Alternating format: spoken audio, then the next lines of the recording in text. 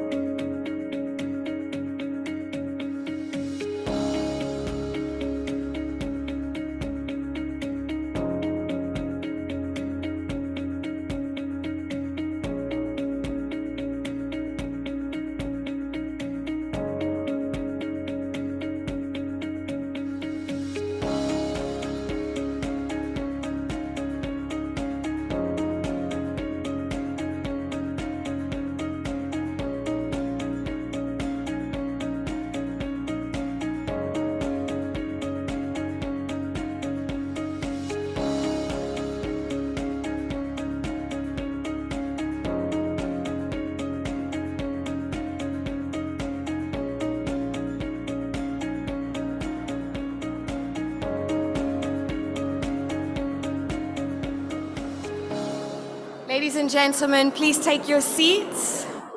Mesdames et messieurs, nous vous invitons à prendre vos places. Merci.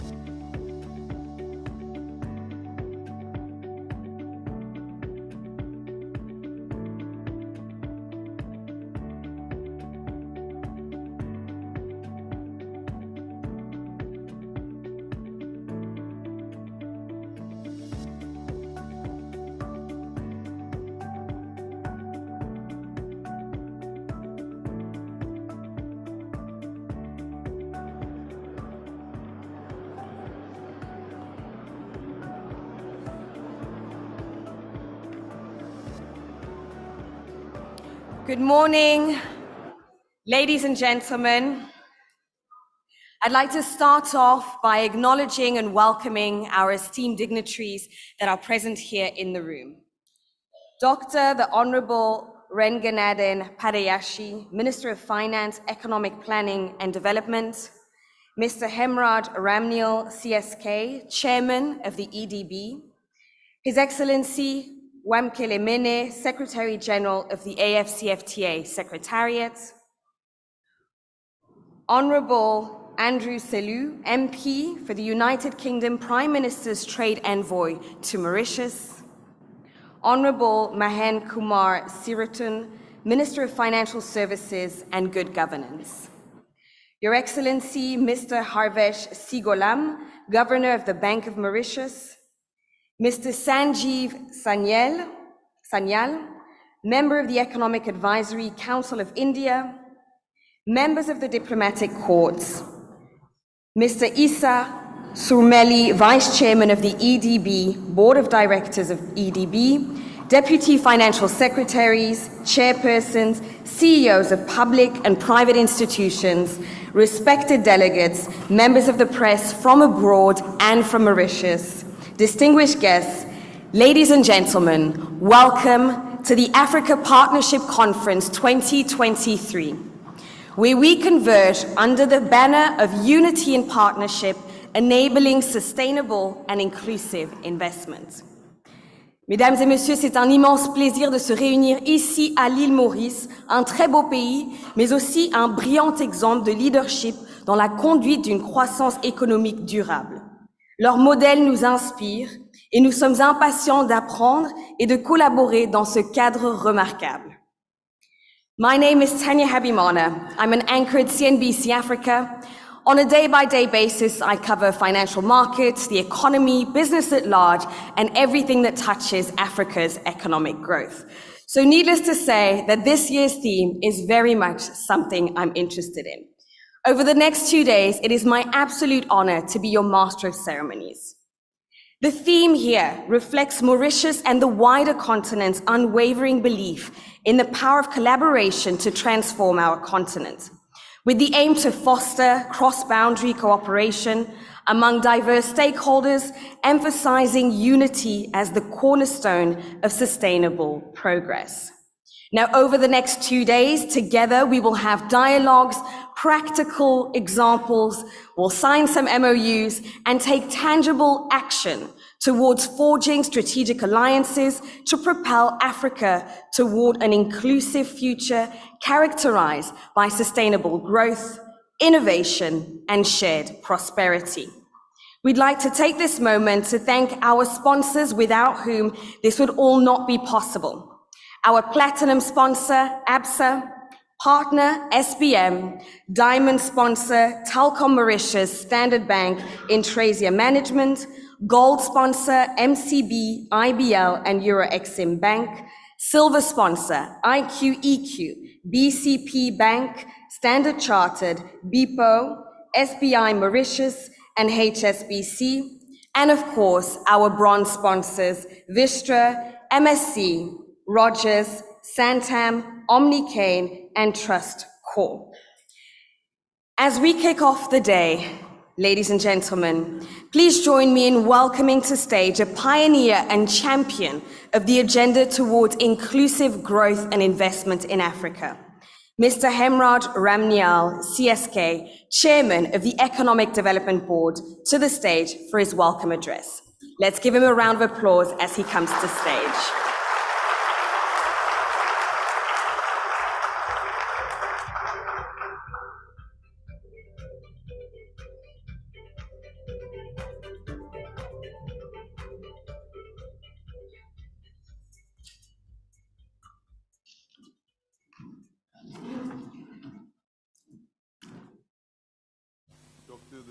Renganaden Padayachi, Minister of Finance, Economic Planning and Development, His Excellency Wamkele Mene, Secretary General, AfCFTA Secretariat, Honorable Andrew Selous, MP, United Kingdom Prime Minister's Trade Envoy to Mauritius, Honorable Mahen Kumar Siratun, Minister of Financial Services and Good Governance, His Excellency Mr. Hafiz Sigulam, Governor of the Bank of Mauritius, Mr. Sanjeev Sanyal, Member of the Economic Advisory Council of India, members of the Diplomatic Corps, Mr. Issa Soumali, Vice Chairman of EDB, Board Directors of EDB, and the CEO, Mr. Ken Pulusamy.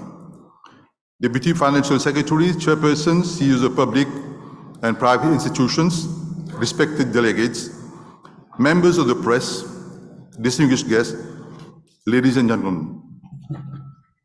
A very good morning to you all. It's my utmost pleasure and honor to extend a warm welcome for your esteemed presence at the Africa Partnership Conference. May I humbly invite you this morning to join me to pay tribute to Mahatma Gandhi, the apostle of peace and non-violence.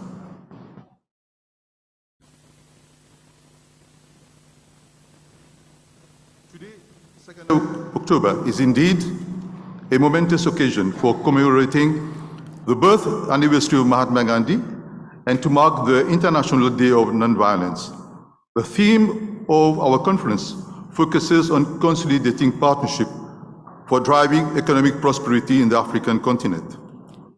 Please allow me to quote Mahatma Gandhi, quote, "Our ability to reach unity in diversity will be the beauty and the test of our civilization," unquote. Mahatma Gandhi remains a global icon of peace and a gift to humanity. His vision, resting on the principles of peace, love, and integrity, were far-reaching to encompass human rights and sustainable development. Excellencies, distinguished guests, we are constantly reminded of the core values Mahatma Gandhi championed: truth, non-violence, tolerance, and justice. His teachings and principles resonate strongly with Africa's quest for unity, diversity, and inclusivity. The Africa Partnership Conference, therefore, hails as a historic opportunity to drive a robust partnership strategy to reinvigorate growth and set the continent on a path of strong, sustainable, and inclusive development. This will be an essential economic transformation to uplift the lives of all African citizens and the well-being of the wider world. Ladies and gentlemen, we are truly honored to host the Africa Partnership Conference, which serves as a testament to our unwavering commitment to fostering strong economic ties and collaboration with our African partners. We have today over 150 foreign delegates composed of investment professionals and over 25 investment promotion agencies, IPAs, who have come from all corners of the continent and beyond to be in our midst this morning. This conference indeed represents a unique opportunity for us to come together, exchange ideas, and forge meaningful partnerships that contribute to shape the future of our continent. I would also like to extend my heartfelt gratitude to our partners and the sponsors for their efforts and invaluable contribution in bringing us all together in pursuit of a shared vision for a prosperous Africa. Africa stands at a pivotal moment in its history. With a population of over 1.3 billion people and a wealth of untapped resources, the continent possesses immense potential for growth and development. However, harnessing this tremendous opportunity requires concerted efforts and strategic partnership that transcend borders. It is through events like this conference that we can collectively address the investment and trade-related challenges facing Africa and seize opportunities that lie ahead. This is why we have chosen the theme Unity in Partnership, enabling sustainable and inclusive investment for this conference. The EDB has long recognized the importance of Africa as a key partner in our quest for sustainable economic growth. We firmly believe that by collaborating and creating synergy, we can unlock new avenues of prosperity for all our nations. Our commitment is not limited to business relationships only. It is about forging strong, long-lasting partnerships that promote inclusive growth and benefit all stakeholders. Intra-African trade is only 70% of total African trade, indeed very low. Increasing intra-Africa trade is therefore critical because it could become a strong driver of accelerated growth for building sustainable economic development and integration. Excellencies, ladies and gentlemen, in line with our vision for a prosperous Africa, the ADB Mauritius has identified key sectors where we can collaborate and add value. Agriculture, infrastructure development, renewable energy, tourism, and financial services are just a few examples of areas where we can build mutually beneficial partnerships. By capitalizing on our respective strengths and sharing knowledge and resources, we can create sustainable ecosystems that drive economic growth, create jobs, and uplift communities across the continent.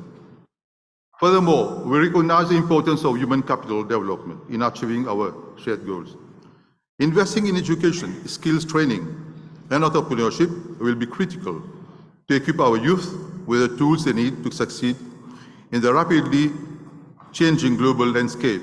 It is through empowering our youth, our young talents, that we can foster innovation, drive competitiveness, and build resilient economies.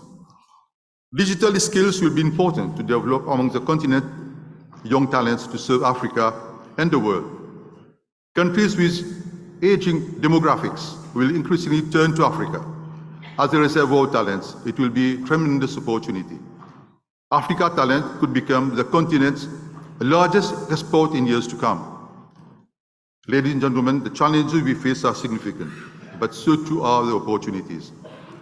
As we navigate the complexities of a post-pandemic world, we must embrace digital transformation, promote sustainable development, and foster an inclusive and equitable business environment. It is imperative that we leverage technology and innovation to drive efficiency, enhance productivity, and create new avenues for growth. We must also embrace sustainable business practices that preserve our environment and ensure the well-being of future generations. ESG and sustainability will be key topics during the APC.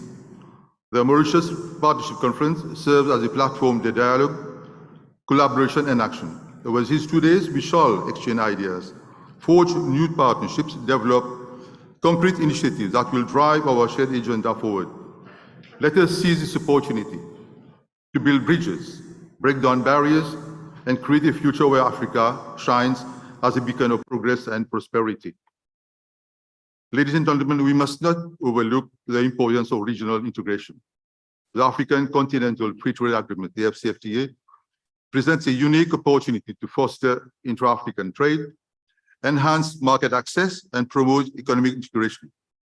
By removing trade barriers and facilitating the movement of goods, services, and people, we can unlock the full potential of the African continent and create a vibrant and dynamic marketplace. As we embark on this 2 days journey, I wish to echo the words of one of Africa's most illustrious sons, Nelson Mandela. Quote, "It is in your hands to create a better world for all to live in it." Unquote. Together, we have the power to shape a future where Africa thrives, where opportunities abound. We must achieve the Africa we want. The Africa we want must be the one where our cities are well planned to become drivers of greater economic growth and prosperity for Africa. The Africa economy has been undergoing a profound structured shift to services over the past 20 years, which have created significant opportunities for African countries to boost economic output and job creation. In conclusion, the Mauritius-Africa Partnership Conference is a pivotal movement for us to come together, collaborate, and chart a path towards a prosperous Africa. Let us harness our collective strength, leverage our resources, and seize opportunities that lie before us. I would again thank all the participants, speakers, and our collaborators for their dedication and contribution to this conference. I wish you all a successful and fruitful conference. I would say, let us work together. Let us work together to realize the dream of Mahatma Gandhi and Nelson Mandela for a peaceful and prosperous Africa. Thank you for attention.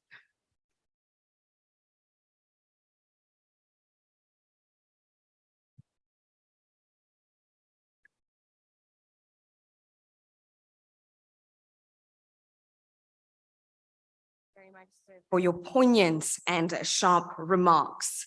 It is now my honor to introduce to you Mr. Savio Shibia, the Chief Executive of ABSA Regional Operations at ABSA Group, for his address. Let's give him a round of applause.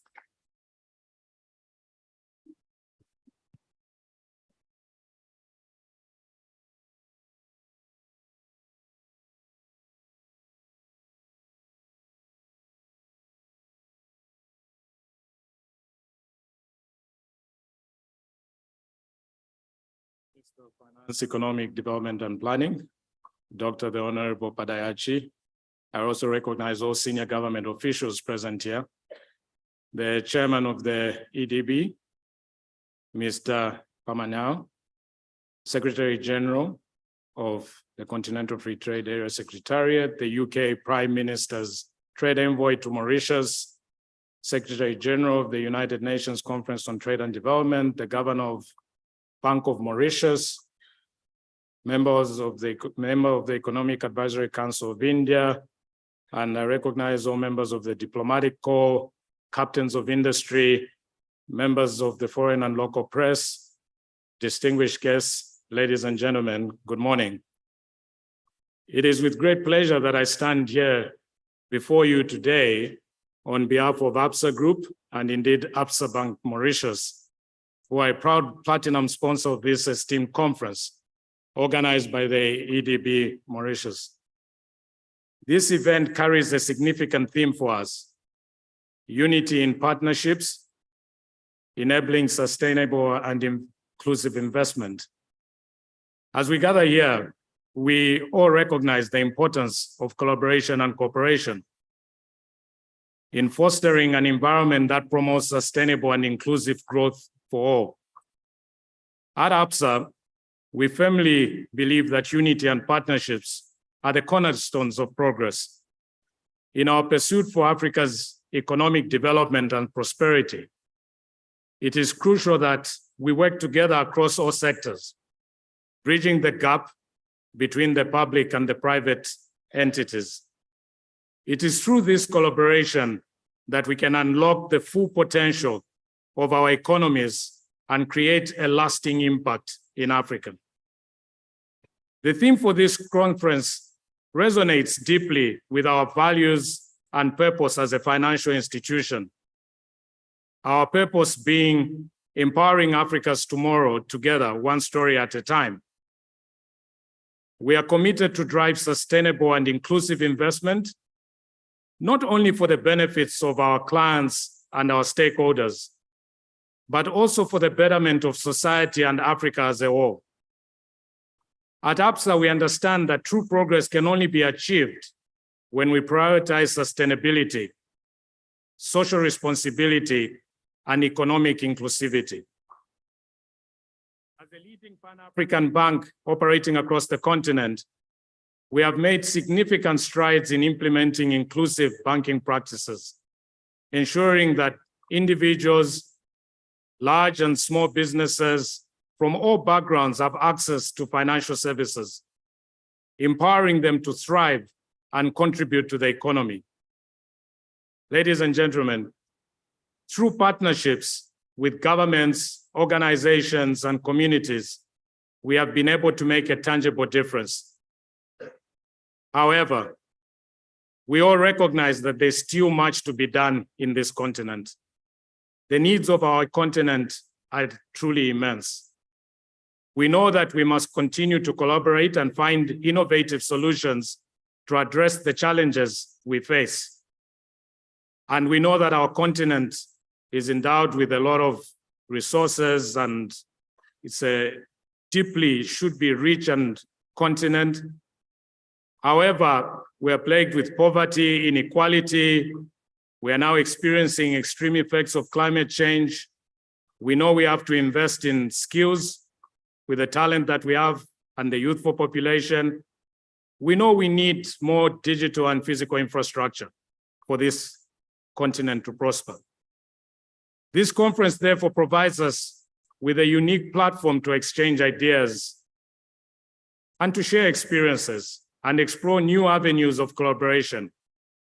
It is an opportunity to forge new partnerships, as already been said, and to deepen the already existing ones, and collectively chart a path towards a more sustainable and inclusive future. Together, we believe we can create a conducive environment that nurtures innovation, empowers entrepreneurs, both large and small, and enables investment that benefits not just a few, but this entire society and continent. By working hand in hand, we build a future where sustainable and inclusive investment becomes the norm rather than the exception. On behalf of AfCFTA Group, I extend my deepest gratitude to the government of Mauritius and the Economic Development Board in Mauritius for hosting us and organizing this conference, and for providing a platform that brings together diverse stakeholders. I would also like to express our appreciation to all the participants, speakers, and sponsors who have contributed to making this event a resounding success. Ladies and gentlemen, let us seize this opportunity to foster unity and strengthen partnerships, and pave the way for a future that embraces sustainable and inclusive investment. Thank you.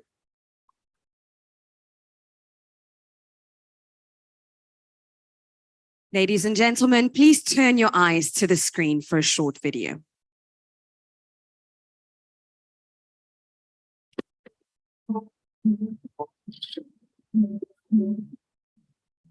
From its breathtaking landscapes to the heartbeat of its bustling cities, Africa is a land of endless opportunity. Look closely, and in every gaze, you'll find stories. Stories of dreams nurtured, struggles faced, and victories celebrated. It was here, in the heart of Africa, that disruptive technologies like mobile payments were born, setting the stage for a global fintech revolution.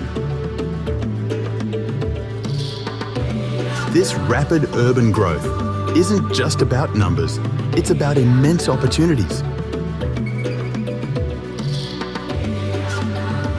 In this dance of progress and unity, where large corporations sway harmoniously alongside local vendors, there lies a rhythm that leads to Mauritius, a gem in the vast mosaic of Africa, a small island that stands proud, offering a hand of partnership, bridging opportunities across our great continent.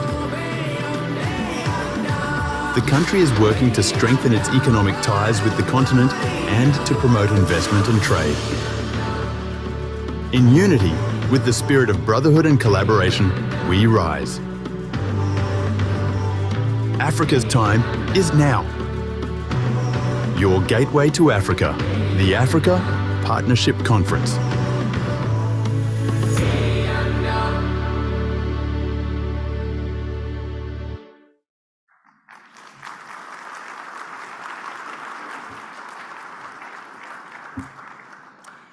And it is now my privilege to introduce to you a person whose dedication to strengthening international trade relations is truly exemplary. Honourable Andrew Selous, MP for the United Kingdom Prime Minister's Trade Envoy to Mauritius.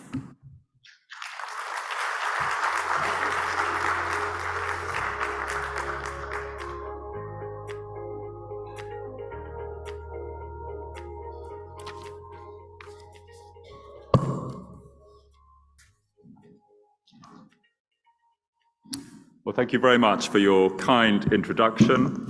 Honourable Minister Padiachi, Honourable Minister Sirutin, distinguished leaders of the Economic Development Board, leaders of business, all protocols observed, good morning, and thank you so much for this immense privilege and pleasure to address you all this morning. I have the honour to serve as United Kingdom Prime Minister Rishi Sunak's trade envoy to Mauritius. And in April this year, it was a great honour to sign a strategic trade partnership with Mauritius, which is a very important market for the United Kingdom, our 6th largest market in Africa, and we do slightly more trade with you and Mauritius than we do with Kenya, Ghana, or Ethiopia. The United Kingdom regards Africa as a global engine of economic growth. Over 20% of the world's population in 2050 will be African. Half of those will be under 25, and if they have the appropriate skills, that gives Africa an incredible advantage in the global economy. And we also know that sub-Saharan African economies are set to grow over and above the global average of advanced economies in the next 2 years. So the opportunities and the potential in Africa for business is absolutely enormous. That is being exemplified already in the area of renewables, and many of the resources which the world will need are in Africa. It concerns me, however, that in the City of London, where we have $9.4 trillion of assets under management, less than 1% of those funds are invested in Africa. Now that is not only something that Africa is losing out, it's a problem for the United Kingdom because we are missing out on huge opportunities for UK investors to take advantage of the potential of African economies, and we want to partner with you.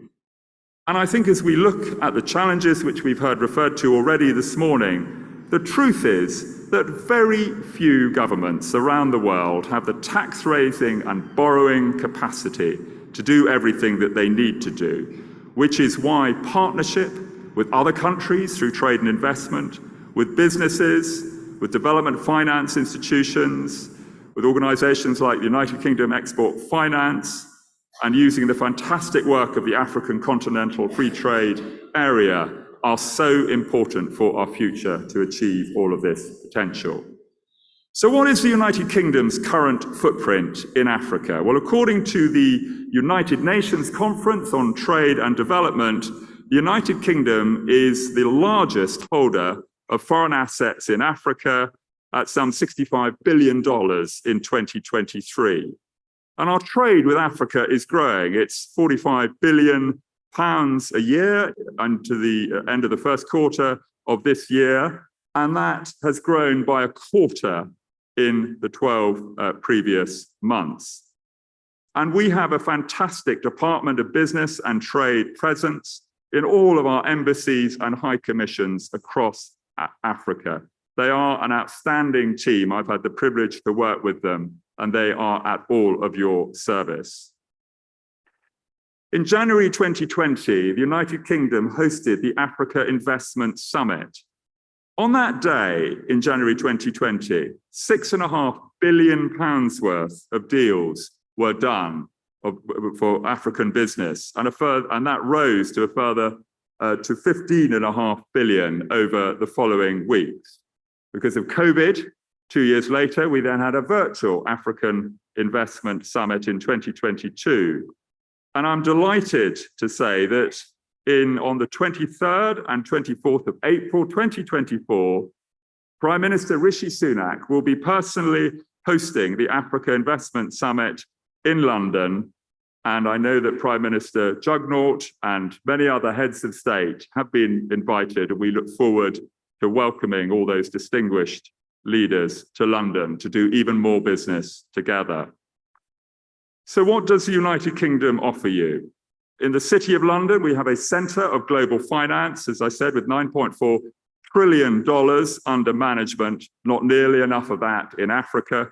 That is something that the AfCFTA conference, which I will have the pleasure of hosting Minister Sirutin at next week, will be looking to address. And my DBT colleague, Tracy Austin, based in Cape Town, is also engaged in that work. The United Kingdom, I'm very proud to say, has decarbonised faster than any other G7 economy. And we have a nationally determined contribution of 68%, a very ambitious one by 2030, which we remain deeply committed to. And that journey for the United Kingdom has given us deep expertise in hydrogen, in offshore wind, in nuclear, small modular reactors, and other important renewables industries. The United Kingdom tries very hard to be a good global player. We have committed £11.6 billion to the Global Climate Fund. £1.6 billion of that was given out to the G20 in India by Prime Minister Sunak last month.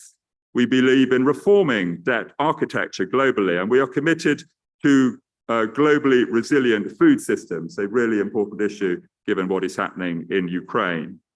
Our development finance institution, British International Investment, will be spending up to £2 billion every year between now and 2026 in its Clean Green Initiative in Africa, the Caribbean, and Asia. So to conclude, I would say that while the United Kingdom may not always have the deepest pockets, we offer you a deep pool of expertise, skills, research capacity, project management capability, along with a commitment to shared global agendas, the rule of law, transparency and decency, and a commitment to trade and investment working for both of us or it not working at all. We have strong cultural links with many African nations, whether it's through sport, the Premier League, through art, through music. And we have a very well-established African diaspora across the United Kingdom, which will give you a warm welcome. We believe in modern partnerships focused on jobs and growth. We believe the United Kingdom will bring you a comparative advantage. And above all, we are here for the long term, and we believe in sustainable and transformative investment. It has been a great honor to address you this morning. Thank you.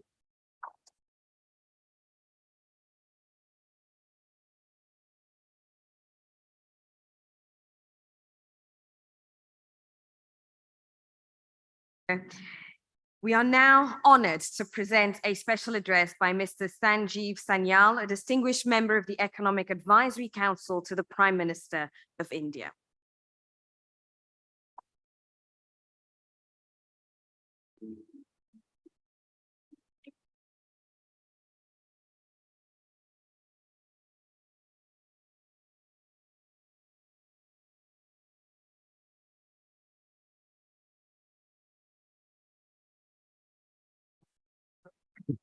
Honorable Minister Ranganathan Padiachi, Honorable Minister Mahen Siratan, Governor Sigulam, Secretary General Mene, Chairman Hemraj Ramia. Let me begin by thanking EDB for inviting me to address this African Partnership Conference. It is indeed an honor for me. As you're all aware, that we are going through a particular turn in Indian, not just in Indian, world history. And these are difficult times in multiple ways. The world economy is coming out of the COVID crisis. There are geopolitical churn that is going on. And certainly there is many ways in which the old architecture of how the world was functioning is getting unglued. But I'm pleased to say that in this age of turmoil, the Indian economy has continued to grow very, very strongly. We expect that this year, for example, that it'll grow at a little bit less than 7%. And if the world economy looks a little bit better going forward, we estimate that it will be able to sustain growth rates over long periods of time of something in the range of 8%. This is not something that's in numbers and theory. Those of you who visit India will be able to see this very, very clearly if you just happen to come here. I mean, just to give you some examples, the largest concentration of cranes in the world right now is in Mumbai. Just in this city, we are building 12 metro lines simultaneously. One of them, line number 3, which will be completed within about 12 months. Most of the real hard work has already been done. On day 1, when it opens, will be the world's most heavily used metro line. We are simultaneously in the same city building a coastal road of 22 kilometers all along the outside of the city, which will transform the way the city functions. We are building through a line through to a bridge through to the mainland, a new one, which is already complete, and a brand new airport is being constructed on the mainland from Mumbai, which will be completed in about 36 months' time, which will be one of the world's largest airports. And this is just one city. We are doing this simultaneously across the country. Just a few weeks ago, in 100 hours, we constructed 100 kilometers of new highway. So this is real heavy investment on truly global scales that we are constructing as we speak. And as a result of this, we have the confidence that it's currently the world's third largest in PPP terms, but is about the fifth largest in US dollar terms. We are confident that in about 18 months' time, we will bypass Germany to become the world's fourth largest. And by around about 27, 28, we will be going past Japan to becoming the world's third largest economy in US dollar terms. So we are serious about our growth journey, aware that despite becoming the world's third largest economy in just a few years' time, we will still be quite a poor country in per capita terms. And so we need to sustain this over a very long period of time, 25 years. And Prime Minister Modi's vision is that in this Amrit Kal, which is the next 25 years, we will become a developed country. So we are just about finished celebrating our 75th year of independence. But by the time we celebrate our 100th year, we want to be a developed country. So this means sustaining this growth momentum over a generation. And of course, this is a difficult and long journey.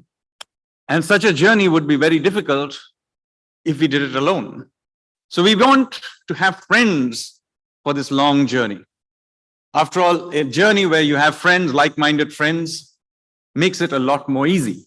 And who better for that journey than Africa, who shares many of our concerns, many of our problems, but also many of our aspirations.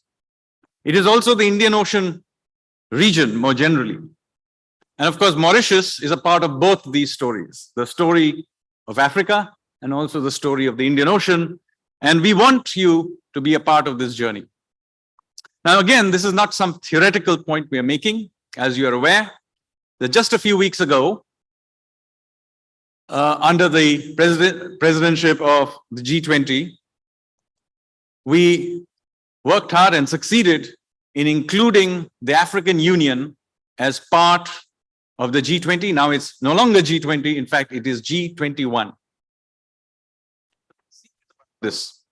But we want to do more than just that. It has to be more than just trade and commerce and investment.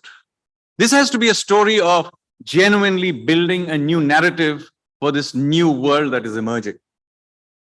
And for that, there are some concrete things that we need to do. If we are going to have a century which belongs to the Indo-Pacific, the global South, then we need to move on from global rule-making, a global architecture which is almost exclusively created by the North Atlantic. And that requires rethinking many of the rules of engagement. Over this, or cost of capital for many of our countries is very often driven by things like sovereign ratings. It's actually 3 private companies also based in the North Atlantic: Moody's, S&P, and Fitch. You all know about the new ESG norms that are being rolled out around the world, environmental, social, and governance norms.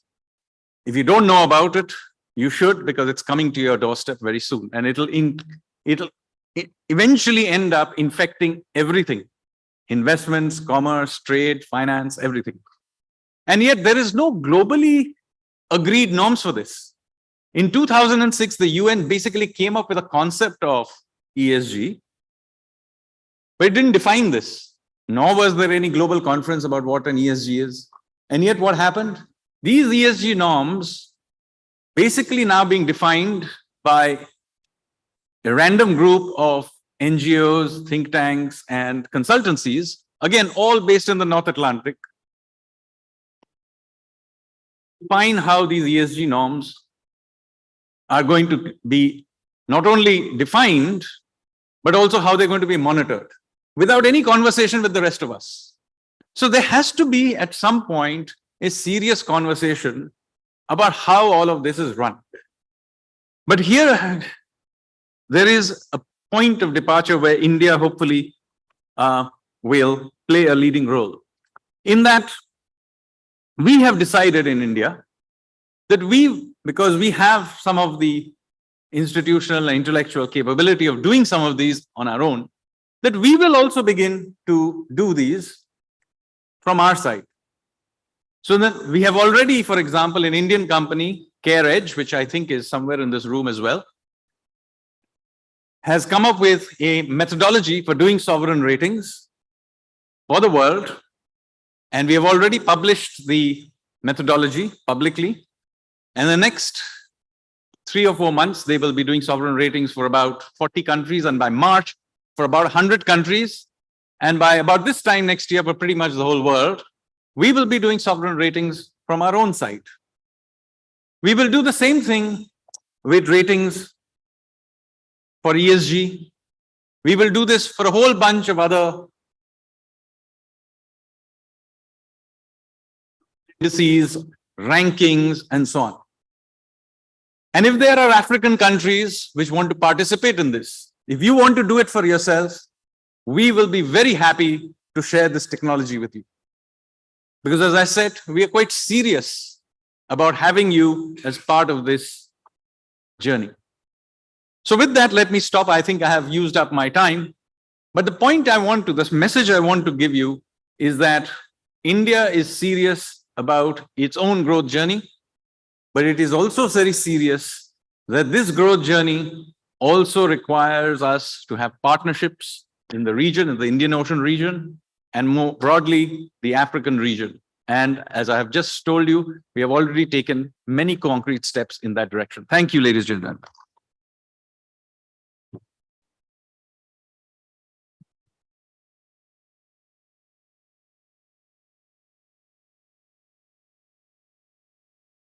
A concrete call to action for unity in partnership.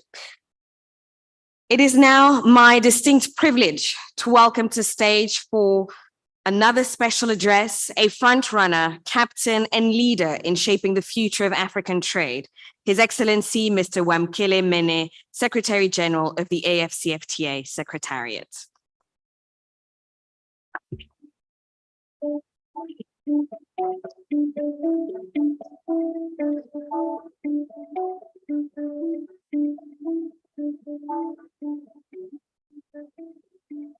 Thank you very much, Madam Program Director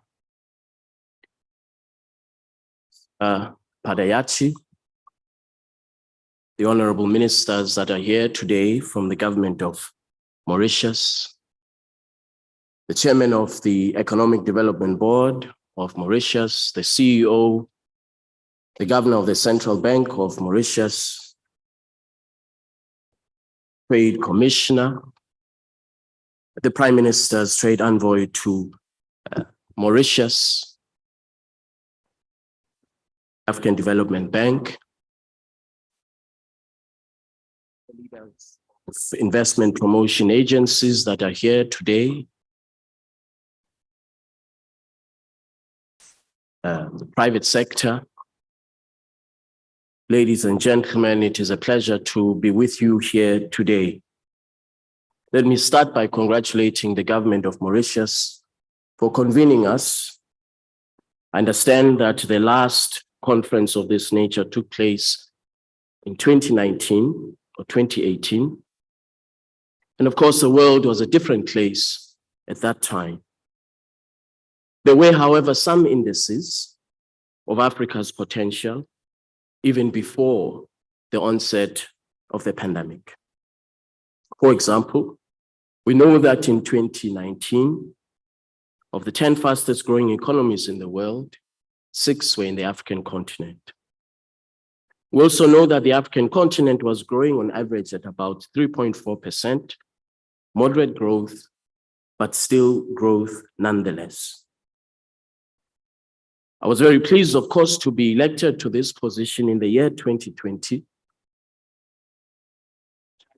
to ensure that Africa's economy is integrated and that we create a single market that will harness this continent of 1.3 billion people with a combined GDP of 3.4 trillion United States dollars.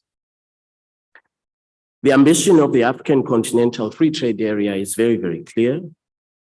The Assembly of Heads of States and Government that elected me is very, very determined in ensuring that we overcome the decades and decades of fragmentation of Africa's economy, smallness of national economies, of lack of industrial development, over 42 currencies to transact, and of course, the challenge of lack of free movement of persons. The AfCFTA has the potential to drive sustainable and inclusive investments in Africa by creating the single market that I referred to. A single market for transaction of goods, services, the movement of capital. Projections are very clear that the AfCFTA can reduce the costs of trade across Africa and make it easier for our investors to invest on the basis of a single set of rules for trade and investment. I'm pleased to report to you that in February 2023, the Assembly of Heads of States and Government of the African Union adopted the very first of its kind, the Protocol on Trade, the Protocol on Investment Protection in the framework of trade in Africa. For the first time, investment in Africa, which is estimated to be at 4% or below, will now be conducted on the basis of a single set of rules, including investment facilitation, dispute settlement, and of course, innovation, ensuring innovation in the area of technology, pharmaceuticals, and other industrial development areas or sectors of Africa's economy. The Protocol on Investment includes provisions for investment facilitation, which are aimed to promote and protect investment flows across our continent. And as adopted by the heads of states, is the policy guideline or framework that will ensure that the African continent increases intra-Africa investment below the 4% that I referred to. For the objectives of regional integration to be realized, the African governments therefore need to create more space for the private sector to invest, to innovate, and to contribute towards Africa's industrialization. The AfCFTA, in my view, lays the basis for this, because for the first time in the history of the African continent, over 60 years ago, since 60 years ago, Africa now has a single set of harmonized rules to ensure investment, innovation, and job creation. As Africa takes steps towards integration and implementation of the AfCFTA, our view is that the Protocol on Investment is a significant tool to not only attract investment, but to protect investment on the basis of rules that have been negotiated by all the 47 governments that have ratified the treaty establishing the AfCFTA. There are, of course, challenges that are related to sustainable development at national level, at regional level, and continental level, which we must address. At the national level, these challenges include integrating investment policies into broader development strategies, incorporating sustainable development objectives into national legislation, and improving implementation of investment-related policies with more targeted investment outcomes. At the regional or continental level, there is a need not only to strengthen regional investment agreements implementation, but also to ensure that we take a coordinated approach to attracting investment, protecting investment, not only of foreign investors, but also of African investors. The harmonization of regulations and standards that we have undertaken in the context of the AfCFTA to ensure enhanced investment flows by reducing compliance costs and increasing efficiency, we hope will lead to results of job creation, enhancing the attractiveness of Africa as an investment destination, and ensuring regulatory alignment across African countries.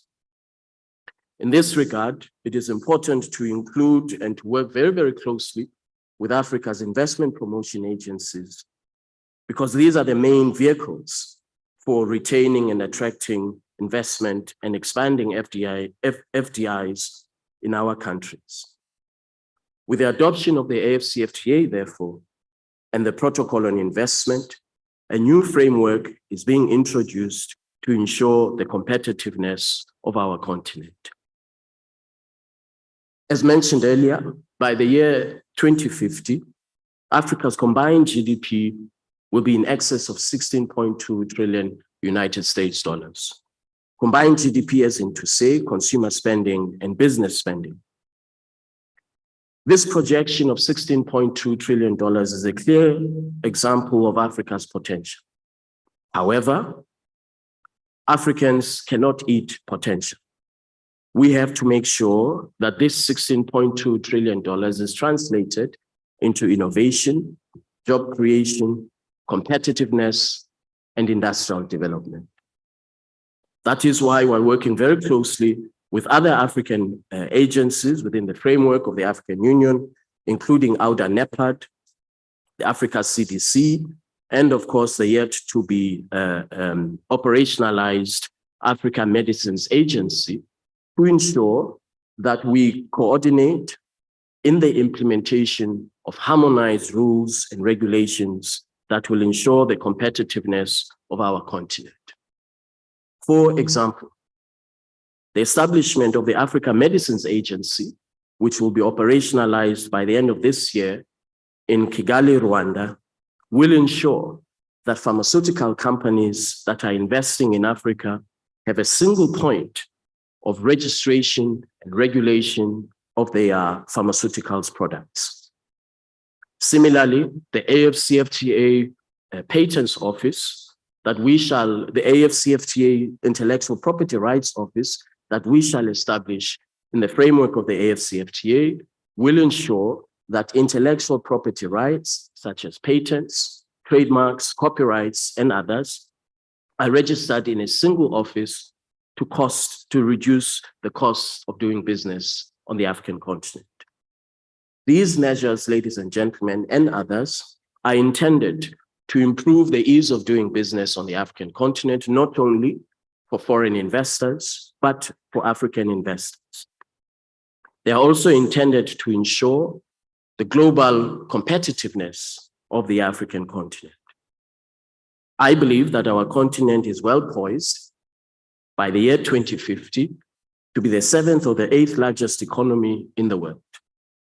But as I've mentioned earlier, the largest economy in the world, the 8th largest economy in the world, the 7th largest economy in the world, that is not sufficient and adequate for the African continent. Being the 8th largest economy in the world by the year 2050 must mean that we no longer talk about Africa's potential, that actually, at that point, we talk about the competitiveness of the African continent, the ability to create jobs, to spur on innovation, and to create opportunities for millions and millions of young Africans.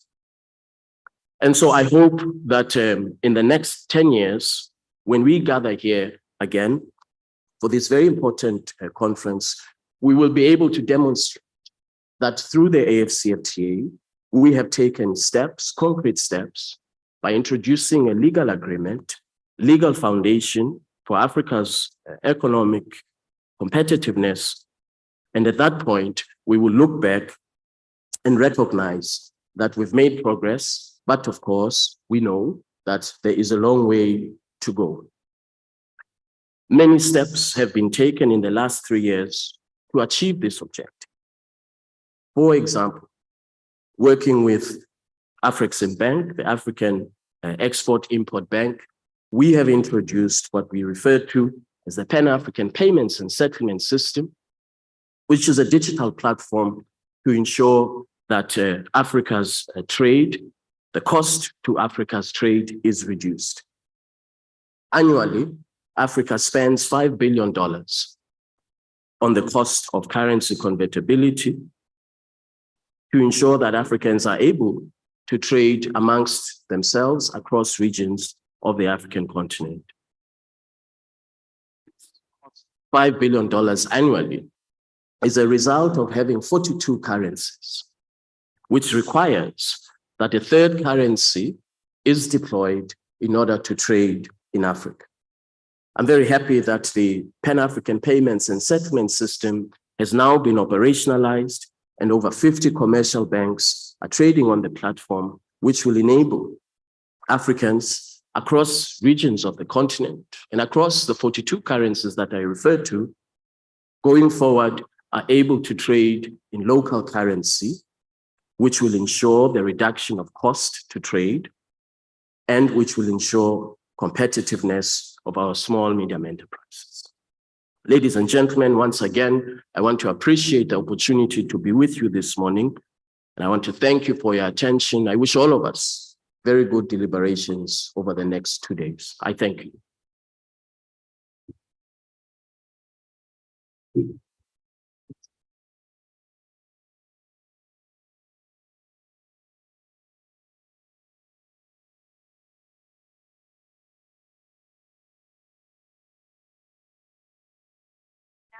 Be welcoming to stage Dr. the Honorable Parayashi, Minister of Finance, Economic Planning and Development for the Republic of Mauritius, as he delivers the keynote address today. Please join me in welcoming him to stage.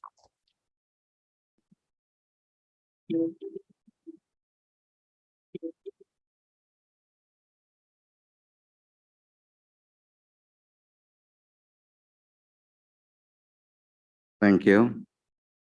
My colleague, Honorable Main Kumar Siratan, Minister of Financial Services and Good Governance, His Excellency Wamkele Mene, Secretary General of the African Continental Free Trade Area, Honorable Andrew Seeless, MP, United Kingdom Prime Minister's Trade Envoy to Mauritius, His Excellency Arvesh Sigulam, Governor of the Bank of Mauritius, Mr. Emraj Ramnyal, Chairman of the Economic Development Board, Mr. Issa Soumali, Vice Chairman of the Economic Development Board, Mr. Savio Chibia, Chief Executive, APSA Group, Mr. Sanjeev Sanyal, Member of the Economic Advisory Council of India, members of the Diplomatic Corps, chairpersons and CEOs of institutions, friends of the press from Mauritius and abroad, distinguished guests, ladies and gentlemen. It gives me an immense pleasure to welcome you this morning for this important conference organized by the Economic Development Board in collaboration with my ministry.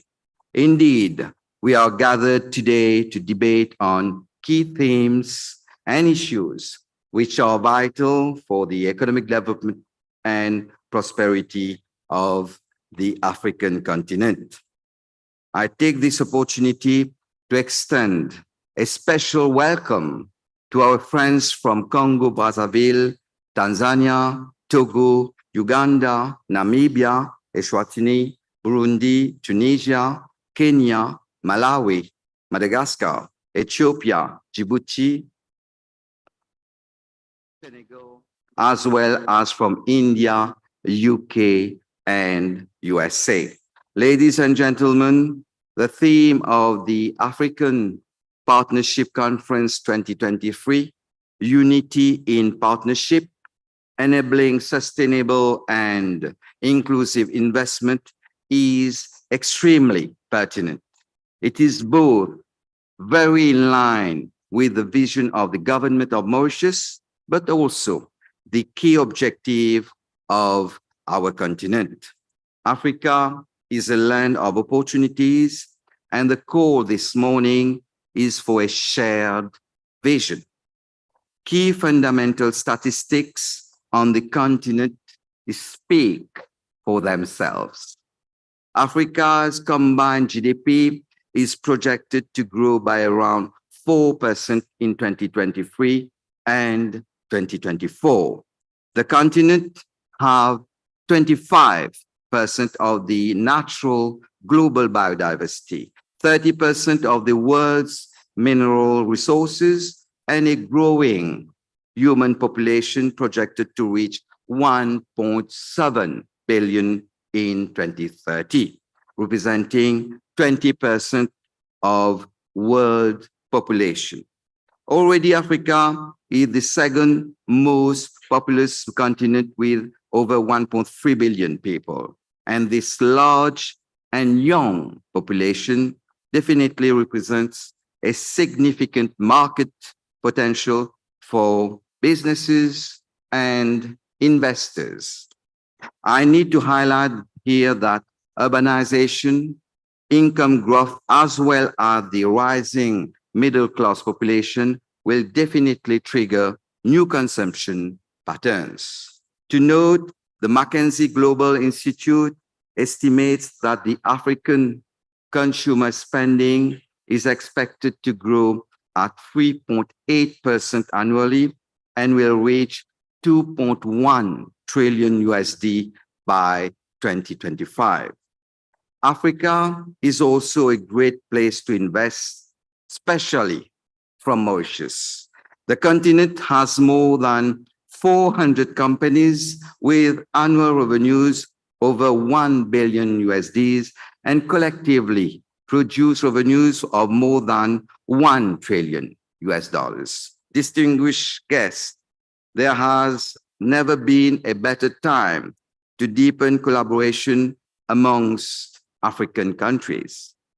Less than a month ago, at the G20 summit held in India, a historical milestone was set with the entry of the African Union as a permanent member of the now G21. Furthermore, the AfCFTA, which represents a community market of 1.3 billion people, is a historic and landmark initiative. I take the opportunity this morning to thank His Excellency Wamkele Mene, the Secretary General of the AfCFTA, for his distinguished presence among us today and the insights he has shared with us for greater trade and economic engagement at the continental level. As we move forwards, ladies and gentlemen, we can only recognize the potential of this alliance to drive positive change and empower developing nations. Against this background, those developments further confirm the rising stature of Africa on the global stage. And as such, Mauritius is committed to support in unlocking the potentials of the African market. Ladies and gentlemen, after having gone through the worst crisis of our history, the Mauritian economy has become even more resilient and robust. According to the latest national account estimates published by Statistics Mauritius on 29 September 2023, Mauritius GDP at market prices grew by 8.9% in 2022, and GVA at basic prices by 9.9%. Furthermore, and based on new information gathered on key sectors of the economy and measures announced in the budget speech 2023-2024, especially those relating to public sector investment projects. Statistics Mauritius indicate that GDP at market prices in 2023 is forecasted to grow by 6.8% instead of 5.3% as estimated in June 2023, and that GVA at basic prices in 2023 is expected to grow by 6.7%.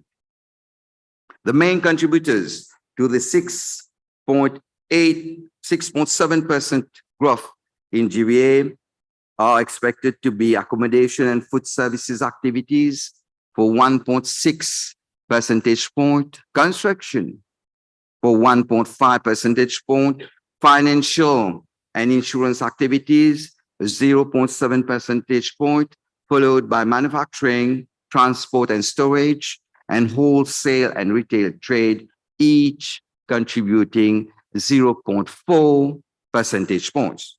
Ladies and gentlemen, as a founding member of the African Union, SADC, and COMESA, Mauritius is also a leading economic partner amongst sub-Saharan African countries. Our trade with Africa has increased to reach a total of 800 million USD, both in terms of import and export for the year 2022. Mauritius is equally positioning itself as an education hub for the continent. We are becoming an attractive option for those seeking quality education at a reasonable cost. Currently, around 2,500 international students from African countries are studying in Mauritius. As part of our commitment towards education, the government of Mauritius annually provides scholarships to exceptional students from Africa to study in Mauritius. Furthermore, Mauritius has long been praised as a bridge connecting global investors with opportunities in the continents by facilitating cross-border investments, knowledge sharing, and skills development.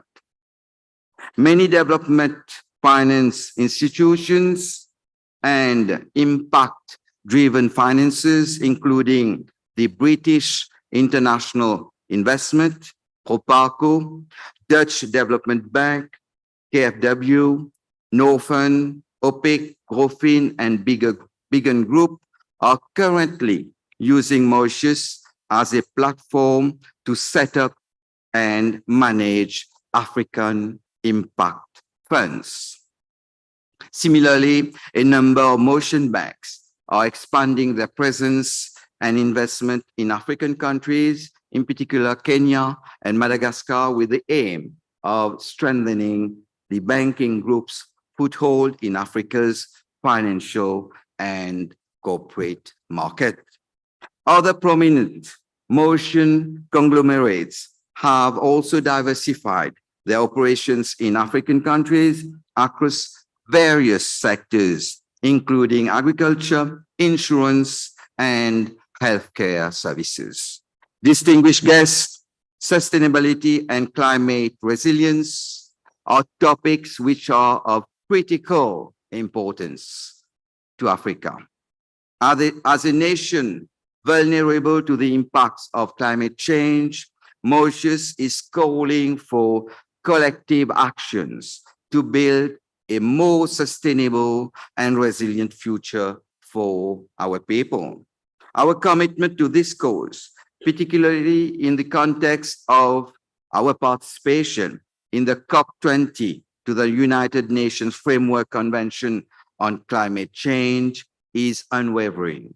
To that end, a number of reforms have been undertaken to achieve an inclusive green economy by promoting sustainable development, decreasing greenhouse gas emissions by 40% in 2030, and developing a more resilient national electricity sector that is grounded in a richer mix of renewable energy of 60%.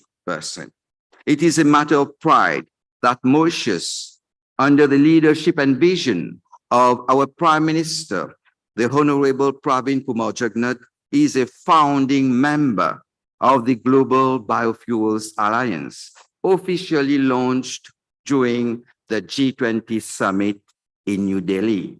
This alliance of like-minded nations aims to foster international cooperation towards intensifying the use of sustainable biofuels, facilitating global biofuel trade, and providing technical support for national biofuel programs.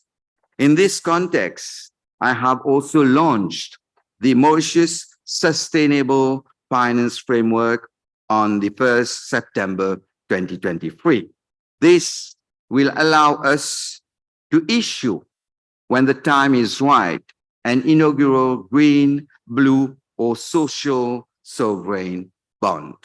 As an African nation committed to the well-being of its people and environment, we are doing our very best to contribute to the global common good.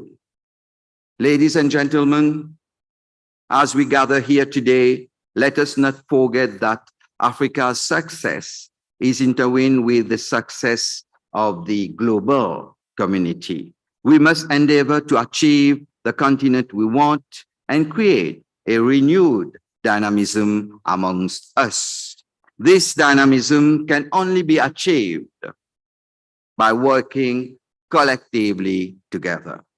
As Roman Emperor Marcus Aurelius rightly pointed out, we are born for cooperation. We may come from different parts of the world, speak different languages, and have different cultures, but our fortunes are interlinked and our success is shared. On this note, I wish you all fruitful deliberations, and I declare the conference open. I thank you for your attention.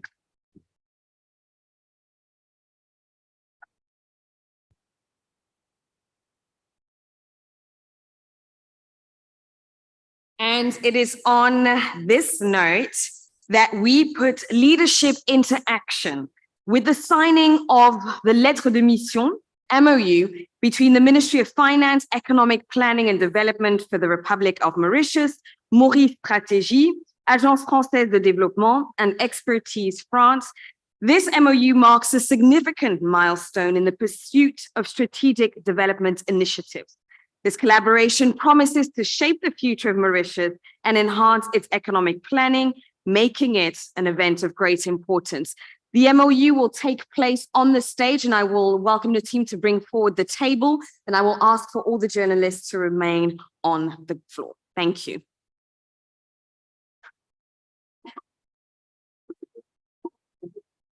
In the meantime, I'd like to call to stage all the related parties who will be signing the MOU.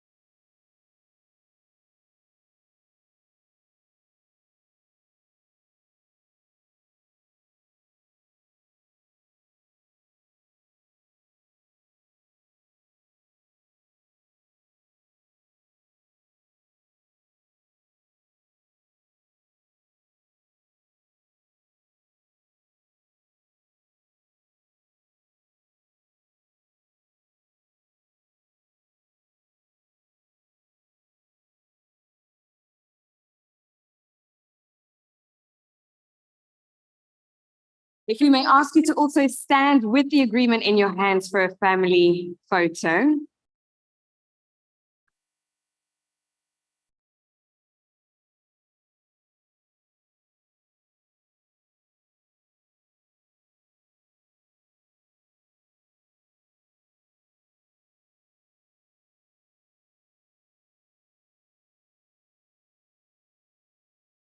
And a round of applause for the signing of the MOU. I'd like to ask the Minister and the Chairman to stay with us. If we can also kindly remove one chair, as we have another signing that will take place right now between the Economic Development Board and the African Private Equity and Venture Capital Association. Again, a significant moment fostering collaboration and innovation in the pursuit of economic development.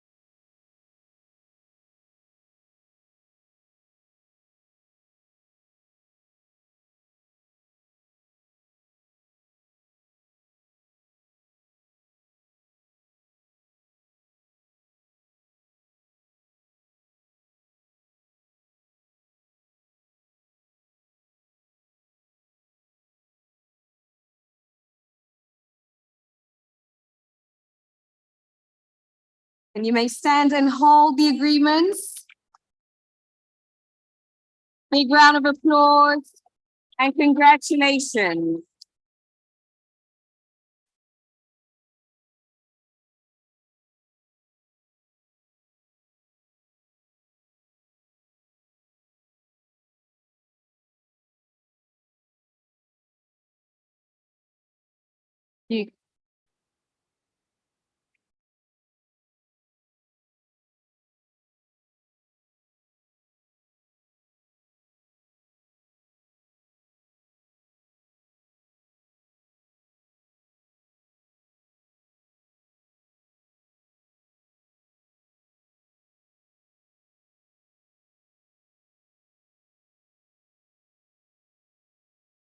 Thank you very much. Let's give them another round of applause for the signing of these two MOUs, a tangible commitment to unity in partnership.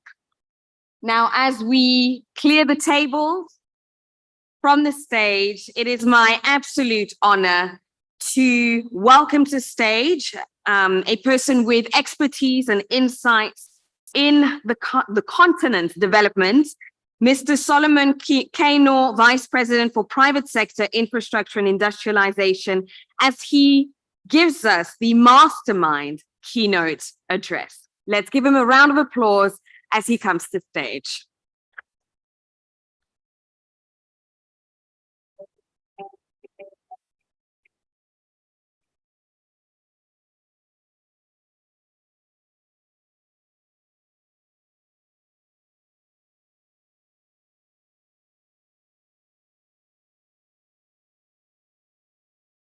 Distinguished Excellencies, guests, ladies and gentlemen, all protocols observed. Good morning. Allow me to first thank the Mauritius Economic Development Board, EDB, for hosting the Africa Partnership Conference under the theme Unity in Partnership, Enabling Sustainable and Inclusive Investments. The theme encapsulates our shared and firm conviction in the transformative power of collective action as the driving force behind Africa's journey towards an inclusive future defined by sustainable growth, innovation, and collective prosperity. African countries are gradually recovering from the devastating impacts of the pandemic. As highlighted in the African Development Bank's African Economic Outlook 2023, the average growth of African economies is projected at 4.1% in 2023 to 2024, higher than the estimated 3.8% in 2022. So the African Development Bank's forecast Africa's GDP to grow from an estimated US $3.4 trillion in 2020, as His Excellency mentioned earlier, to as high as US $16 trillion by 2060. Africa also has one of the fastest growing middle class in the world and urbanizing markets. Consumer and business spending is expected to grow to $7 trillion by 2030. And the African youth demographic is the most attractive. There's actually a tea break right now. I did mention to her, I thought it was the I apologize. We will have a tea break of 15 minutes and we will reconvene here. My apologies, sir, but I look forward to hearing the rest of the mastermind keynotes. Thank you. Okay, thank you.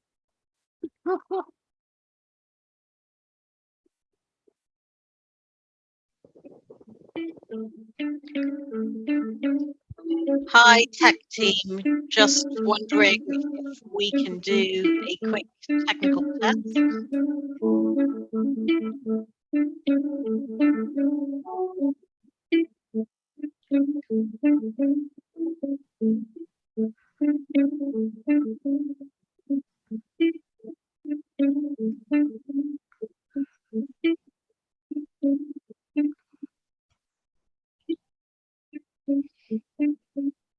Hello.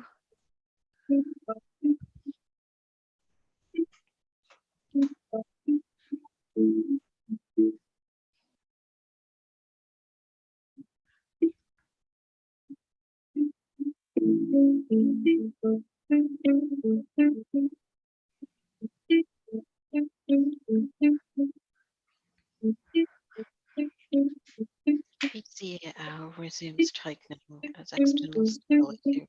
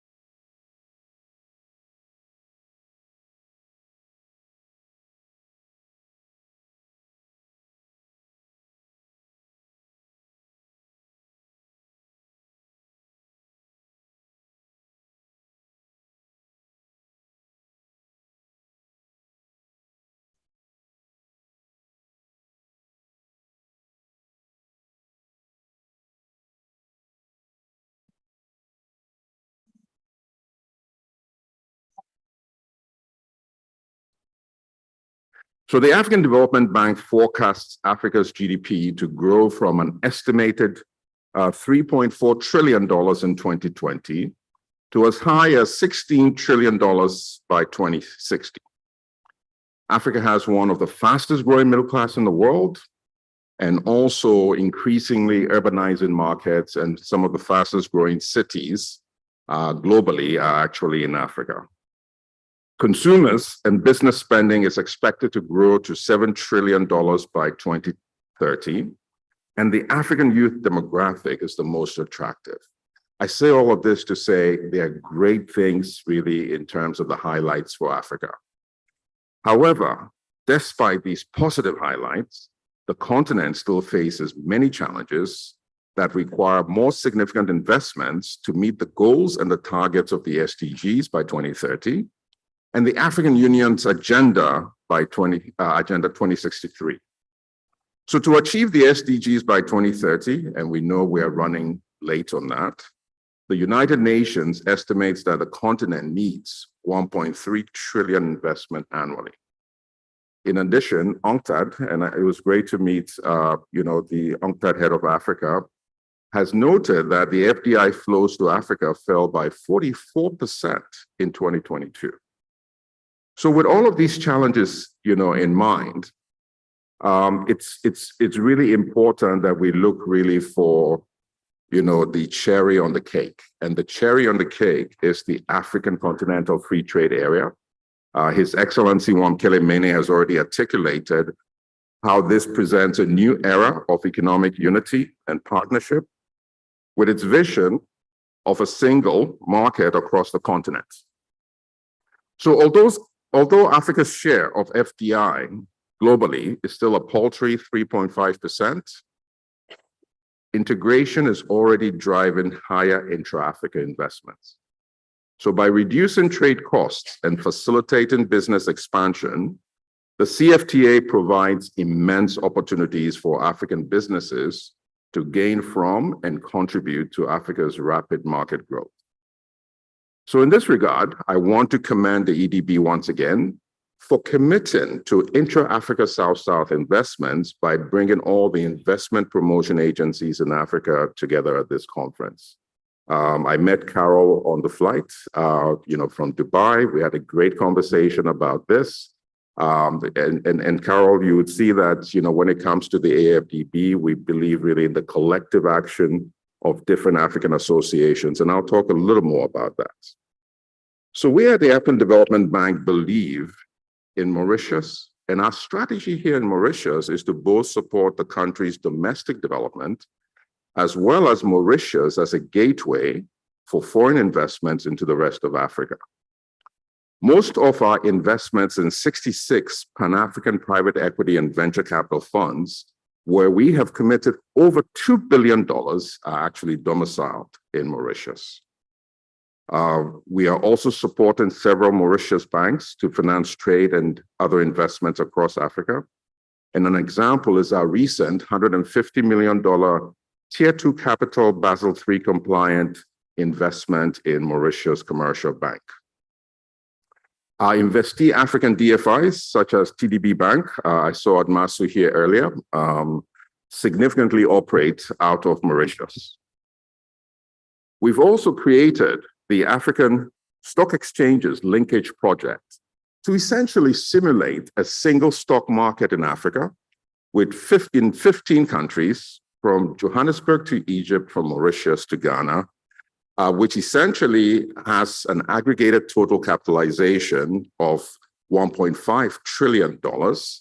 And Mauritius's stock exchange is one of the leading stock exchanges in this effort. Over the last 2 years, we've also worked with the African Sovereign Wealth Funds to establish the African Sovereign Investors Forum. And, this group, that the Mauritius Investment Corporation recently joined, really has capital under management of $20 billion. However, more importantly, they are serving really as the voice of what I call the $2.3 trillion story in Africa. if we take a look at really African sovereign wealth funds, African pension funds, African life insurance companies, collective investment vehicles, if we look at them in aggregate, assets under management at about $2.3 trillion. So the African Sovereign Investors Forum, the African the African stock exchanges linkage projects are really vehicles to find a way to channel, this regional capacity into trade and investments in our various countries. So we will continue to be partners with Mauritius on its gateway to Africa goal. And for me, that is Africa helping Africa. And I call that regional direct investment, not foreign direct investment. So let me briefly highlight how AFDB is supporting the CFTA and Africa's broader structural transformation in key three areas. First, promoting Africa's structural transformation through industrialization. While Africa remains economically oriented around extractive industries, using the CFTA to pivot away from extractive exports will help to secure more sustainable and inclusive growth. UNECA forecasts the CFTA to increase intra-African exports of industrial products by 25 to 30%, and it is Africa's least developed countries that are expected to experience the greatest boost to industrialization. The AFDB's Industrialize Africa High Five strategic priority sets the goal of lifting Africa out of the gravitational pull of low productivity and expanding the region's participation in emerging value chains, creating jobs, and expanding Africa's share of world manufacturing. We have prioritized the following industrialization value chains. One, agro-processing. We have 65% of the uncultivated arable land in the world. Cotton to textiles to garments. This will be quite familiar to Mauritius. Pharmaceutical and vaccines. We were at the bottom of the rung during COVID, and we have to ensure security of supply. Gas and critical minerals beneficiation. Yes, we believe in the global public good of climate change. We have the critical minerals here, and we're going to ensure that we industrialize around those. And of course, the fourth industrial revolution, which brings greater productivity and enhances efficiencies. Examples of some of the things that we've done in industrialization are one, the AFDB's support to 5 African governments in their industrial policy design and implementation, launching the African Industrialization Index, covering 52 of 54 African countries, developing a strategy and investment program to accelerate the development of the pharmaceutical sector, including setting up the African Pharmaceutical Technology Foundation, providing significant grants to the Africa CDC, and in the future, also the plan is to support the establishment of the African Medicines Agency, which you heard His Excellency Wamkele mention. We've also supported technology and digital parks infrastructure to spur innovation ecosystems and the financing the expansion of African regional champions, industrial production, and intra-Africa exports. In addition, under the African Development Bank's Feed Africa High Five strategic priorities, I hope you've heard about our high fives, sits what we call the Specialized Agro-Industrial Processing Zones. It's our flagship initiative aiming to agro-industrialize the continent. The SAPZs, as we call them, are implemented through either public financing, private financing, or increasingly PPPs. The African Development Bank and partners have committed about $1.5 billion to date to 25 SAPZs in 11 countries. The last point I want to make on industrialization is the AFDB's Africa Green Minerals Strategy, which aims to harness Africa's mineral wealth, as I mentioned earlier before. We need to achieve value addition to these critical minerals within regional value chains, whether it's from the DRC, Zambia, into Mauritius and into South Africa for the ultimate value addition, but we need to look at this really from a regional perspective within Africa, not just from a country perspective. And we need to ensure that we avoid the old mineral model of exporting raw commodities and then importing the finished products. So the second area I want to talk about is facilitating the CFTA through infrastructure investment. Infrastructure constraints adversely impact implementation of the CFTA. The bank's commitments to cross-border infrastructure totaled about $10 billion in the last 6 years alone. While most of the financing going to transport, energy, and ICT. Through its investments, the AFDB is helping remove infrastructure bottlenecks, reducing barriers to cross-border trade, and achieving regional integration. AFDB's interventions also develops transport-related institutions and policy discussion forums that advance integration and soft interventions that facilitate trade.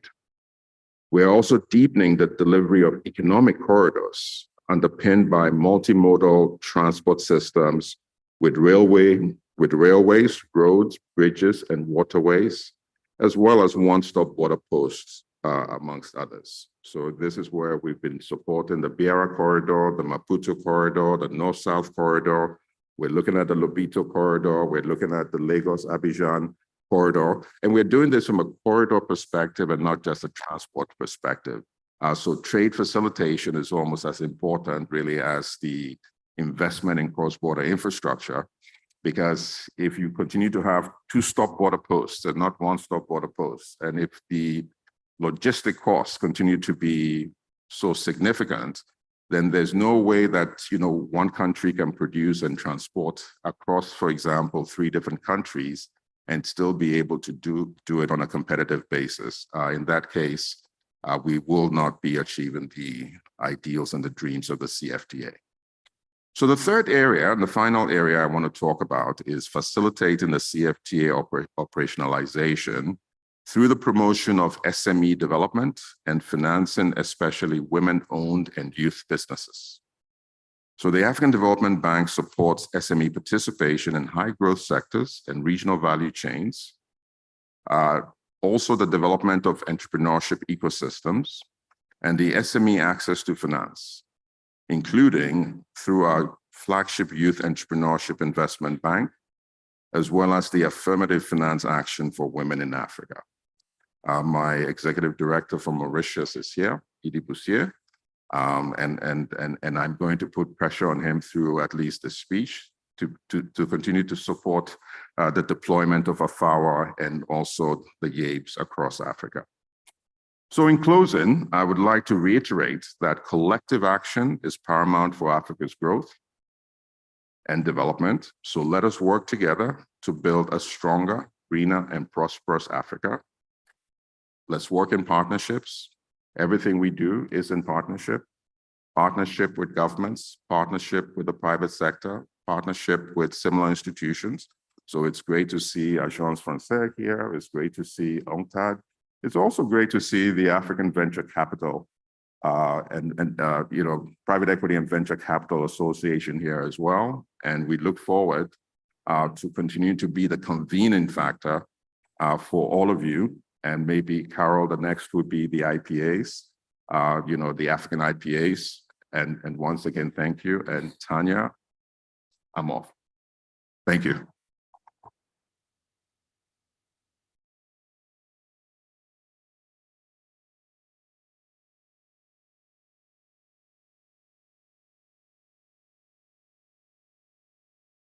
For those remarks and for bringing us up to date into what is happening from an intra-Africa trade perspective, as well as what we can look forward to. It is now my privilege to be the moderator for the first panel entitled How to Bolster Intra-Africa Trade and Enable Investors to Access and Seize the Huge Market Opportunities in Africa. I am stepping in for Dr. Hanan Morsi, but please join me in welcoming my panel to stage. I have Mr. Jeff Gable, Head of Macro Research at ABSA Group. Let's give him a round of applause as he comes to the stage. Mr. Tairu Sanogo, CEO for Foods & Co. and President of the Association of Cashew Nuts Manufacturer Côte d'Ivoire. Let's also give him a round of applause. Ms. Habiba Ben Barker, Chief of Africa Section, Division for Africa, LDCs and Special Programs at UNCTAD. And Ms. Hannah Awuku, Chief Operations Officer at the Africa Prosperity Network. Let's give her a round of applause. Now, Mr. Jeff Gable is the head of ICC Research and Chief Economist for ABSA. His top-rated analyst team covers fundamentals-based macro and market strategy research on South Africa and more than a dozen markets across sub-Saharan Africa. Mr. Tairu Sanogo is a major resource person in the cashew sector in Côte d'Ivoire, having to his credit several achievements of agro-food processing, plant projects, including 3 major ones in Côte d'Ivoire. As founder and managing director of Foods & Co., he succeeded in raising the company to the rank of the most certified companies. Ms. Habiba Ben Barker is a specialist in economic, public policy, finance, trade, and development analysis for African countries. She's worked for the UN Nations Development Program in New York from 2004 to 2007, during which she was responsible for the management of the Trade Capacity Development Project for Sub-Saharan African countries.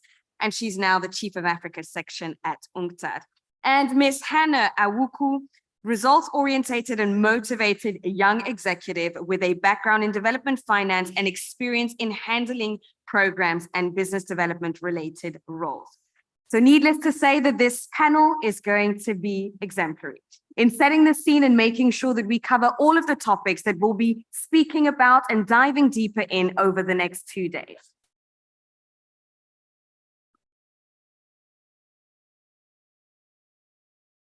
Okay, so as we gather here today, we're diving into the crucial topic of unleashing investment opportunities and revving up intra-Africa trade. Now, the roots of this discussion go back to the origin of the Organization of African Unity in 1963, which ignited the vision for regional integration. Fast forward, the Africa Continental Free Trade Area, also known as the AfCFTA, which I'm sure we are all familiar with, is a cornerstone of the AU's Agenda 2063. This is aimed at transforming the continent into a global powerhouse. Currently, intra-Africa trade stands at 17%, a stark contrast to what we see in the European Union, which is at 60%, and Asia at 55%. Our panelists will explore strategies and give us insights as to how we can unlock opportunities for investment that will catalyze the growth of inter-Africa trade. Now, in starting us off, Habiba, I'd actually like to start with you. You have worked in the tangible implementation of the AfCFTA at national level. And so what I'd like to get from you is, what have you seen so far? Where are you? And what are the key lessons that have been learned? Can you hear me? Yes. Okay. Thanks, Tanya, for that question. It's true that when it comes to the CFTA, people are expecting a lot of changes happening. And I don't want to be focusing too much on the lesson learned, because there's not much comprehensive lesson we can learn from what happened so far. But I would rather more focus on the priorities. When African countries engage into start implementing the CFTA, what they expect is to increase the export volume and the export value within the continent, which is quite important, because it will add more value to it could create more employment and provide them with more revenues. But what we are trying to kind of work together with African countries to, when they implement the CFTA, they need to look at products that they may not necessarily export now. It's not necessarily adding more value to what they're exporting, but looking at what type of market niches they can create. What are the products that they can now maybe start manufacturing or expanding onto, where they will have more competitive advantage within the region. So this is what we are really looking at, working with them. That should be the aim, basically. So we are looking at towards more sophisticated manufactured product that they should maybe venturing into. You mentioned the 17%, which is the intra-African trade share in terms of total export from Africa, which a lot of people might say, okay, it's still minimum, but it's still a lot compared to the global Africa share in global trade. And what is more important or interesting in that 17% is that it's mostly sophisticated manufacturing products. It's not necessarily primary products that are exporting among themselves. So they're exporting automotive parts, they're exporting among themselves agribusiness products. So products that have more added value. So the CFTA being implementing kind of will provide them with that leveraging on that already intra-African added value trade that is happening on the continent. But of course, there's a huge untapped export potential on the continent. We have estimated at UNCTAD at 22 billion, the current unexploited export potential on the continent. So when you add the CFTA to that, with zero tariffs, with the tariff liberalization, you can add up another 9 billion. So there's a lot of potential that African countries can tap into. The work that we are doing with the African countries when they implement the national strategies, look at what are the market niches they can target, what are the product they can look at to be competitive and trade better with the neighboring country. You take a country such as, let's say, basic example in the agricultural sector, countries such as Madagascar. I don't think they have the national strategy for implementing the CFTA in place yet. But for instance, in the agricultural business, Madagascar can partner with a country such as Mauritius. So you can have a private company in Mauritius that can start manufacturing technologies that you'll be looking at how to address climate effect on agriculture. So we are looking at that type of complementary between countries. So it's not only how can I export more, but how can I export better and become more competitive within the regional market. Thank you. And that's such an important point. And I'm glad that you raised it actually, because a lot of the focus is on exporting more. That's what we keep talking about. And how can we export more? But you're talking about exporting better. You're talking about partnerships and collaborations, which is the central theme of this conference. And you also mentioned something very important, which is the notion of local value addition, local content creation. And this is where I'd like to get your input, Hannah, in terms of the continent and our current, let's say, focus. How can we create value locally better? Thank you for the question, Tanya. I think most of the things that I was going to make reference to today have already been touched on by the Vice President of the African Development Bank. Basically, for a continent like Africa, we have comparative advantage when it comes to production in terms of agro-business. You have most economies being agro-based. And so if we are talking about value addition, is basically improving our production and then adding value to them. How do we add value to production if we do not produce in large capacities? Then that brings us to establishing regional development or production centers where we can trade amongst ourselves such that if, let's say, from the copper mines in Zambia to maybe the cotton farms in Burkina Faso, there should be a deliberate attempt that we are producing more so that we can establish a refinery or a production factory, a manufacturing factory maybe in Mauritius or maybe Ivory Coast, to ensure that we add value to these commodities before we take them to the international market. Until we do this, we will just be still representing 3% of global trade, which is not what we envisage to do. So if you ask, how do we add value to this? It will be to improve upon productivity. And at the same time, we also have to improve upon infrastructure, because these two are correlated. Until we address infrastructure integration, we will not be able to increase productivity. So that is what I say. And both of these two things require funding. They require investments into the continent, both infrastructure investments as well as trade funding. But now when we talk about investments into the continent, the notion that keeps being assimilated to this is the notion of perceived risks and the fact that there is very often a risk premium associated or even assigned to investing on the continent. So how do we deal with that, Jeff? How should we manage the risk premium that can be associated with investing on the continent? And in other words, how can we de-risk? Listen, it's a critical question, right? Because the idea that we have a bunch of raw commodities, but we don't beneficiate them in part is because it's too expensive to beneficiate here. And we're going to have a discussion, I'm sure, about hard infrastructure, but soft infrastructure is just as critical. And some of that soft infrastructure is that in a country where the interest rate is 30 or 40 or 50%, you're not going to be setting up a factory, right? So I would take sort of the question around de-risking and think around it specifically about how to reduce the cost of that finance. And we're going to hear over the next 2 days, I'm sure we're going to hear a lot around sort of non-market financing from development institutions and others. And we're going to hear about lots of exciting work around where we can look at projects and then syndicate them out, split them up amongst various institutions. I'll take a slightly different angle for this panel, though, and say that this is just partly Africa's financial markets, and a lot of countries just aren't working very well. Frankly, it feels strange sitting here in Mauritius because here it's working pretty well indeed, but it's just not the case elsewhere. And one of the things that we do as a bank, and we're going to launch in about a week and a half, is something called the Africa Financial Markets Index. And that's about not where the returns are highest, but it's about trying to generate a discussion here on the continent about markets that are open, markets that are transparent, and markets that are accessible. Because you don't have those things, how are companies going to raise finance in that space? And one of the things we look at in that index is a focus not just on bringing offshore money onto the continent. That's critical, right? We had a discussion already this morning about almost 10 trillion pounds in assets in the UK. And here in Africa, we're seeing a tiny sliver of that. But we have a lot of money here on the continent as well.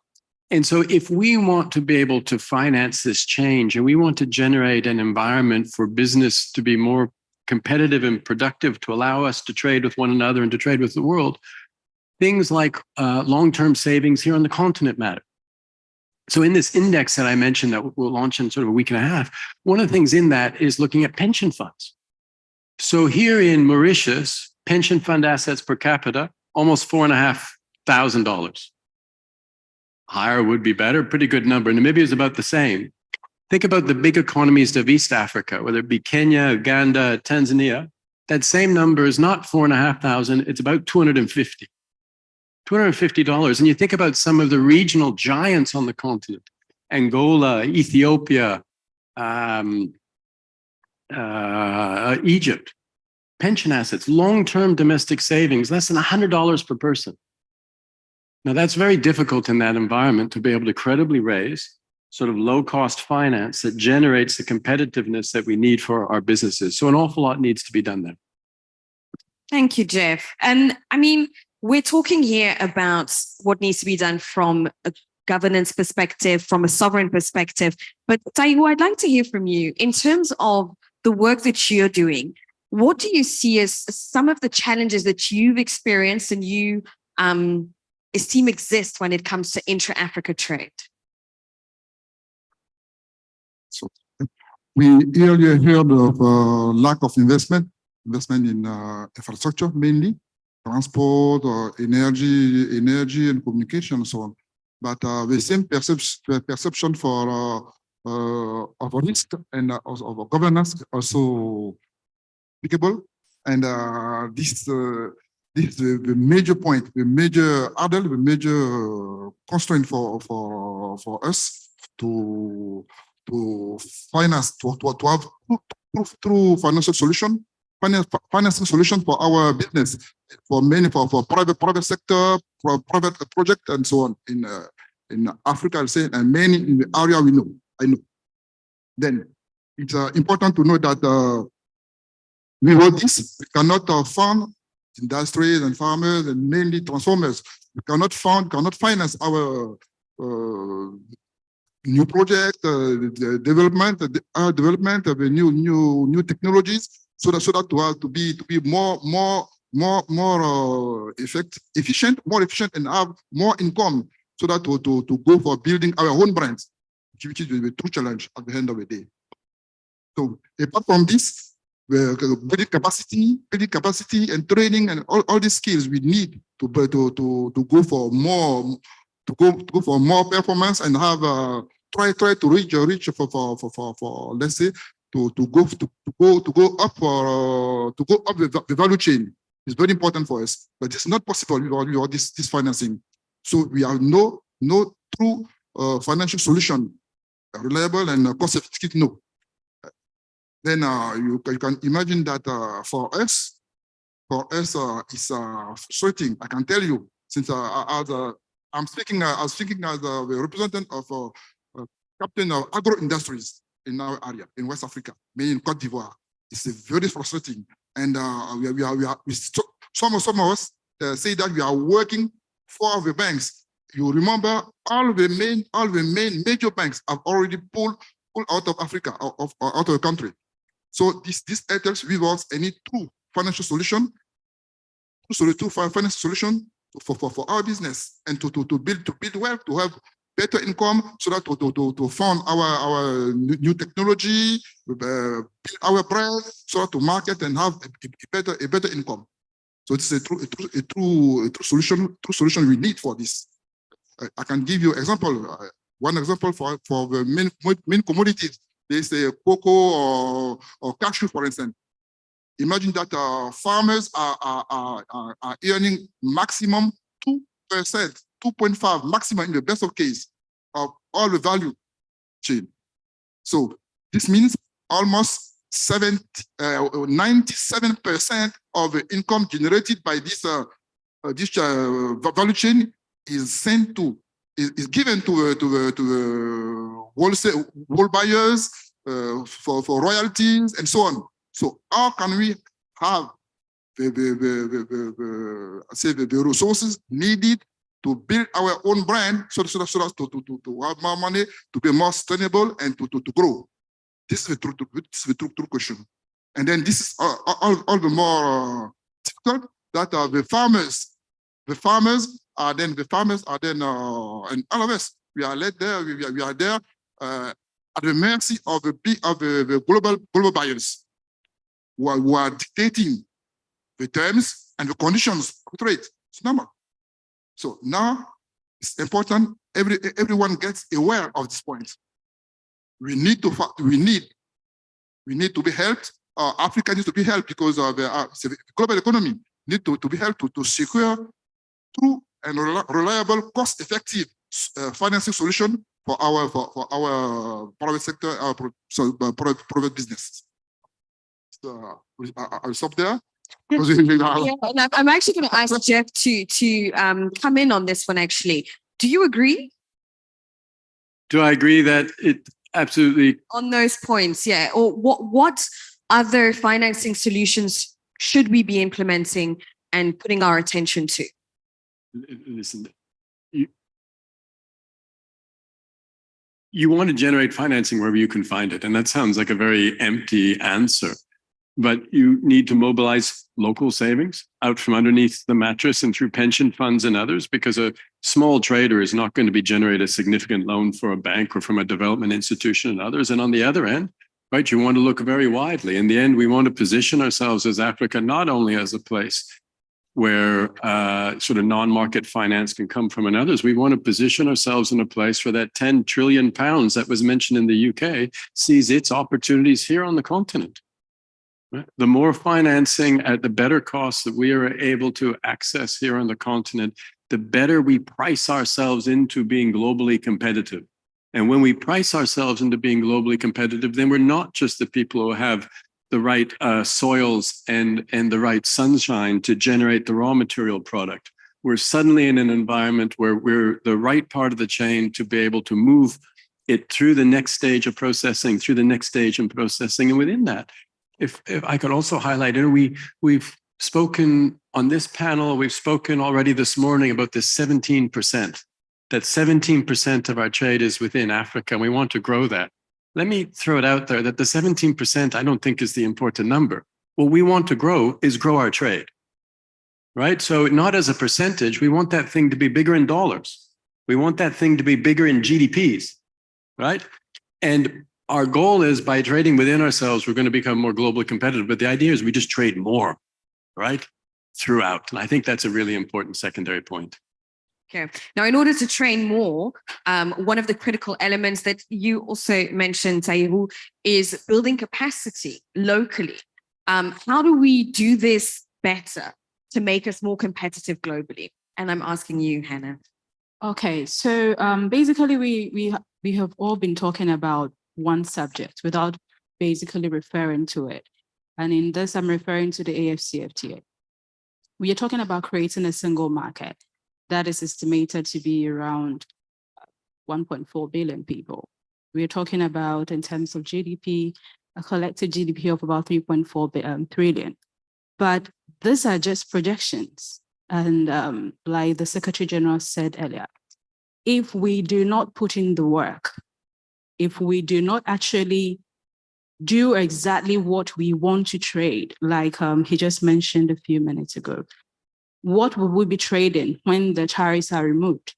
If we're talking about government or political will, you have about 48 countries ratifying and about 51 signing the agreement, meaning there is political will that we all want to be on a single market. We are all trying to project one single risk to investors. But when all this is done, what will we be trading if we are not producing? If we are not adding value to the things that we want to market? So for instance, you would take Ivory Coast and Ghana, like I mentioned earlier when we were having a conversation. The global cocoa chocolate industry or market is valued around $47 billion. And you have just two countries contributing more than 60% of the raw material for this market. Yet, the revenue accruing to these two countries does not even 4 billion, which is quite sad. And why is this? Because the two countries will probably produce all the cocoa beans and just ship them as cocoa beans to whichever markets. You would have US being the biggest buyer, you have China buying into it. But where does that put us? How do we maximize as a continent that has all the natural resources that are needed to make every market grow? And so you ask me a question that how do we improve capacity? And I would refer to a program that I was part in around 2008 in Ghana when the government initiated a pilot project to build capacity for farmers and farmers in the cocoa industry that I refer to. And this project was to train cocoa farmers to understand that they can manage their work as the bank does, as maybe the entrepreneur out there manages their business. So they were being trained. And the ripple effect of this was actually felt about 10 years later, because now the farmers understood investing in inputs. They were now very much focused on cutting down the trees when they have outlived their cycle, and then also understood that they needed to go mechanical if they could afford it. And in this way, the government was supporting. Or they would also want to do what you call group farming. So if my capacity was, as one single farmer, I could do 1 acre, then why don't we bring about 10 farmers or farming families together so that we can do about 20 or more acres? So this brings us on a continental basis. How do we ensure that countries assist each other, or we maximize our comparative advantage in terms of what we produce?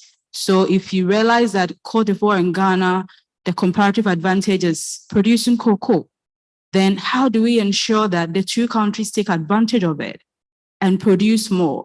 And by producing more, you just don't leave it there, but then you put in place infrastructure to ensure that there is capacity to take the production that has been done. And then from there, you can move to another country that probably also has a comparative advantage in maybe petrochemicals. And you realize that even in the automobile industry, putting all African countries together referring to our collective minerals, you realize that out of all the so-called 31,000 parts that is needed to assemble a car, they can all be found here. But nobody is doing anything apart from maybe Egypt and South Africa. And well, recently, Ghana also having the Volkswagen and the Toyota manufacturing assembling plants. We are not doing enough as a continent to ensure that we take advantage of the things that we have, and we are not doing what I will call we are not supporting ourselves in terms of regional capacity building. Instead of maybe realizing your capacity and where I come in, where I can support you to ensure that, because I have the advantage at this maybe production, you have the advantage in growing, we need to collaborate. So what I call here is partnerships. For us to improve upon production, we need to partner. So for me, the way we can actually improve on capacity is partnerships. You bring your capacity, I bring my capacity, and then we grow it from there. Absolutely. Thank you so much for that intervention. And it brings the notion of the potential for regional manufacturing hubs, the notion of partnerships, the notion of bringing together several suppliers, several manufacturers to be able to better integrate into global supply chain. Monsieur Taïrou, this is where I'd like you to step in. Oh, you also would like to comment? Okay, Mr. Taïrou, I'd like to bring you in on this one in terms of the potential for potential and benefits of having regional manufacturing hubs on the continent and how this could potentially help us. I think that we are not, in fact, we are not working together, sure. And we are just have a session in Dakar, in Senegal, for this, like, during the session of the African Cashew Alliance. Yeah, that's 1 week ago. The point is that we need to, it's possible, but we need to harmonize and have much more flexible, realistic and flexible, cost-effective regulations in every countries, and also regarding the versions of the others around. You cannot have a regulation in your country avoided for. I take an example to let everyone understand quickly. In Ghana, you have some facilities there. You have a production facility there, needing cashew, and in Côte d'Ivoire, needing cashew because of the production of cashew raw cashew is low, so compared to the facility set there, and they need cashew, raw cashew. Provided the laws in Côte d'Ivoire, you cannot take any grain of cashew from Côte d'Ivoire to Ghana by the road. Okay, so you have so much complication, and so I cannot tell. So we need to see each other as partners. We need to develop together. So we need to consider how we can work together and take benefits, minimum of all we have already existing, so that to go ahead. So that to have, and then we'll step by step create a two market, two partnership, profit partnership, meaning taking benefit of what you are missing from your neighbor, and then step by step, I think you can go ahead. Okay, brilliant. Thank you so much. And I'd like to actually widen that question to Habiba. How can we simply better integrate global value chains? Thanks, Tanya. There's one thing that you mentioned earlier when you were asking Taïrou the question. You talked about supply chain, and which I think we need to upgrade to supply chain mostly when we talk about African countries integrated to global markets and just value chain. Within a supply chain, you procure an input, right? It can be a raw material. It can be an intermediary parts and component that goes into the manufacturing of a finished good. Then you have the distribution, the transportation, all the logistics around that one. And then you have how do you sell it to the customer, the buyer. So all that process is quite limited in Africa, in most African countries. And this is where the major challenge is. You can add value to a specific product, but if you don't sell it at value addition, so what's the point of adding value to a specific product And this is the work that African countries need to really work on. It is an opportunity happening now globally. We saw how the global supply chain has been disrupted recently by the pandemic. And then you had the China-US trade war that has been affecting a lot of industries. You have also the war in Ukraine that has been affecting a lot of industries. And global companies are looking at how can I diversify my source of inputs? How can I look at different markets? And African countries are there for that. That's an opportunity that we should really tap into onto the continent. You take, for instance, let's take a simple, another industry that was mentioned earlier by Ahana, the automotive sector, for instance. Africa countries altogether, the continent hosts 17% of all the minerals that go into the manufacture of electronic cars. The demand is increasing because of climate change impact. Advanced economies, emerging markets are looking at purchasing more electronic cars than non-electronic cars. And in Africa, which automotive, even probably South Africa and Morocco, like she mentioned, but even the assembly parts that are really small knocked-on parts that are being assembled in other countries such as Ghana, Ethiopia, Kenya, and so on, it's really producing mostly normal cars. But if we are able to look at that full supply chain, not only the value chain, but the supply chain of an automotive car, and as African countries looking at how can I integrate a specific sector? Am I coming as a supplier one of tier one? Basically, I'm providing raw material. And even that one, we need to take into account that providing only a mineral is not adding much value currently. Countries are not benefiting from it because we don't have local content requirements. So basically, you have a global company setting up its manufacturing or its mining exploration firm on the continent is not really utilizing a lot of input from the domestic market. A lot of the inputs are being imported. So of course, the end value is becoming very expensive. So some of countries, we have about 17 African countries that have put in place local content requirement policies. Implementation is a bit lagging. It's still lagging a bit behind, but this is where the opportunities are. So when you get those global companies to partner with African countries, African companies to see how they can be provider of some of the parts and components, even by providing only raw material, some of the service extension that are provided within that sector. You go one step further as a tier 2 supplier, then you add a bit value. So you can provide, you can manufacture some of the car fuels, you can manufacture some of the car seats that go into the car. And slowly we start upgrading our own industrial productive capacity, like she mentioned. This is something that is needed. And then when we go up the supply chain, and at each step of that supply chain, of course, we add value. You come into distribution, transportation. So all the logistics, how do you modernize your logistics? How do you make it more accessible? It's cheaper to access it by the domestic private entities. So this is where we're adding value to even the supply chain. And this is where African countries really need to look at every step of a supply chain, how they become more competitive domestically, but also at the global level. And this is how we become attractive to some of those global companies that are looking at how can I diversify my supplier base? How can I diversify my buyers, my different customers?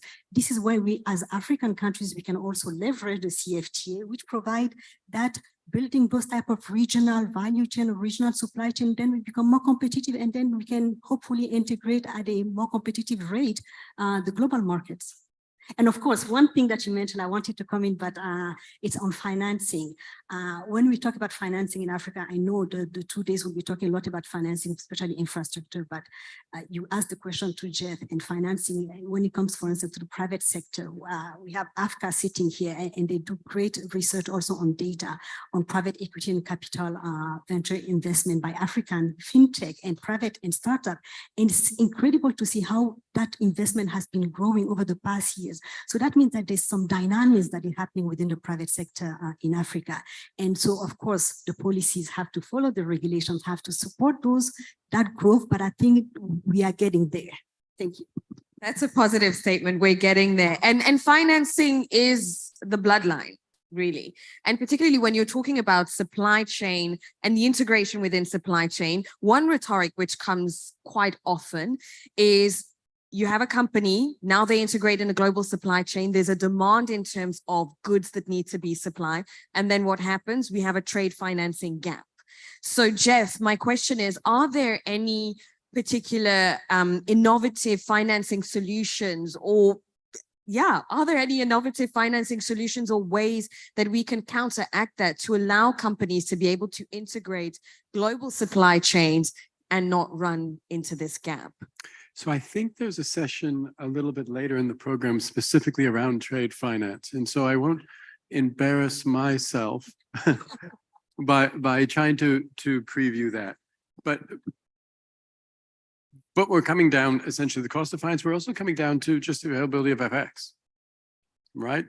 So one of the things that I think we're learning, and not for the first time here on the continent, but one of the things we've been learning over the last year or two is that you can sort of control the price of FX, or you can control the supply of FX, but you cannot do both. And we are seeing in an ever larger number of countries on the continent, from where I sit, to my mind at least, a focus on making sure the screen price doesn't move for FX, making it impossible for companies to actually get it. And that's absolutely critical. And I don't focus in that space only on importers, which of course are desperate, but for the very exporters that we're trying to encourage here, an environment where you have to turn your FX over, an environment where you're not sure what rate you're going to get, and an environment in which there's a multiple. This is not an environment that's very business friendly. So that's a redirect from your very important question on trade finance, but hopefully a little bit of a value add around FX itself, because it is absolutely critical. And with FX, I've got we call it double click on my show. I'm going to double click on that, because with FX also comes the notion of countries' sovereign rating and how that impacts foreign direct investment coming into the country. So how have sovereign ratings affected investment, and what should be done to improve this? So sovereign ratings, Mr. Sanyal spoke a little bit earlier today with some excitement that India was positioning itself to be able to compete with some of the global credit rating agencies. And I think it was a call to action for those of us engaged in Africa to put our hands up and sort of follow along that journey. Credit ratings are very much, there's a new economy phrase, it's a network industry. I think that's the new economy phrase, right? One credit rating doesn't tell you anything. It's relative. You need lots of them. You need lots of countries, and then people can sort of stack together. So the addition of a new global credit rating agency is superb. Why do you want a credit rating at all as a country, right? Because you want to give some kind of benchmark to people about what's kind of going well, frankly, and sometimes what's going less well. And that's really about openness and transparency that we've spoken about already. Beyond the sovereign credit rating, think of how important it is for corporate credit ratings. Of course, we're not talking about small and medium-sized business here, but in each country, there's some large businesses that also want to access finance at reasonable rates. Well, that same transparency that we want on behalf of countries, you pop that into corporates, and again, it makes financing that much easier. So the great news here is that across the continent, we've got more than 30 countries, 32, 33, something like this, that have sovereign credit ratings. So it provides a benchmark. The great news is we've got sort of 600-700 corporates across the continent that have credit ratings. But there are a lot more than 32 countries, and there are a lot more than 600 corporates. So there's an awful lot of additional work to do here, but it's about shining transparency. And if I could take one more moment, because that at the sovereign level, at the corporate level, that's very much top down. Let's think in a practical way about some of the smaller growers. Let's think in a practical way about some of the smaller participants we have in our economy. That's got nothing to do with the sovereign credit rating, but it's got an awful lot to do with the discussion they can have with the bank or the micro lender and others. And that's about credit bureaus, right? So this isn't just for big business. This is about building a record, people being able to price your risk better, not looking you in the eyes and wondering whether you're going to pay them back or not, but understanding it better. So the work that's being done across the continent on credit bureaus, ensuring that the data is shared across country, it's not each bank or each lender that has it. Some of that's very exciting, and I think will help an awful lot generate a better business environment, which is at the core of what we need here. Brilliant. And on that note, we'll actually open the floor to questions. If you do have a question, please raise your hand. I've got time to take 3, and a microphone will be handed to you. If you can just go directly to your question. Okay, we've got a question here from the gentleman at the front. Thank you very much. This is very interesting, but reacting to Hannah Auku, Africa Prosperity Network, yes, I agree on mobilizing the production, but my dilemma here is, or my sincere prayer and sincere proposal is that I agree with your principle, but I propose that we should set up like regional hubs where if we are producing various commodities and goods, where they can be assembled, processed, and branded as products of Africa, instead of each country trying to market its more, which are not sustainable and will not make an impact. But also this calls for connectivity. In order to move my progress to a regional hub, say for East Africa, for West Africa, for North Africa, there must be quick rails or cargo planes to transfer, to collect all these goods. Even for minerals, it's also goods for minerals. We can process our minerals in our regional hubs, and then we sell them with value addition to those countries. Even for agricultural products, the world needs food. So we have, but we have to produce quality and quantity that is required by the market. So this is my sincere and humble prayer and proposal. Thank you very much, sir. And indeed, it does speak to some of the key elements of infrastructure, particularly transport and logistics infrastructure. Hannah, would you like to comment on that? Yes, I think earlier I made a submission on that. Production and production integration or productive capacity and infrastructure capacity actually correlates. The two go hand in hand. You cannot produce without having infrastructure. And so to be able to attain what he is referring to as the regional manufacturing hubs, we would need to have the infrastructure.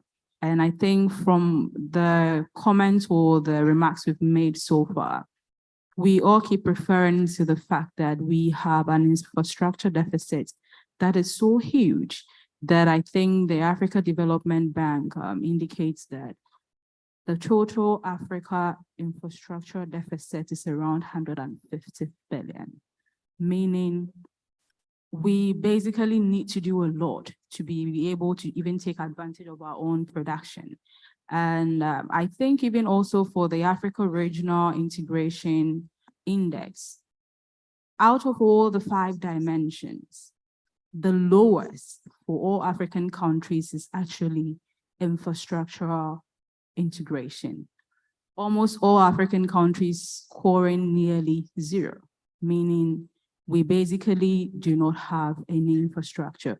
But that does not mean that not much is being done, because since the commencement of the AfCFTA, there is a lot of investment in infrastructure to ensure that we are ready when the actual trade, and I say the actual trade because as of now, even though we've been speaking about it for a couple of years, I don't think there is any tangible trade happening within the context of the AfCFTA.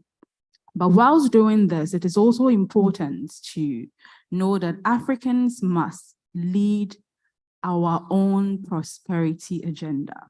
And by leading that, it is important that we take lead of the narrative. And this, I'm making this comment because of the credit ratings that you mentioned. This is a continent that I think the world or global leaders decide what our prosperity should look like. They decide what Africa stands to do. And I think yesterday I mentioned this when we were having a conversation. Actual intra-African trade is way more than 17%. But this is being measured in the quantums that global leaders or global markets see, because you have the woman in the market sitting on the truck to go to Niger to bring in onions. I don't think that is categorized as intra-African trade, but it is because like yesterday, Halima mentioned, Africa's economy is SME based. 80% of our industries are SME. And so until we take the lead of the narrative to say that, okay, this is our economy, the people are in the SME sector, And so you would have to grade us, like he said, you need to look at the micro side. You would have to grade us based on what our SMEs are doing and not necessarily always only on what the macros show or what the global or the index that you would want to grade us. And also I think we take leadership in that to ensure that we are leading our own prosperity narrative. It will take us a while to understand or fit into the global prosperity discussions. And that is why you realize that I'm part of the Africa Prosperity Network. What we seek to do is to bring together African leaders. And by so doing, African leaders and stakeholders who are Africa focused to ensure that we have our own leaders taking leadership role in promoting Africa's prosperity agenda in a way that is in line with the AU's Agenda 2063, creating the Africa we want. We can only create an Africa we want when we lead a narrative and tell the world where we are going, what we want to achieve, how we want to achieve it, and the measures of how we want to be, or maybe should we say the indices or the evaluation criteria that we want to be marked with, because there are a lot of African countries doing well out there, but then it is always the focus on poverty, this and that. But I think it's time that we take charge of that prosperity narratives ourselves. Thank you. I just, Absolutely. for record purposes, I want to introduce myself because I didn't do it.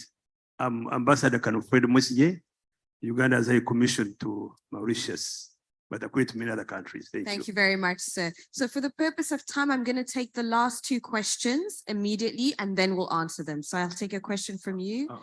And I saw another mic. Okay, my name is Yofi Grant. I'm from the Ghana Investment Promotion Center.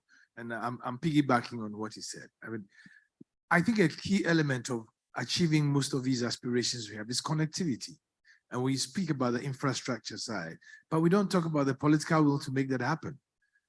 We have a lot of people who came here through Dubai or somebody spent 20 hours getting to Mauritius. I spent at least 15 hours from Ghana to come to Mauritius.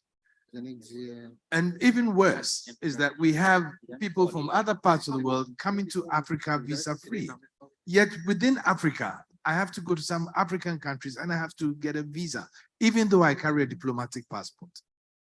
You can't achieve much if that is not open. Before you can trade, people must be able to connect and move freely. And until we do that, then we are not doing much. Absolutely. Thank you so much for your remarks, sir. I'm just going to take one comment on that from my panel, and that, we do have a final question right at the back. Okay, that will be the last question. Thank you so much. Thank you very much. Thank you, honorable panel members. I want to find out, I think from one of the panel members, she made mention of the fact that most of our goods are agro goods. Now I want to find out, do we have the capacity to sustain it now that we are considering ensuring that we do more intra-African trade? And I know, and also adding value before they go to the international market. Do we have the capacity to ensure that we can sustain the supply? Thank you. Thank you very much. Habiba, I think this one is for you. Thanks for that question. No, I think we can have the capacity to sustain it and to even rely and supply the domestic demand, and then be able to also export within the region, but also at the global level. But we need to reduce our factor of productivity, the cost, which is quite high. It doesn't come only to infrastructure, but even the labor that you use, the knowledge, the human capacity that are provided as input into that productivity factor, and also the capital that is also provided. I mentioned agriculture as an example when I spoke the first time, is that there are there are opportunities to strengthen even the agricultural sector, even the agri-industry sector within African countries. If you are able to create more linkages, for instance, with the services sector, which a lot of countries, when they looked at their export diversification strategies, they don't foresee services as being critical. And we made some study when we looked at services sector. And when I talk about services sector, it's business services, financial services, information and communication services, ICT. It can come to different type of services. We have 12 categories of services sectors. When you add them as value added into your productivity in any sector, whether it's agriculture, mining, or textile, it has a kind of value addition factor to it. So basically, it's producing the cost of your factor of productivity.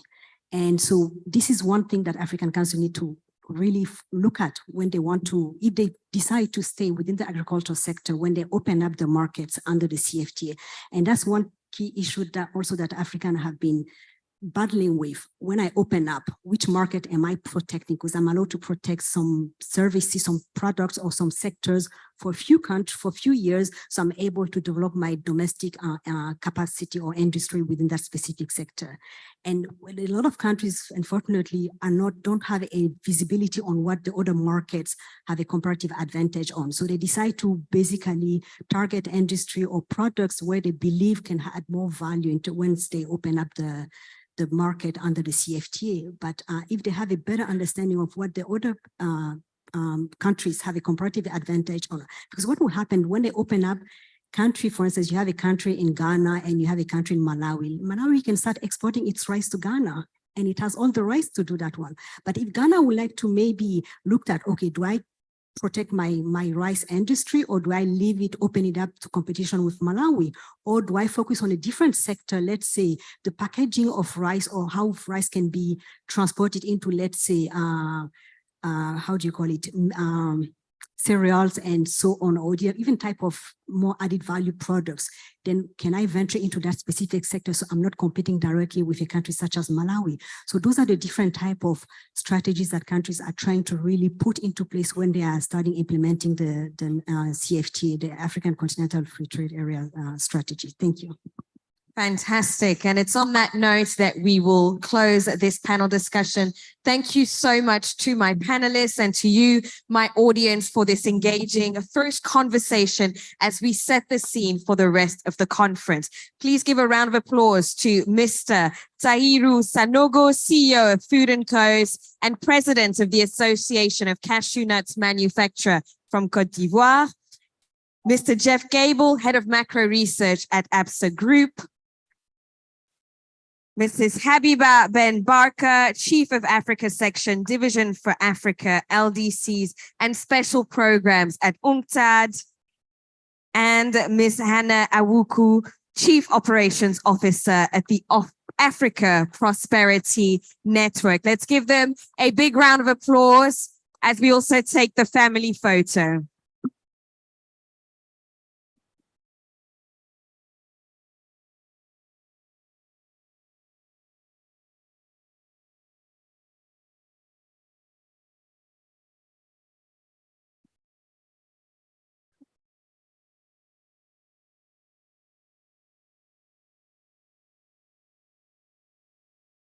And this is how we wrap up the first part of the day.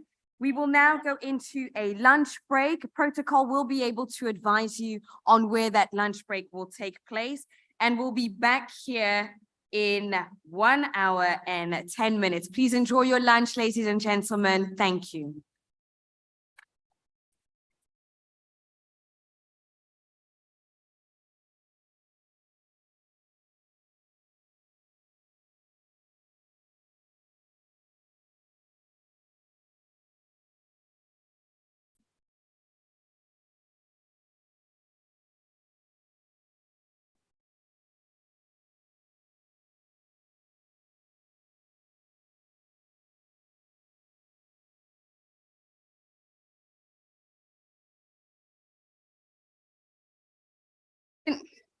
Ladies and gentlemen, we'll be back here at 2 p.m. sharp. Thank you very much and enjoy your lunch.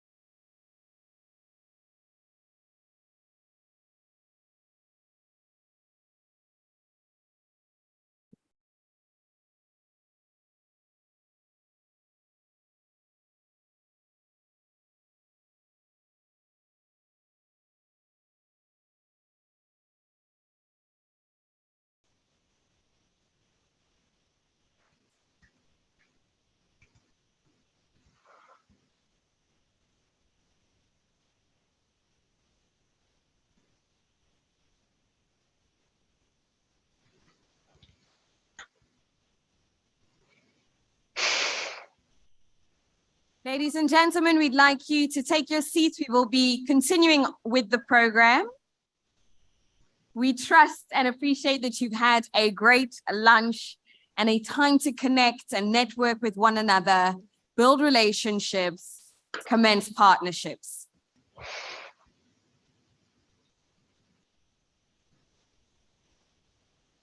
So we'll now be proceeding with the rest of the program. First up, we have the Chief Economist and Head of Research for Middle East and Africa, Mrs. Razia Khan from Standard Chartered Bank, who will give us a presentation virtually. Please turn your attention to the screen. Thank you very much. Good afternoon, everyone. It's my pleasure to be speaking to you today on the Africa Economic Outlook. I'm going to try to recapture a little bit of the time. I understand that we're running somewhat behind schedule, but I have prepared for you some slides on the global economy and how this is likely to be influencing Africa's economic prospects. So first of all, just some thinking on our views on global economic growth in 2023. Whilst we know this has been a difficult time for Africa, the succession of different economic shocks, it isn't exactly a time where there's a great deal of optimism regarding the global economic outlook. While US economic growth continues to be resilient, labor markets in the US are still reasonably tight, and this is a key factor driving market expectations that higher US interest rates are probably here to stay for longer. There is understandably an expectation that given the extent of developed market tightening that we've seen so far, it's only a matter of time before softer economic data does creep through. So, as much as some of us might be celebrating the fact that the global economy has to a large extent been resilient, at the end of 2022, there were lots of expectations of far slower global growth, and that hasn't actually been borne out by the evidence. Nonetheless, there is still this expectation that in this interest rate normalization environment, with many different central banks indicating that interest rates are likely to stay at elevated levels for some time, do not expect any quick easing. There is an expectation that this will start to weigh on economic activity. We know that monetary policy has had a very lagged effect, that the usual mechanism for the transmission of monetary policy may have changed quite meaningfully in some economies, and it could take a while for that slowdown to show through. Why is any of this relevant for Africa? I will go on to show you the issues that this tighter global monetary environment is causing for many African economies, still complicating that economic recovery from COVID. There's also another key point that we need to focus on, and this is China. A lot of debate about China's economic growth trajectory. In the recent past, we've certainly seen many more measures from China's policymakers trying to stimulate growth, and the expectation is that in the very near term, this will have some effect. Fourth quarter growth in China may certainly be better than we're likely to see in the third quarter, as we see some of these policy measures having some impact. But there's a bigger uncertainty that the global economy faces. And for China, the world's second largest economy, the outlook is unclear. Structurally, China will need to rebalance its growth model as it faces an aging population.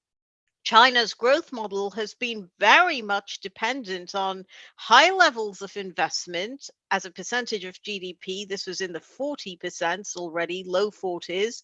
And the question going forward is, can China rebalance comfortably and adopt a growth model that's much more driven by consumption rather than this high level of reliance on investment, and with it, the increased debt burden that comes along with that model? And can it do so smoothly? Well, this is going to be pretty key for the global economic outlook longer term. So, the message I'd like to leave with you today, this afternoon, in setting out the global economic outlook and how it impacts Africa is there are a few things to focus on. The impact of the tighter environment that we've seen, especially with developed markets and the monetary tightening now in place, unlikely to fade anytime soon.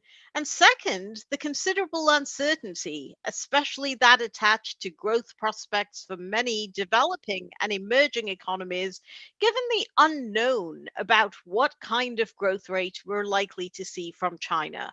Trend growth rates are being revised down. This was always likely to be the case. As an economy becomes much bigger, it becomes that much more difficult to grow in low double digits, even high single digits. But is there something more worrying going on?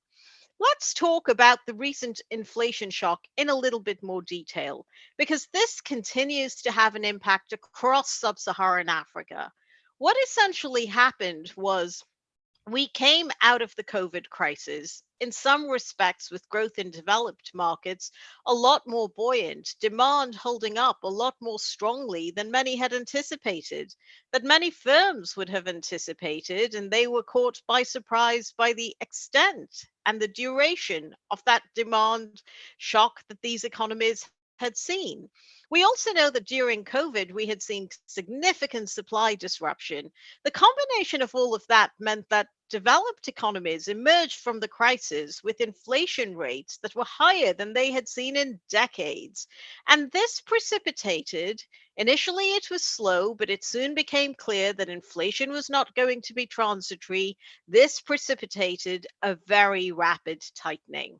Now, the charts that you see before you now show how inflation spiked, that is, global inflation having spiked on both supply and demand issues. The good news is the worst of that inflation shock seems to be behind us.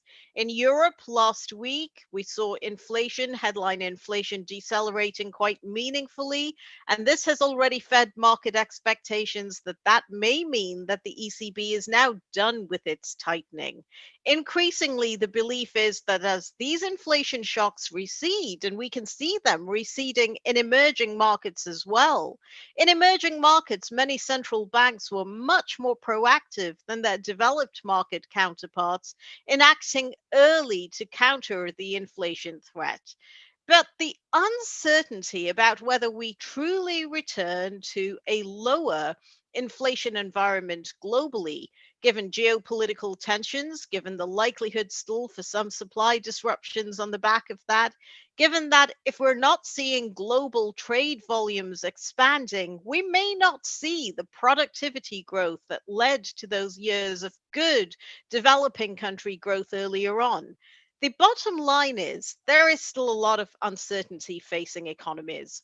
And here's where the impact for African economies becomes most meaningful. We had gotten used to being in a world of plentiful availability of foreign exchange inflows into developing countries.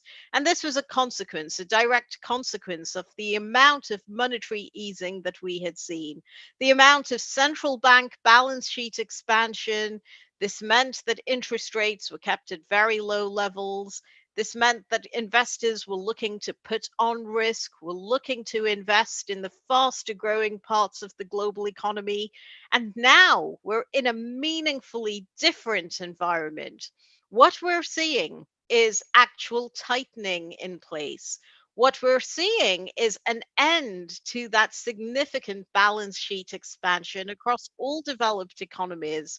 And understandably, this will have an impact on the global outlook. So let's talk now about the key topic that we're here to discuss today. And over the course of this morning, we had the privilege of hearing from a large number of speakers. The optimism around Africa's continental free trade agreement, the measures that are being put in place, the steps that are finally being put in place to realize the benefits of greater intra-regional trade. We know that there's a long way to go still towards dismantling those trade barriers to meet the initial ambition of the Africa Continental Free Trade Agreement.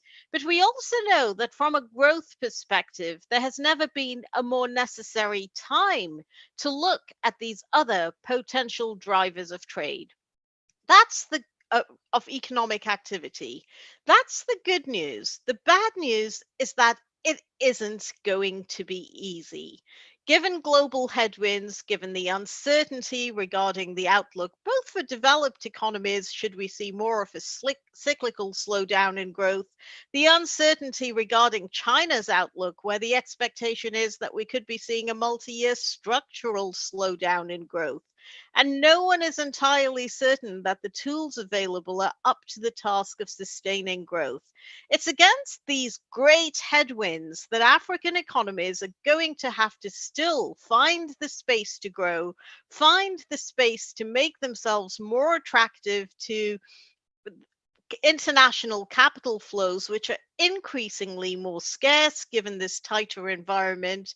And we know that the need for this investment in Africa remains as strong as ever. When we stop to consider the impact of the Africa Continental Free Trade Agreement and that worthwhile ambition of dismantling tariff barriers between countries to enable intra-regional trade, we know that one of the key drawbacks that we've always seen in place towards greater intra-regional trade in Africa has been the absence of the enabling infrastructure. Now, in some senses, a common payments platform that's starting to be addressed. But in terms of the physical infrastructure, the question that needs to be asked is, in this more capital scarce global environment, how are African economies going to be attracting the flows that they need? Let's take a closer look at this. First of all, the experiences in the recent past of African growth compared with global growth. And this tells a pretty easy to understand story. One is that despite all of the fanfare around Africa rising that we had seen pre-global financial crisis, if you look at trend growth in sub-Saharan Africa, that had been underperforming for some time, even before we got to the COVID crisis. Unfortunately, the emerging markets slowed down, something having changed meaningfully in the global economy. African economies, despite the fact that they were borrowing more over that time, not really able to sustain the 6 to 7% type growth rates that we had seen just before the global financial crisis. Partly, this is also a reflection of how the region's biggest economies were doing. Countries like South Africa and Nigeria, by virtue of their scale, have a disproportionate impact on average sub-Saharan African growth when we think of that in GDP weighted terms. But the story that this tells is sobering. Even prior to COVID, there had been this trend slowdown in Africa. Then the COVID shock hit. It hit the global economy in a pretty sustained way. And you can see that African economies, it was a slightly later recovery, but there was a sharp enough recovery following the COVID crisis.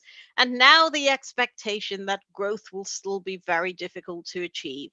What this tells us is that the adoption of reform, how quickly countries can counteract this new, more difficult environment by saying, we're going to be focused on reform, we're going to be focused on the drivers of long-term growth.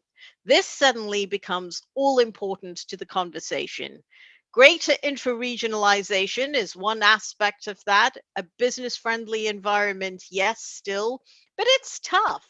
In country after country, we are seeing governments having to adopt a far more rapid fiscal consolidation than might have been intended. The space to go slowly in terms of closing the deficits just isn't there.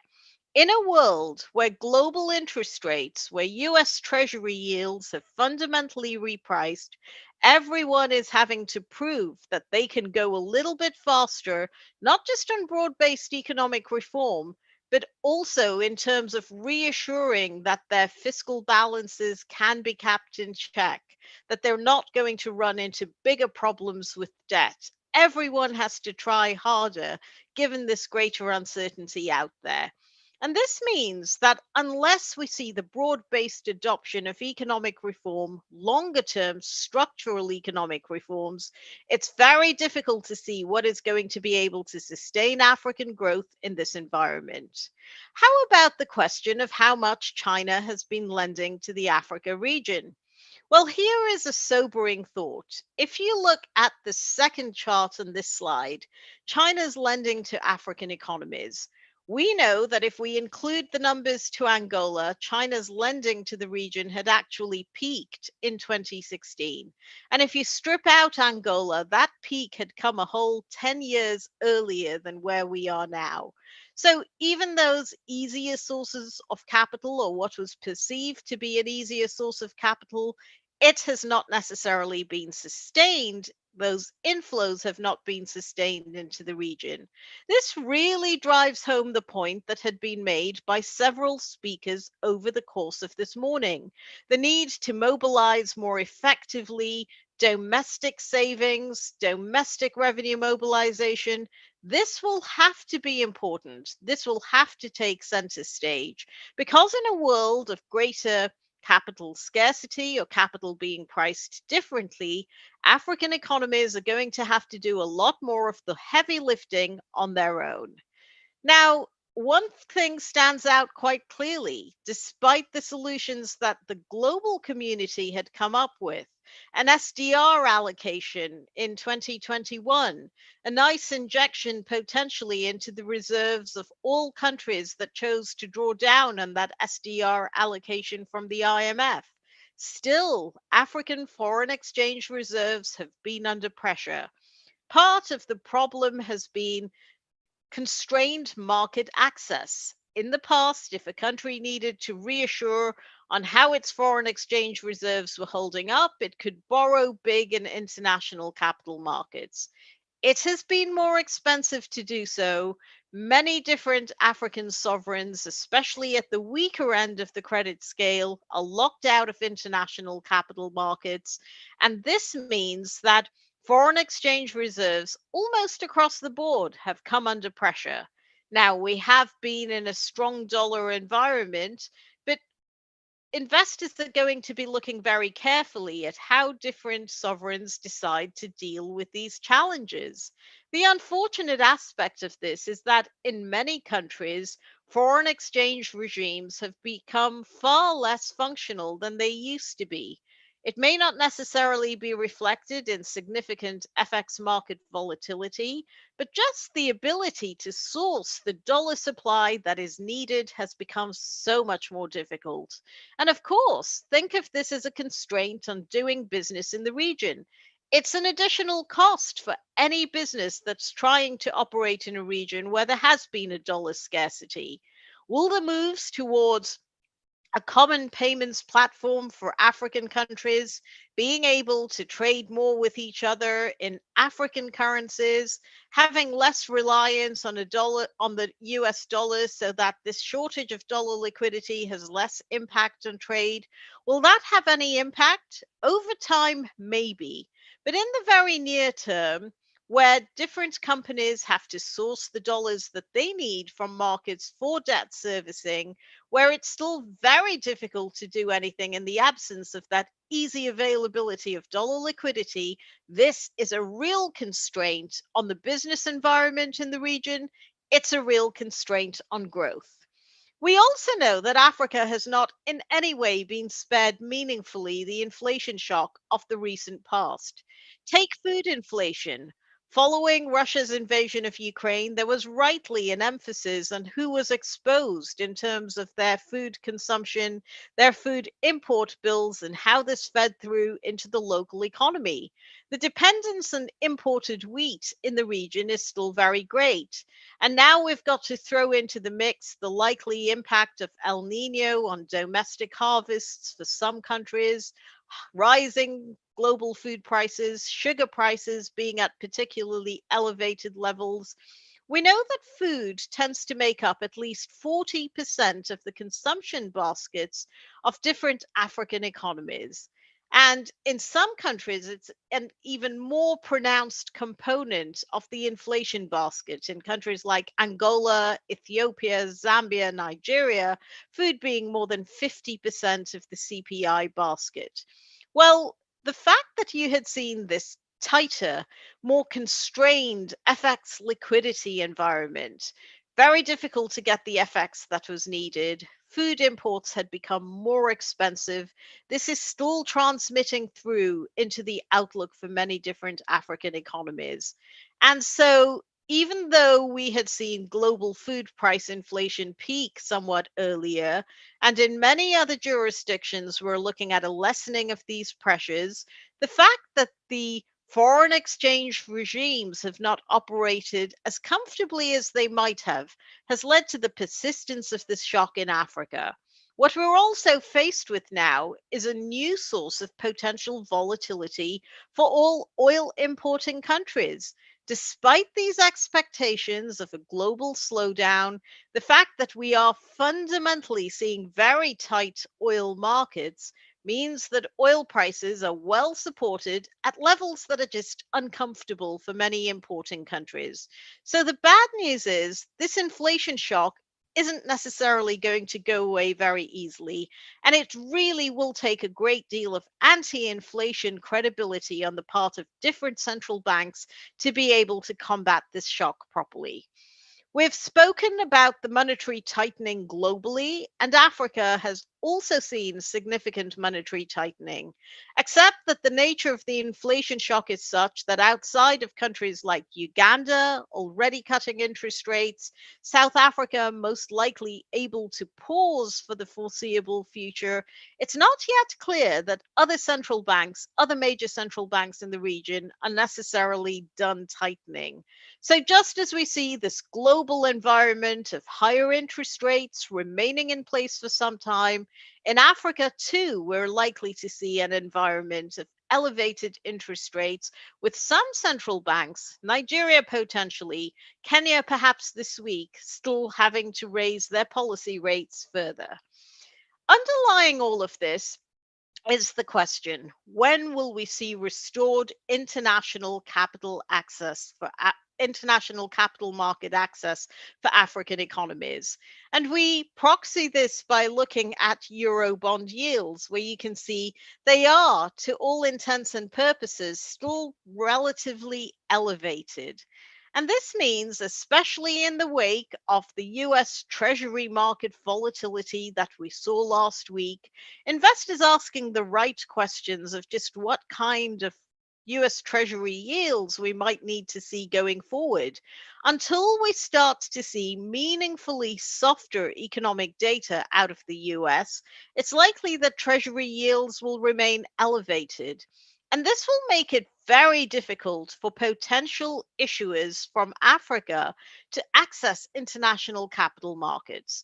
We can't assume necessarily that international capital market access becomes available very quickly. And even in the instance that we see softer US Treasury yields because of an expectation that maybe the US economy has started to slow, we're not yet there. With the September economic data, we may start to see signs of that. Don't expect necessarily that that opens up international market access for African issuers either. And the main reason is if the perception is that the global economy is slowing, that key economies like the US and like China are seeing weaker growth prospects going forward, then it's very difficult to try to instill the amount of investor risk appetite that might be needed for investors to say, let's take a risk now in lending to what we perceive to be the more risky economies out there. It's still a very difficult environment, essentially. I'd like to talk about rating trends in the region. Now, there's something to be said for the fact that at times it looks as though rating agency treatments of different African sovereigns seems a little unfair. Is Nigeria, the region's largest economy, really properly a C-rated economy with its low levels of external debt, the majority of it owed to the IFIs? Probably not. But the one thing we have seen in the recent past is an across-the-board deterioration in the ratings of different African countries. And this will add to the growth challenges, where different countries are trying to show that they can adopt reform, that they can do what's needed to try to stimulate domestic growth. They still face the overall constraint of this being a ratings environment where downgrades have been that much more frequent than upgrades. The reasons for these downgrades have been multiple.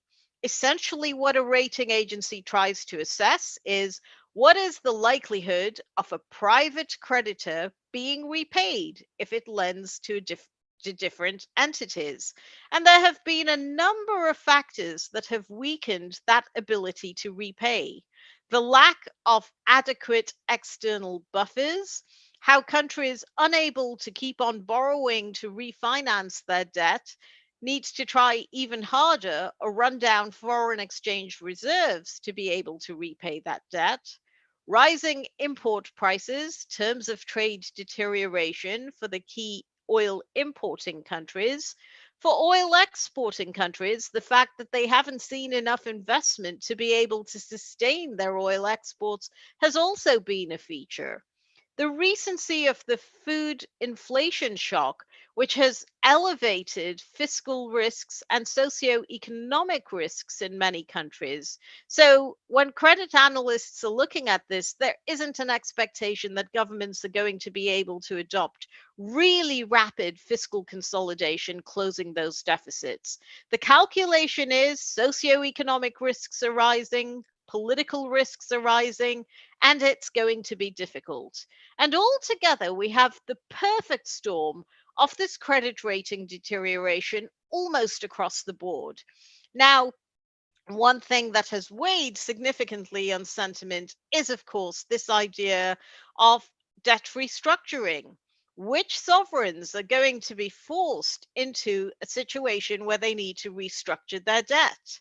As early as 2020, we knew before the COVID crisis, we knew in 2017 and 2018 that countries like Zambia had built up probably an unsustainable amount of external debt.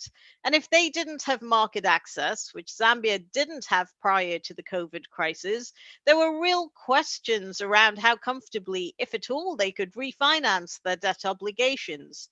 With that assumption of comfortable refinancing taken away, there was only the inevitability of default. So we saw countries like Zambia tipped over in part, but not wholly, by the COVID crisis, announcing that they would seek a debt restructuring very early on. Ghana was another example. Ghana had been able to issue debt in international capital markets as late as 2021, but it had seen this significant fiscal expansion over the course of 2020. And even though corrective action was put in place in 2021, it wasn't sufficient to really restore confidence properly. The impact of those global shocks, developed market tightening so soon after the COVID shock, meant that Ghana too decided, well, our debt load is unsustainable and we will have to be forced into a debt restructuring. For country after country, the emphasis now is who's going to be able to pull through and who is going to be able to manage better their external maturities simply because they're not that concentrated and they have access to other sources of financing. Our overall view is that there are no obvious candidates for an external debt restructuring. Countries like Egypt, countries like Kenya tend to be spoken about. In Kenya's case, so much of the external debt is owed to IFIs that a common framework restructuring in which multilateral creditors don't take part would deliver very little in the way of additional debt sustainability to Kenya. Ultimately, it just wouldn't be worth the country's while to seek that debt restructuring.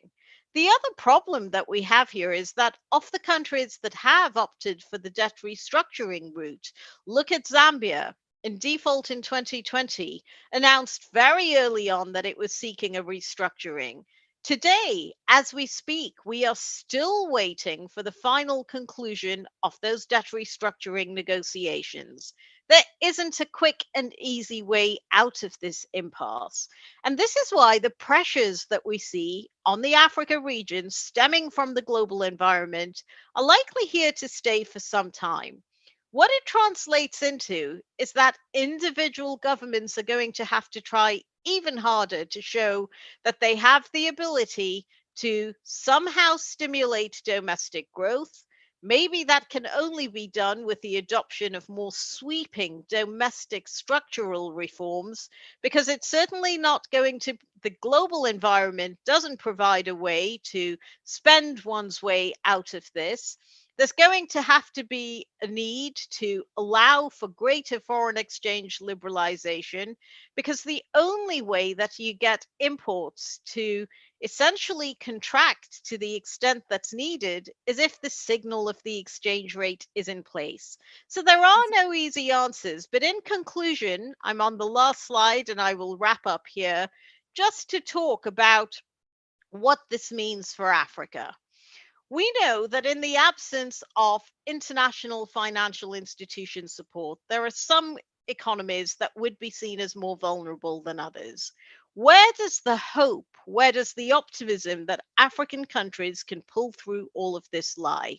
First of all, the issue of the global financial architecture and how much funding the IFIs can provide to African countries absolutely needs to be addressed. This needs to be front and center of any conversation, because we can avert a worsening debt deterioration if the support comes through from multilateral sources in time. Second, there will be little ability of African economies to reassure on growth unless they put in place the reforms that are needed. The Africa Continental Free Trade Agreement is an excellent step in the right direction, long overdue, but all countries individually will really need to double down on growth enhancing economic reforms, because the global environment is going to be that much more difficult and the bar will be set even higher to attracting global inflows. So we know, in conclusion, that it's a very difficult environment for African countries, but we also know that the longer term potential of the Africa region is still very much in place. A demographic structure that lends itself easily to future growth, a rate of urbanization, and with that, the associated productivity gains that should still be seen faster in Africa than in many other regions. The ability to unlock all of that growth potential, provided there is a concerted effort in economic reform. It is too soon. It would be premature to say this is a region where growth isn't happening. The good news is that despite the difficult environment in country after country, we are actually surprised by the actual demonstration of faster economic growth rates than one might have expected. In South Africa, with its significant load shedding, everyone is still revising up their growth forecasts for the country. In Ghana, despite the economic crisis, growth so far year to date has surprised positively. So the message I want to leave you with today is there's no need to sugarcoat the global backdrop. This is going to be difficult. This is going to be difficult for all African countries. The good news, though, is that with the right emphasis on reforms, African countries can still build a sustainable path back to growth, back to longer term economic transformation. Thank you for your time. Thank you, Mrs. Razia. That was Mrs. Razia Khan, Chief Economist and Head of Research for Middle East and Africa at Standard Chartered Bank. Next up, I'd like to welcome our second panel about financing African projects, driving investment, development, and sustainable growth in Africa. This panel will be moderated by Mr. Terry Smith, Chief Executive Officer of Fundsmith and Board Director of the Economic Development Board. Let's give them a round of applause as they come to stage.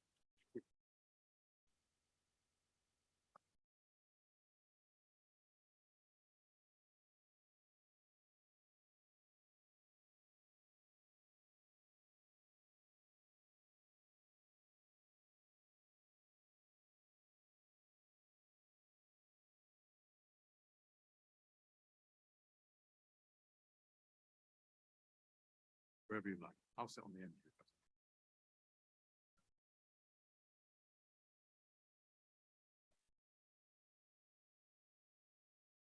Thank you for that introduction. I'm Terry Smith. I'd just like to say a few words about our panelists, one of them being that we're one short because Mustafa Rawji from Royal Bank isn't able to join us and sends his apologies, unfortunately. This is not a concern, although we'd very much like to have had him with us, obviously, because I have no intention of keeping to the script anyway. So as my panelists, I'm sure, will be able to cope admirably with that as a concept. My panelists being Wendy Hughes, immediately to my left, who's Regional Director for Infrastructure at the World Bank. I hope that's correct. Yeah, always tell me if you think that it's not in some way. Graham Robertson here, Chairman of Intra-Asia Capital. Yeah.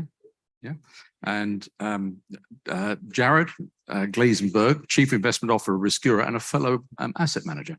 I'm a fund manager by profession. And Tian Zellers, who's Head of Resource and Project Finance at ABSA Group. Yes, good. As I said, I've no intention of keeping to the script, although we've got a title for our session and a series of questions which my panelists have agreed to consider and try and answer. I'd like to say that if anyone wants to not answer the question, answer somebody else's question or pose a different question, please feel free, because I'd like to make it as interactive as we can. I suppose I'd like to start by paraphrasing the subject. For me, I think what we're being asked here is Africa a compelling destination for investment? And if not, how can it become so?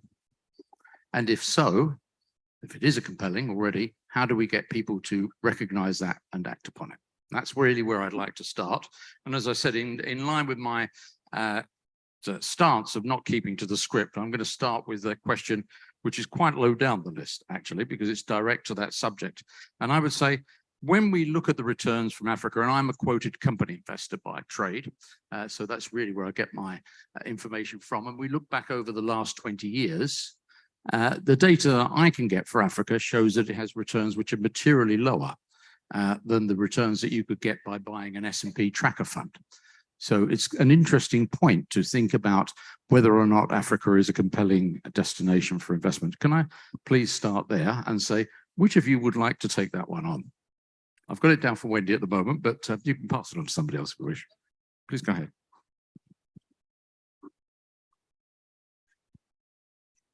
Thanks very much. Maybe I could just start by a quick letting you know where the World Bank comes from, because I think that might help to understand some of my remarks. The World Bank is a development financing institution across the world, obviously. We lend across all sectors, and we have about $350 billion portfolio across the world. About 40% of that is in Africa. And in terms of infrastructure, the last 3 years, we've done about $3.5 billion a year lending. So that just gives you a context. We also provide a lot of technical assistance. On this topic, I think I wanted to start by saying there is a lot of private investment in infrastructure in Africa. It's just a very small proportion of what's going on globally, and it's very, very small in terms of what is needed. So it's not that there's nothing happening. I think over the last 10 years, there's been $85 billion or so private sector investment in infrastructure in Africa. It's concentrated in a few countries, and it's also concentrated in sectors. I think we see a lot in the energy sector. So, you know, in the sense of why investors would look at Africa, there are a few things I wanted to highlight there. One is that, and we all are aware of this, that it is a big market that is ultimately growing. The pace of the growth and what's happening in the next few years is obviously a question, but there's an sort of structural forces which are suggesting that the market will grow, and the infrastructure deficit already is so huge, and infrastructure is so fundamental to everything else that it is easy to see that there's going to be growth in infrastructure. Another aspect, I think, is that, you know, picking up from the conversation earlier, governments are in a tighter and tighter place. They are looking harder and harder to see how they can bring private investment in Africa, and governments are starting to do things which in the past they haven't been able to do. I think somebody mentioned South Africa. Just in the last couple of years, in part in response to the load shedding, the government has changed the licensing requirements for embedded generation, that's private sector, to sell to dedicated buyers. And in the last, year on year, over the last year, they went from something like around 30 megawatts of registered private sector generation to well over 2,000. So, and the government there has tabled a revision of the Electricity Act, which is intended to open up and set up more of a market structure. So government after government are taking actions, and it will take time for that to play through, but there is momentum there. Maybe just, sorry, you look at me, one or two more things I just wanted to highlight, because it's nice to talk about some of the opportunities and a bit of the positives in a very difficult situation. Many companies are looking increasingly to expand their portfolios into sustainable areas, particularly low carbon. In Africa, there are some of the best opportunities for untapped renewable energy and hydro, in solar, wind, also the fast growing space of green minerals, minerals that are needed for the low carbon transition. And governments increasingly are seeing this as a place where there is opportunity for new growth, not just to export raw materials, but to do value addition, which requires more infrastructure, energy and transport in particular, associated with products that will be commercial. So there's going to be, I think, increasing demand for infrastructure supporting commercial. And the last thing is that there are some sectors which we are already seeing exponential growth. And one of those is the supply of household and distributed level renewable energy, where it is literally exponential growth. So there are some exciting opportunities. I'm sure we'll talk more about what's needed to bring those. And I've talked a lot, so let me stop there. No, that's fine. Thank you. I can see that Jared down there wants to contribute. Yeah, maybe I can just add some. So firstly, I'm an advisor rather than an asset manager, which is your skill. So just to get it clear, this is more macro, but if you look at those numbers, so you've looked at how the markets have done in the past. What's interesting with the African market is that if you go back to 2009, the multiples, the PE multiple, if you like, of Africa and world markets were not too dissimilar. Now Africa's half that of the rest of the world. So this is less an earnings story, and I'll get to that, and far more rating story. So if you look back over your shoulder and you say Africa hasn't performed well, it's because of how the earnings is assessed. Now let's just look at the earnings quickly, and I won't be much longer. But if you look at as long as you want. That's right. If you look at listed markets, they are primarily banks, mining, and telecommunications. Go and measure those sectors anywhere in the world, they haven't been the best. So that's the first thing. On the listed side, you can't have expected more. I know we had AfCFTA here this morning. If you look at an unlisted portfolio, so just to give you an example of an unlisted portfolio, we've looked at 150 companies in the portfolio. And if you look at the earnings growth from around about 2010 to today, roughly 10% per annum. Russell 3000, 10% per annum. NASDAQ, 10% per annum. All roughly the same. Have they performed the same? No. And as we know, companies must be defined by their earnings and their earnings growth. That has not been the problem in Africa. It has been the rating. It is a sentiment-driven thing. And at some stage that may change. Last thing I want to say is that's equity markets. If you look at bond markets, now you all heard Razia's discussions earlier, and I'm surprised you're all still in the room. But if you look at a fixed interest, not only have African fixed interest markets, well, you can look at the Standard Bank. It's one of the, they have a benchmark for sovereign debt in Africa, and it's equal weighted, which may be an issue. But despite that, the growth, the returns on that market have been better than the world indices, world bond indices. And where do we start today? Well, we start today at those ridiculously high rates that we've moved to. So not only over most terms has it done as well, or if not better than global markets, but moving forward, you start from a higher yield. And as you know, that's the starting point for any return calculation. So I would suggest that the biggest issue is people don't actually know what's going on in returns. People haven't explored it enough, and the capital's not here. But if you actually tinker and move down into the reality, you start to see actually that companies are doing well. They may not just be priced well because of sentiment. wouldn't be the first time that somebody's told me that when I tell them what my assumption is, that it's because I didn't understand it. It's not a novel experience for me. Thank you for that answer. Can we try and involve some of our other panelists? I'm going to sort of look at Graham for this, but usual rules apply. Just yeah, we are aware that Africa is an incredibly resource-rich continent, and amongst those resources are oil and gas and coal, actually. Should we promote the development of those, or is that really verboten in terms of the push for sustainability? Thanks, Terry. I guess I'm a mining entrepreneur, so I understand. We know the answer then. Okay, good. and I'd like to break down Africa from a continent into a number of individual countries, because each individual country is different. Each has different regulatory framework. But one thing Africa has, it has enormous mineral resources. Oil, gas, not to the same substance as the Middle East, but in smaller pockets around, mainly offshore, there is certainly an amount of wealth. How each country deals with that wealth is done in a different way, and each country is different. One of the great problems between countries is borders. I mean, I own coal mines in Tanzania, and we supplied most of the coal in Eastern Africa. And traveling across borders to supply coal into Rwanda, into Malawi, into Zambia, into Kenya, was a nightmare, because there were border blockings and cross-border transactions. The other thing is that most of the infrastructure in Africa has been built up on mineral industry. It's the mining.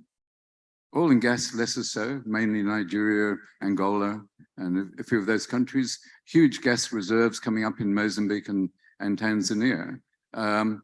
And those respective governments will deal with those reserves as is their policy. But most of the infrastructure has been built up on the mining industry: rails, roads, ports, Guinea bauxite, iron ore, huge iron ore reserves in Africa. But, and I take Wendy's point, one of the greatest problems has been there hasn't been an economic development of those reserves satisfactory to the country in which they arise.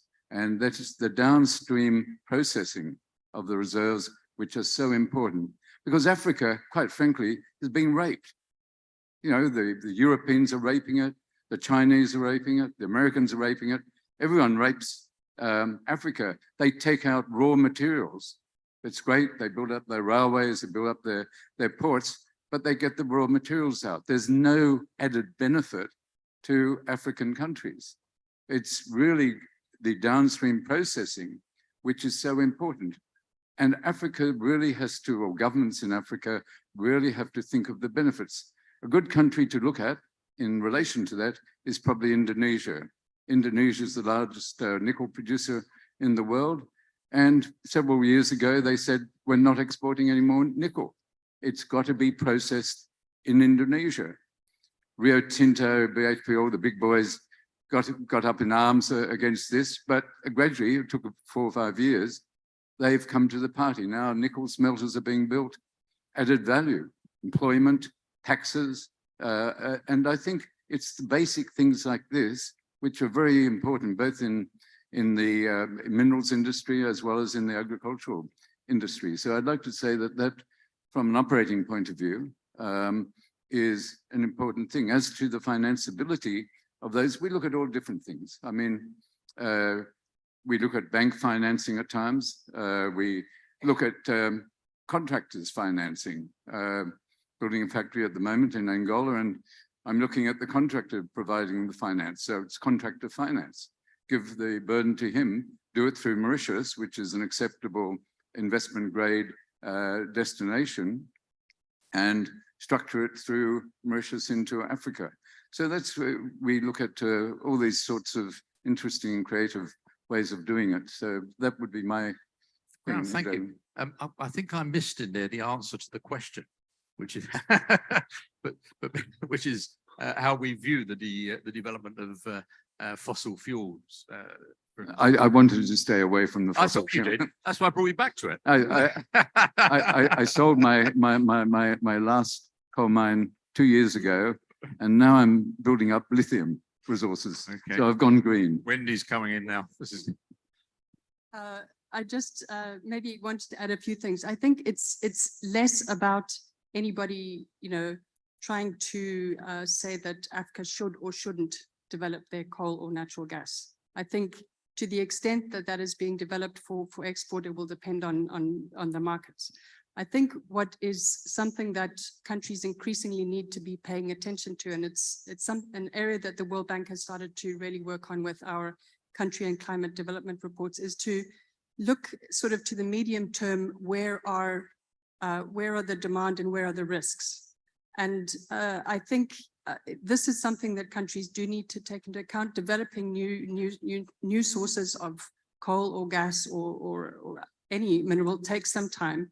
The global market is changing. It's not changing linearly, and we don't know exactly the pace, but we are already seeing changes. And so in terms of a development model for the countries, I think it's very important to do the analysis and look at the medium-term direction to see that countries are not sort of heading down a blind alley.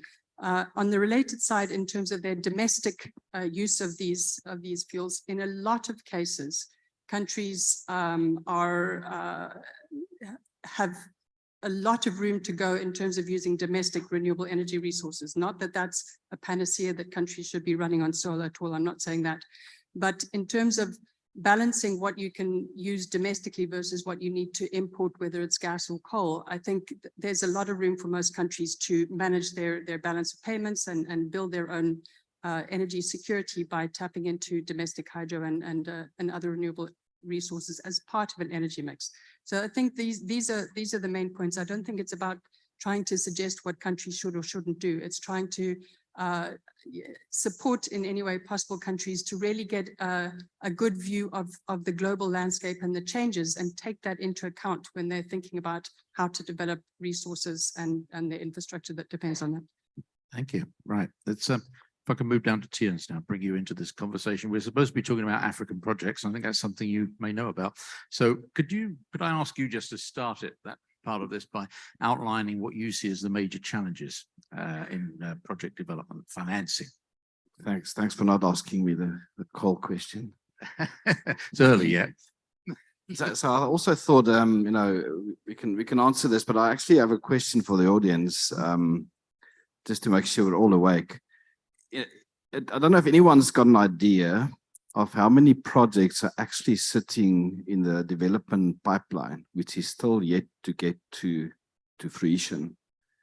That's the first question. The second question, has anyone got an idea how long it actually takes to get a project from development to close?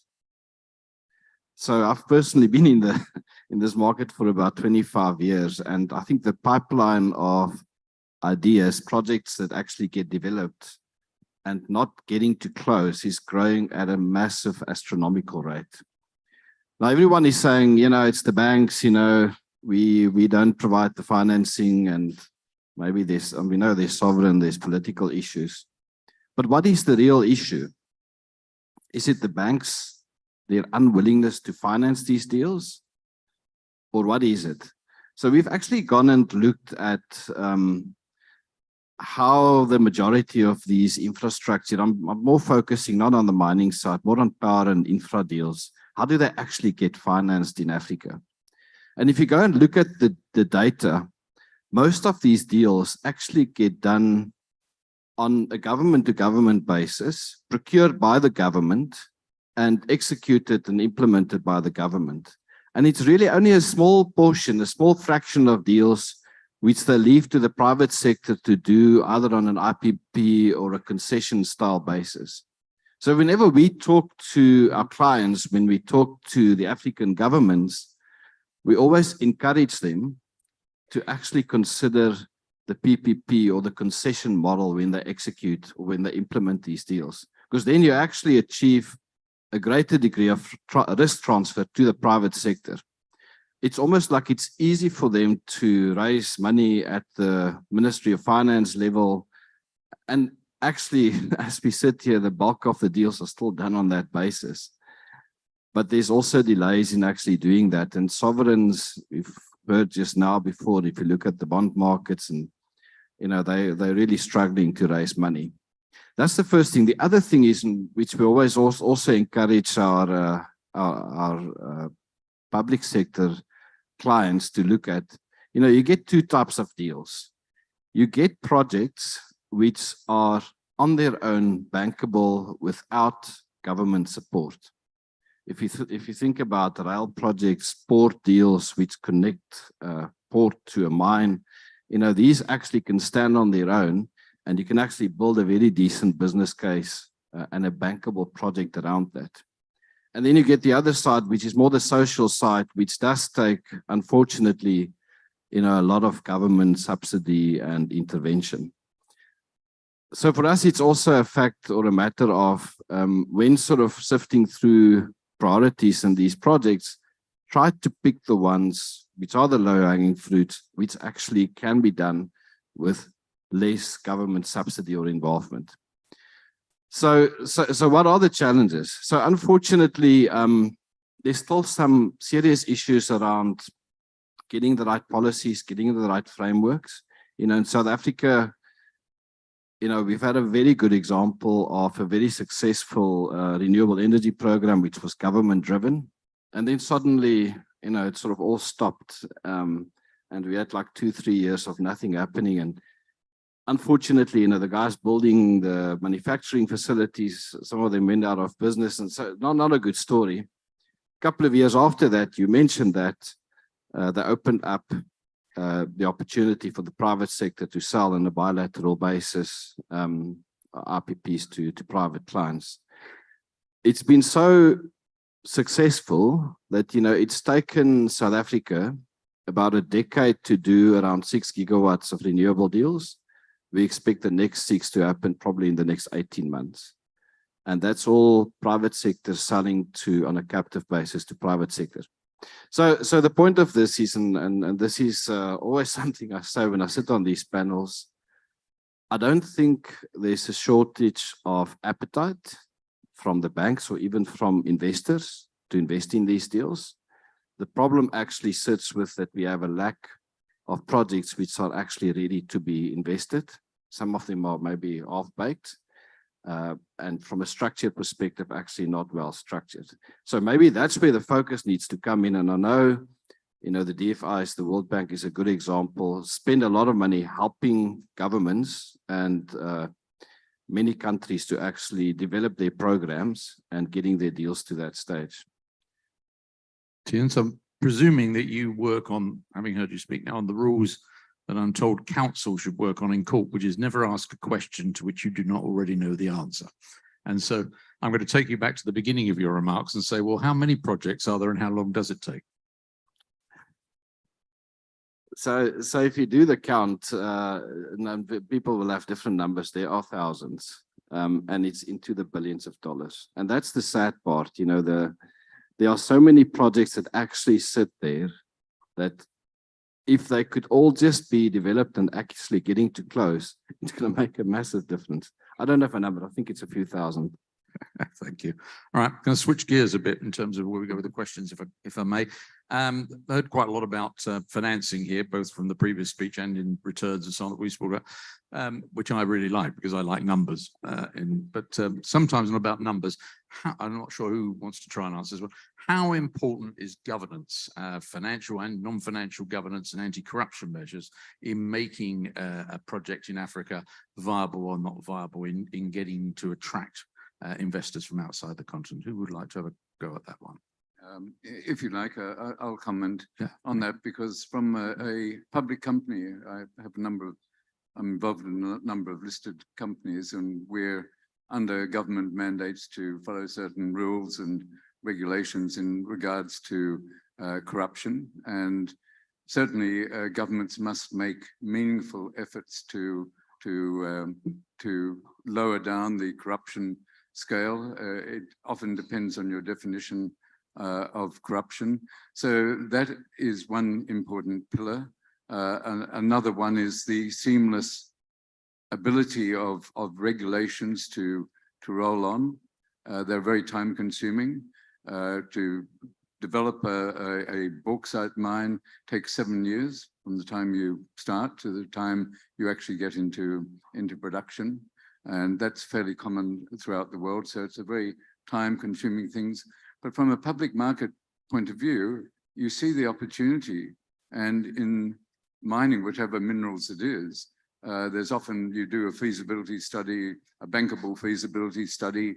You go to your shareholders, you raise money, you go in, you prove something up, then you go to the banks because something is actually proven, and no banks want to invest in something which is theoretical rather than proving. And then you put the financing together. So I think the statement that the less government involvement, the less regulatory involvement in developing a business has got to be fundamental to the ability or the ease of raising financing for that development. Anyone else? Good time. So I think from the World Bank side, maybe a couple of things. Certainly, lack of transparency, lack of good governance is something which deters many private sector entities from coming in. I think it also means that if countries do manage to bring private sector, it's not always the right private sector for the right project, and the results of that project are not always what is hoped for. So I think it cuts both ways.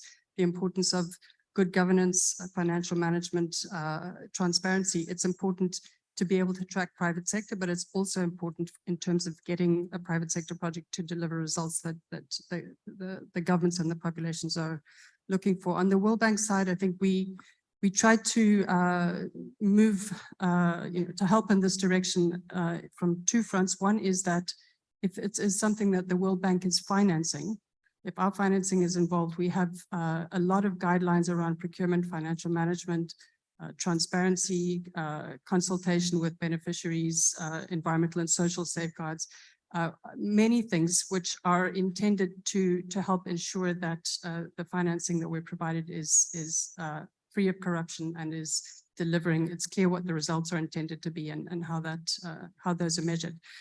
We also provide a lot of support to many of our client governments in terms of how they can improve the institutions and the legal and regulatory and policy environment in specific sectors, or more broadly through providing assistance to governments that are setting up public-private partnerships, for example, in the ministries of finance, helping with institutional setup and development and operationalization. So essentially, we see that as critical to bring the private sector, but also to delivering the results, bring the right private sector for the right project. And it is sort of embedded throughout our financing when we're doing the financing, and also when we're trying to support governments to attract financing more broadly. Thank you. Just to say on energy, we obviously touched upon conventional. Is there though a conflict between the promotion of projects for sustainable and renewable energy and economic development? Does it actually produce adequate returns? There we go. I'm happy to take that. So like any new program or development, we've seen, and I can again use the South African example, when they kicked off our first few rounds of renewables, and I think it's the same in most countries, you know, the returns from an investor perspective were probably quite high and higher than the norm, but it was the first and people needed to get comfortable that it actually works. What's happened since, and if you just maybe fast forward by about a decade, we've seen the equity returns actually coming straight down to really a few hundred basis points higher than the risk-free rate in South Africa. That's exactly what we've seen. So you would think that this will actually deter some of the international investors from coming into the country. To your, I think, very first question, what's in it for them? They invest in a 20-year stream of rand revenue. We know how volatile African currencies can be. But still, we're seeing now in the South African market and in other countries, even more appetite from international IPPs, developers coming into Africa and trying to do these deals.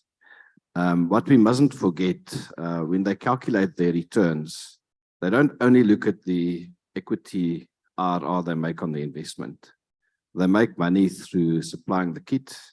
They're involved in the EPC, they're involved in the O&M, they're involved in sort of ongoing management of these vehicles, and they also make some some development fees. So overall, as a package, the investment case for them is actually still quite healthy.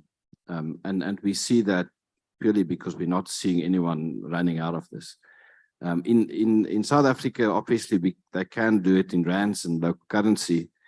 In most African markets, and this is the sad part, the markets are not quite as developed to allow them to actually raise money competitively in local currencies, which basically forces them to either do euros or dollars, which does expose, unfortunately, those markets to FX risk.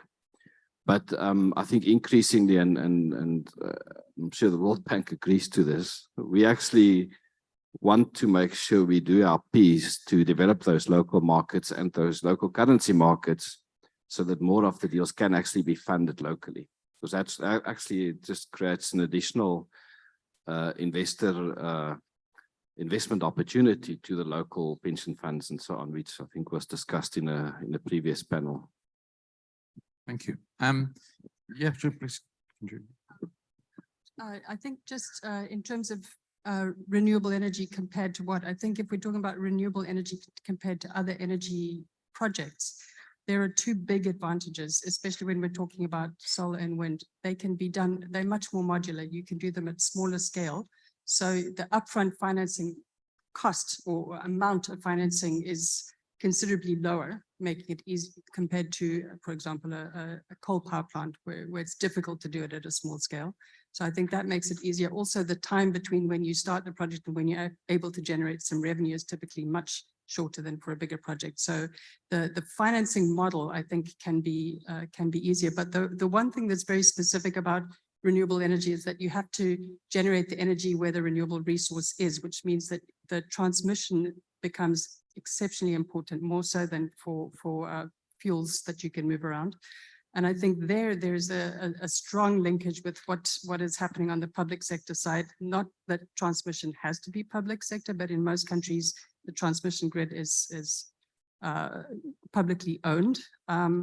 And that can easily become a constraint to renewable energy development, and not just in Africa. I think recently in the last year or so, there were reports in UK about something like, I probably shouldn't say the numbers, but I think they're approximately right, 15 gigawatts of renewable energy projects that are stuck, and they will be stuck for 10 years or so because of lack of transmission systems. So the transmission, when we're talking about renewable energy, is very, very fundamental to getting what are otherwise, I think, quite financeable projects off the ground. If I could slightly just make a comment and deviate slightly from what Wendy was saying. Solar is 26% efficient. Wind is 26% efficient. When the sun doesn't shine, you don't generate electricity. And when the wind doesn't blow, you don't generate electricity. And this brings probably the most important thing for the future of Africa in particular, and that is battery storage. And the ability to store electricity, which makes up for the inefficiency of renewables, is something which is in the early stages of development.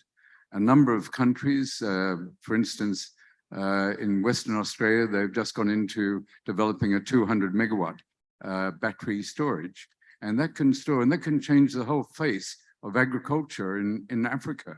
Because where you go through the villages and where you've got crops and things, refrigeration is very important, and particularly important for the transportation crops. So I think one of the dynamics that can actually change Africa is the developments that are going on currently in battery storage. And Wendy's quite correct. Transmission is a fundamental part of generation. You can generate, but unless you can transmit, I could make comment on Mauritius, but there are many different ways you can put in transmission, but it's not cheap.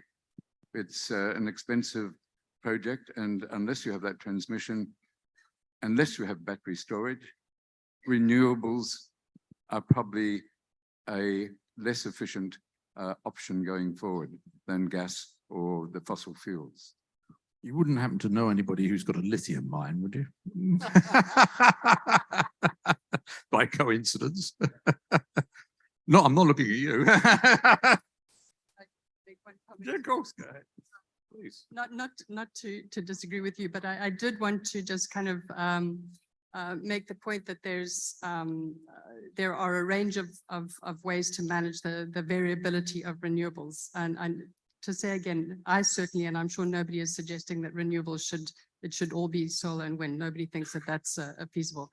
But in terms of the level of renewables that most countries use at the moment with their existing systems and without huge new storage, by simply managing the systems that there are, it's possible to integrate in most countries a lot more of a domestic renewable resource.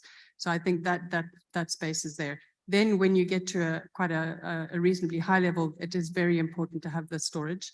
Battery storage is one aspect. There are other things like pumped hydro, but very importantly, there becomes the interconnection of grids.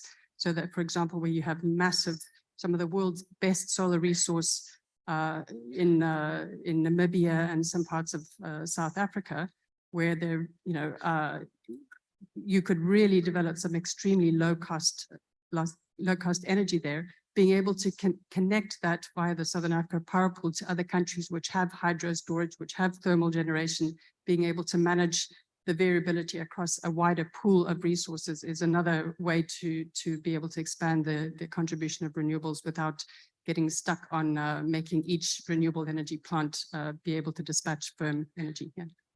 Thank you. Jared, I'm looking at you for this one. Okay. What role should or do international institutions have in the financing?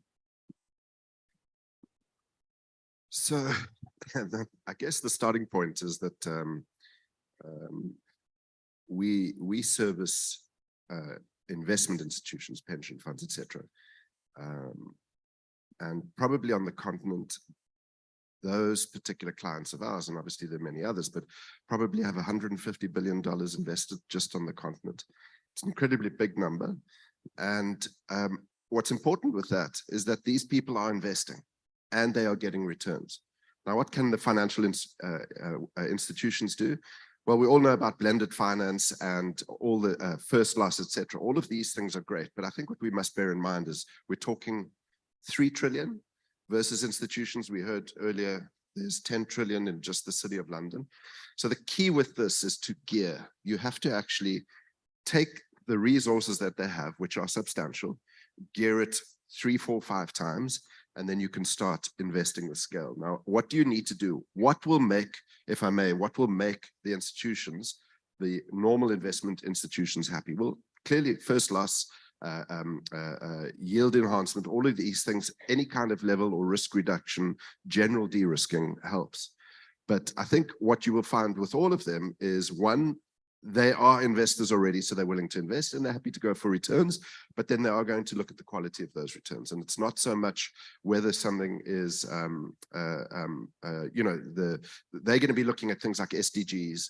You heard ESG spoken about earlier. ESG is far more of financial risk quantification. The SDGs, the social development goals, are really about how good are we being to our planet.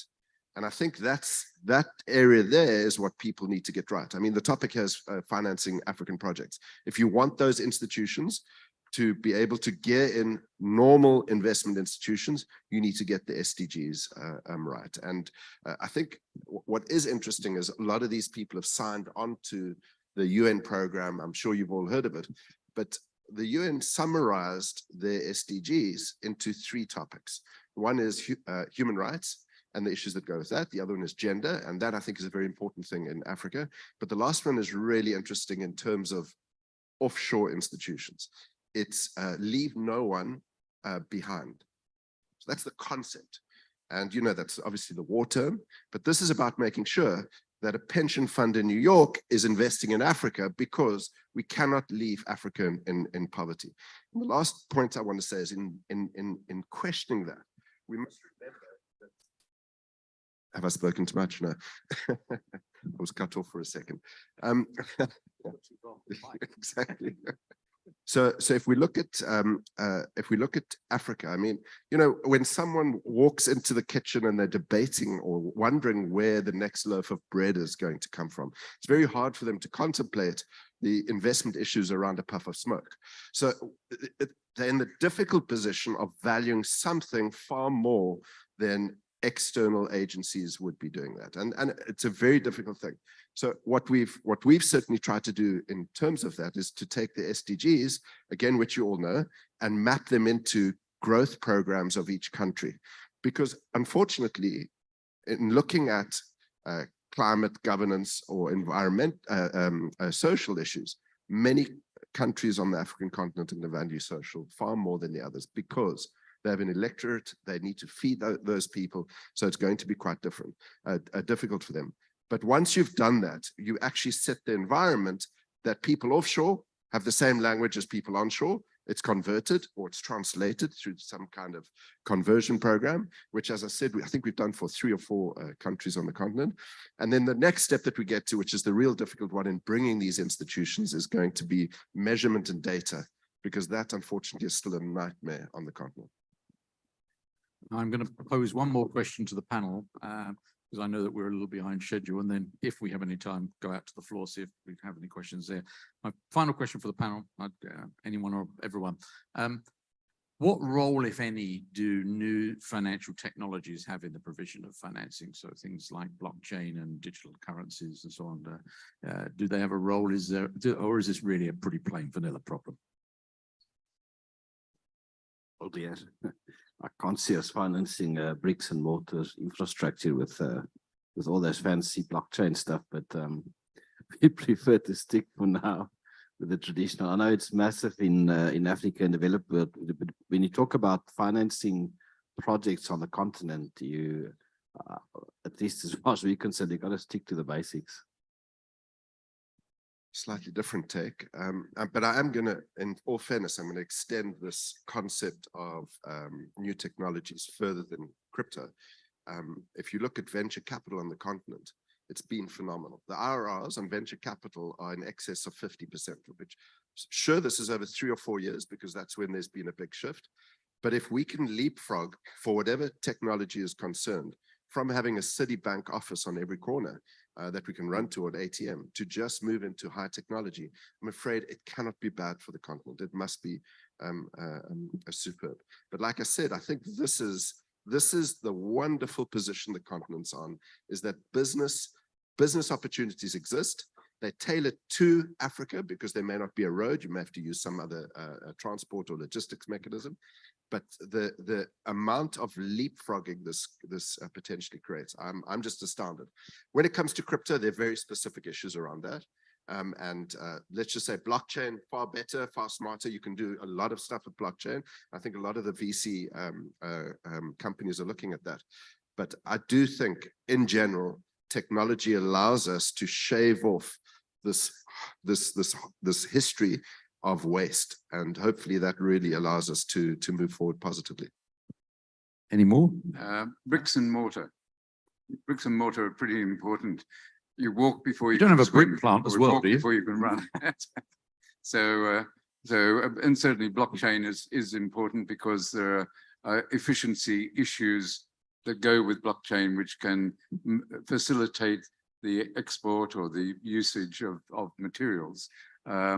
But I think you have to go back to fundamentals. I mean, Africa's at an earlier stage of development. It's still a developing area. And you have to look at solid things, either in the banking industry, you have to see something which is real.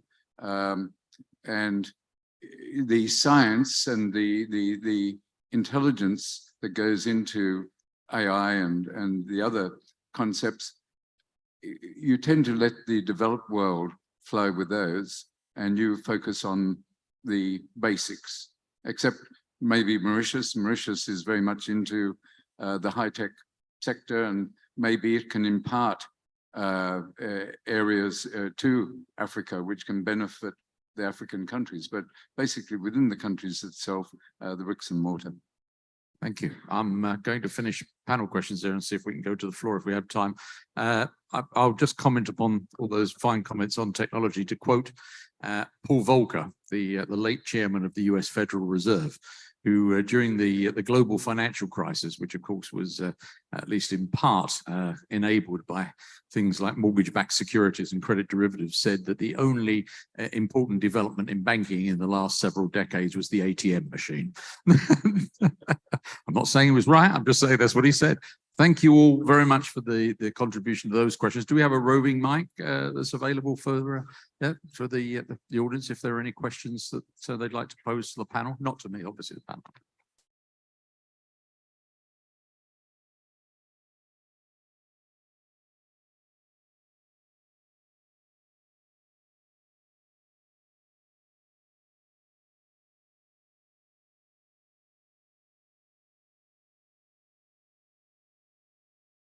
Hello. Hello, panelists. Thank you so much for this interesting discussion.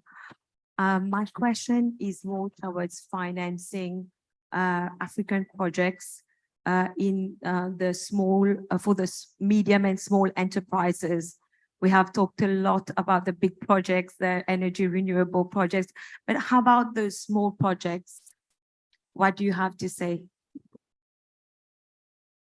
I can maybe try to answer. When it comes to finance in the renewable space specifically, you will find most investment banks and commercial banks actually have offerings specifically tailor-made to the small business, because the change is really, if you look at the bigger businesses enter into utility scale projects as basically off-takers. Most of the smaller businesses build their PV installation on site, on the roof, and that's how, and make sure that actually assists them with, times when there's outages. But I think if you go and dig a little, you'll find that most of the commercial banks, including ABSA, we actually have tailor-made offers, products specifically for small and medium-sized businesses. Just to add, the amazing thing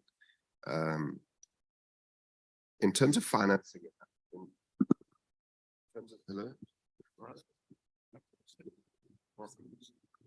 so I guess in terms of financing in Africa, the best medium of capital dissemination is unlisted. So it doesn't work incredibly well through stock markets. And then there's obviously the banking system, but there are unlisted asset manager mandates that actually circumvent all of that, and they do disintermediate, but they allow people to get the capital they need. And there are lots of these asset managers that are being developed around Africa, so there's access.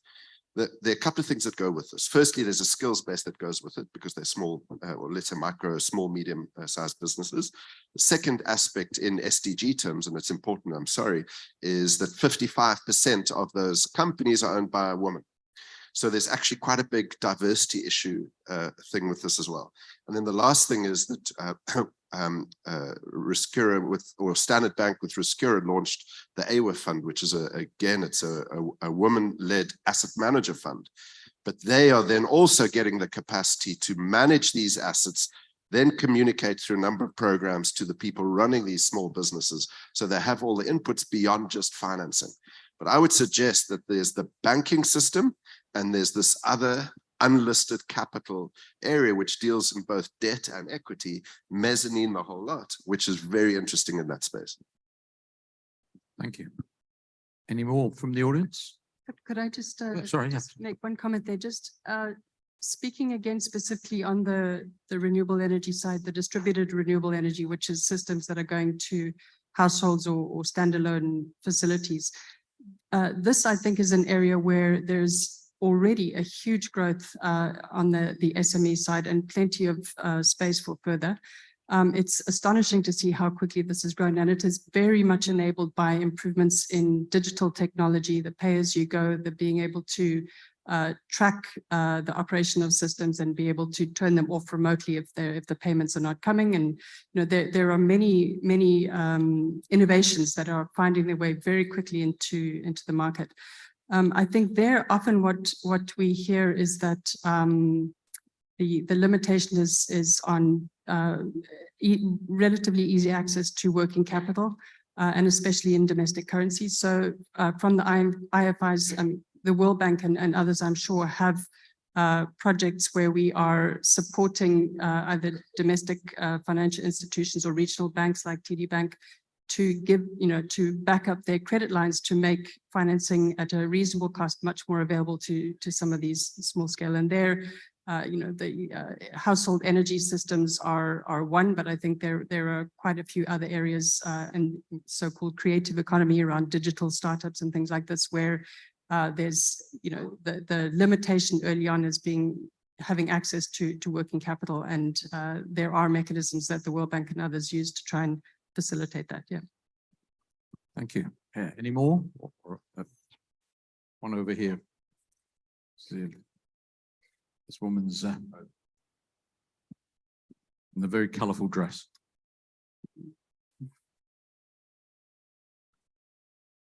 Thank you. I'm Rosine from Togo.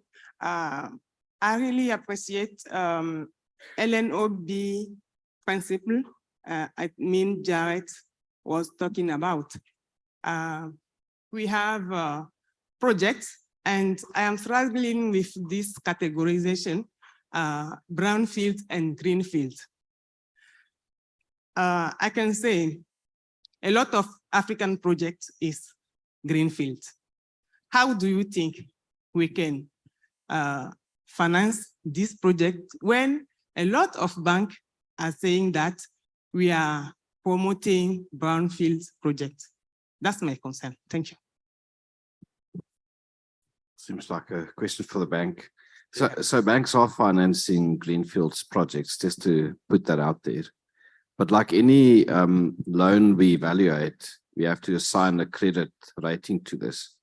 So it's always going to be easier to finance an extension to an existing project, which is brownfields, because there's a bit of track record, and we know that the promoters can actually execute. But that does not mean we don't do greenfields. So first we have to look at the normal credit criteria. We got to look at the sector that you're doing business, the country, the risks, and based on that assessment, then we can sort of look to see what we can actually do or what we can't do. The sector plays a big role. I know a colleague there is in the mining sector. To finance a greenfields mine is infinitely more difficult than financing a wind farm, because you don't sit with long-term contracted cash flows. But happy to chat to you afterwards to see exactly what the deal is. It's difficult to answer without knowing the sector and the details. But I think the bottom line is the banks, the DFIs, the equity providers, we do look at greenfields. I might just make a comment, and I have to apologize because I think I own part of the bank, but you need to be smart. Good thing to apologize for. Yeah, I agree. Well, it's making some of the best profits in Mauritius at the moment. You need to be smart. And this is where partnerships come in, because I can understand where you come from, because I've been there, and you look around, banks don't want to know you. Partnerships are good. You bring in partners who can contribute something to it. It's a matter of moving greenfields into brownfields, and any greenfield project, which is a potentially successful project, it certainly has the potential to move into a brownfields. It's just a matter of how you do it, who you deal with, bring in partners, develop. Don't go to banks. Banks are about the worst. They won't give you money. But then there's the stock exchange. If you want to go in and you've got something interesting, you look up companies on the stock exchange which may be doing similar things, you sell into them, or you develop, you IPO it on the stock exchange, because we haven't really discussed, but there's a huge amount of funds available on the stock exchange. I was looking the other day, I think there's 180 Australian publicly listed companies with operations in Africa. And over the last 5 or 6 years, they've put in $40 billion, mainly in the mining industry, but in phosphate and fertilizers, a number of different things. So it's a matter of looking at the potentialities of that and looking at other means of developing from a greenfields to a brownfields. But I appreciate the question. I think we're going to have to call it time there. We've run out of time. Thank you, panelists, all of you very much for your contribution. And I think that we'd probably like to show our appreciation. I certainly would, for your assistance. Thank you.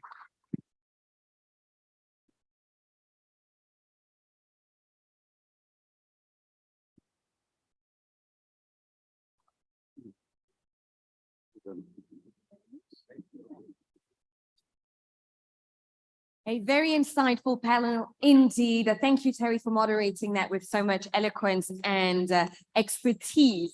We will now have a 10-minute tea break, and we'll be back just at 4 o'clock on the dot, actually. Now, just as a heads up, we will be finishing the program 30 minutes later than originally planned. We do hope that is okay with you. We'll be finishing up at 5 o'clock today. Thank you very much.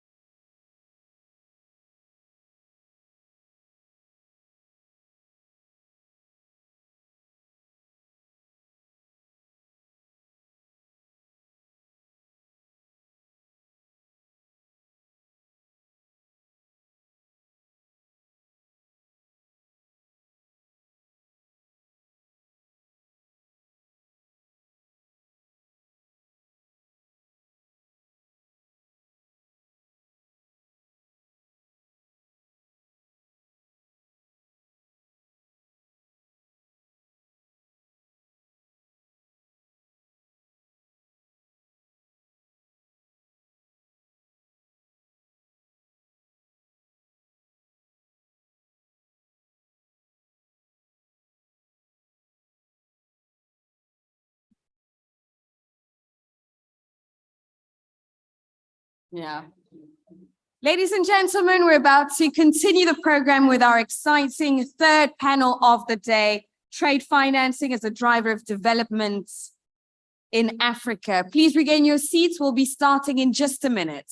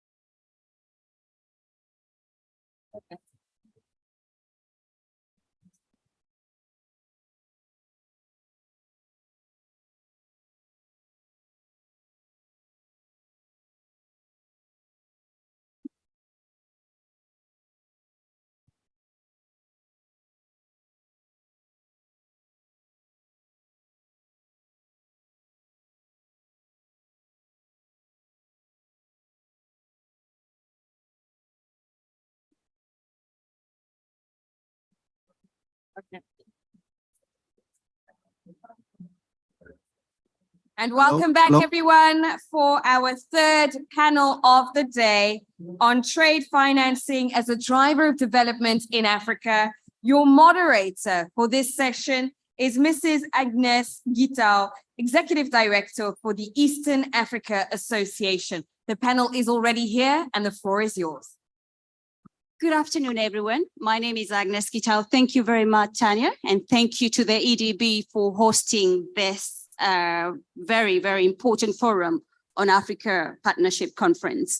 I know we have a very difficult task of making sure that you're all alert and you're all listening to us. Please give us just about an hour. We're just gonna have an opportunity to discuss ideas and look at ways trade finance can unlock the great opportunity under the Africa Free Trade Agreement.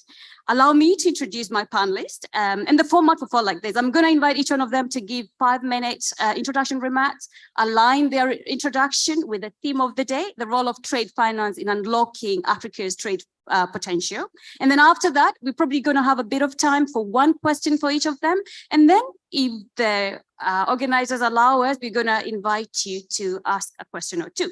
So allow me to introduce Mr. Tahiru Sanogo. He was here earlier. He's the CEO of Foods & Co. and president of the Association of Cashew Nuts Manufacturers in Cote d'Ivoire.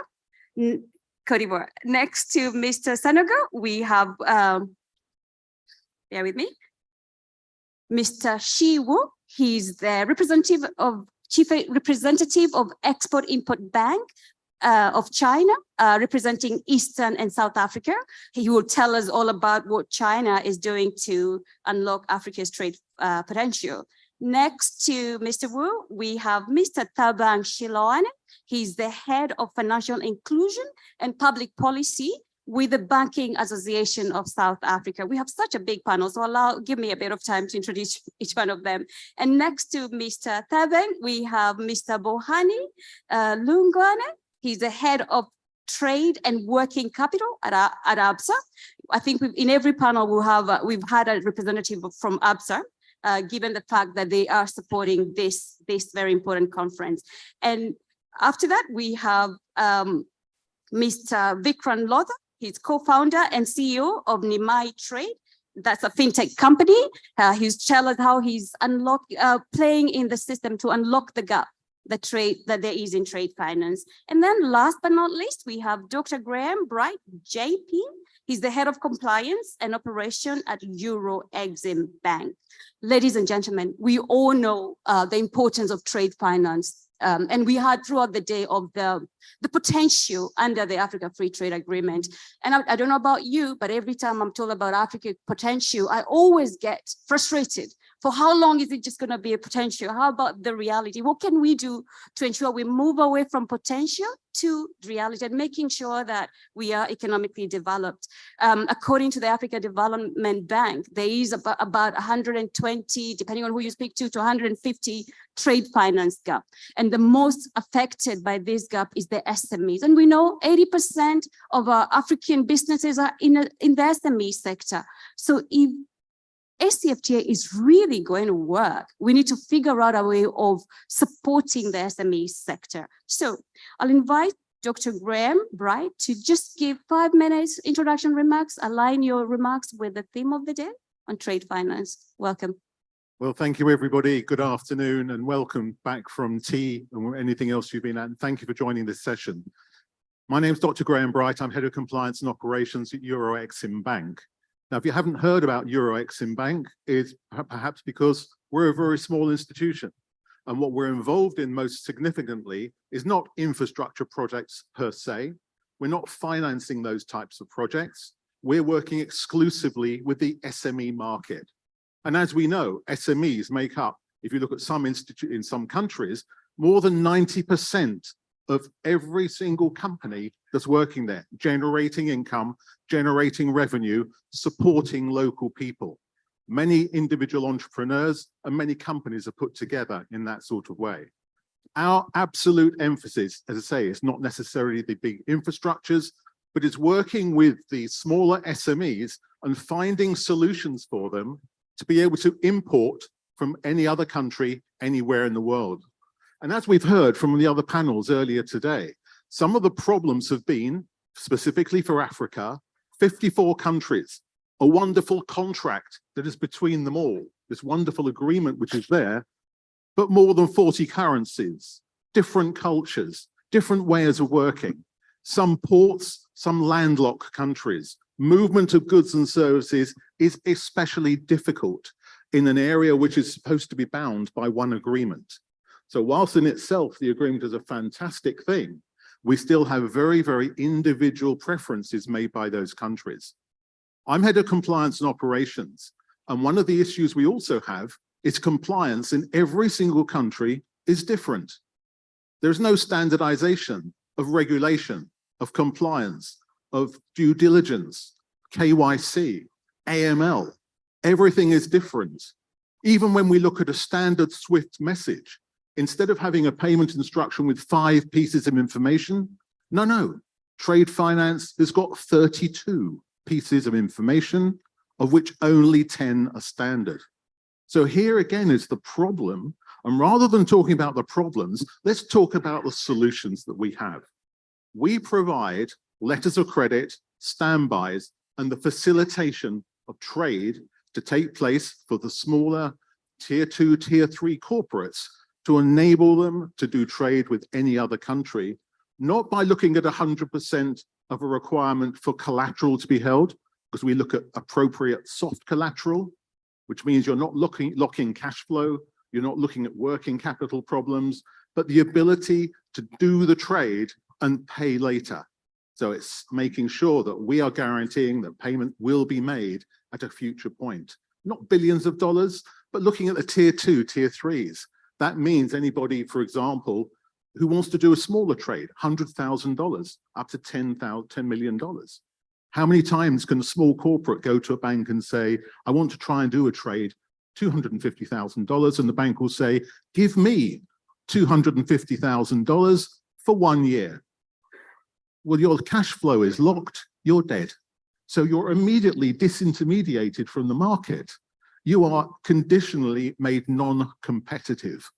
And that's a terrible thing, because we know that there are institutions, great companies, great product, great services that you want to make sure you can spread across the whole of the African nation. And by doing that, and by using the way that we have our network of people around in over 40 countries in Africa, and we have over 10,000 people, agents and partners in the region, able to support those small businesses, introduce the business, and make sure that we can provide the right financing solutions for them for the longer term. That also means, I was going to say that I went to a conference and someone said, give me $1 for every time someone says blockchain, right? He left a very, very, very wealthy man. All we do with blockchain is use it as an enabler for business. It's a fantastic enabler. It's more of a bank advantage than for anybody else. Let's leave it at that.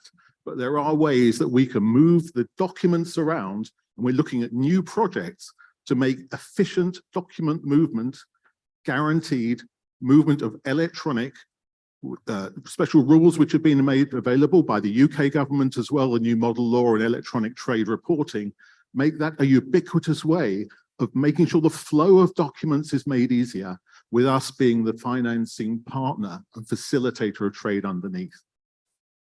Thank you. Thank you very much, Graham. I like when you say you reach the smaller businesses, but then you say from 100,000.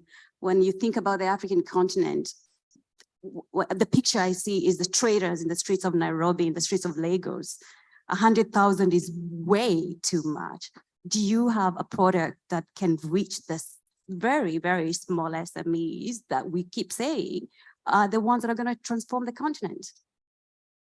I don't want to hog the whole of the panel because you can see my august colleagues here. There are many of them all willing to speak with you.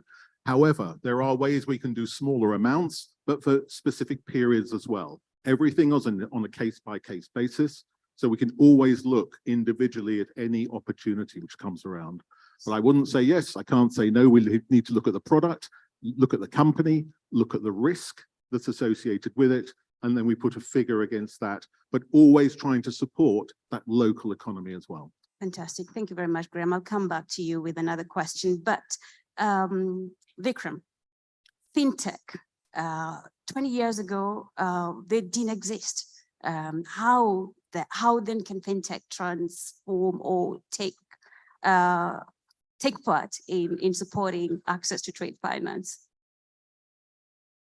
Good evening, everyone, and thanks to EDB for having us here. I'm Vikram Luther, 360TF, CEO of 360TF. Fintech has become a fancy word. Let me start with that, and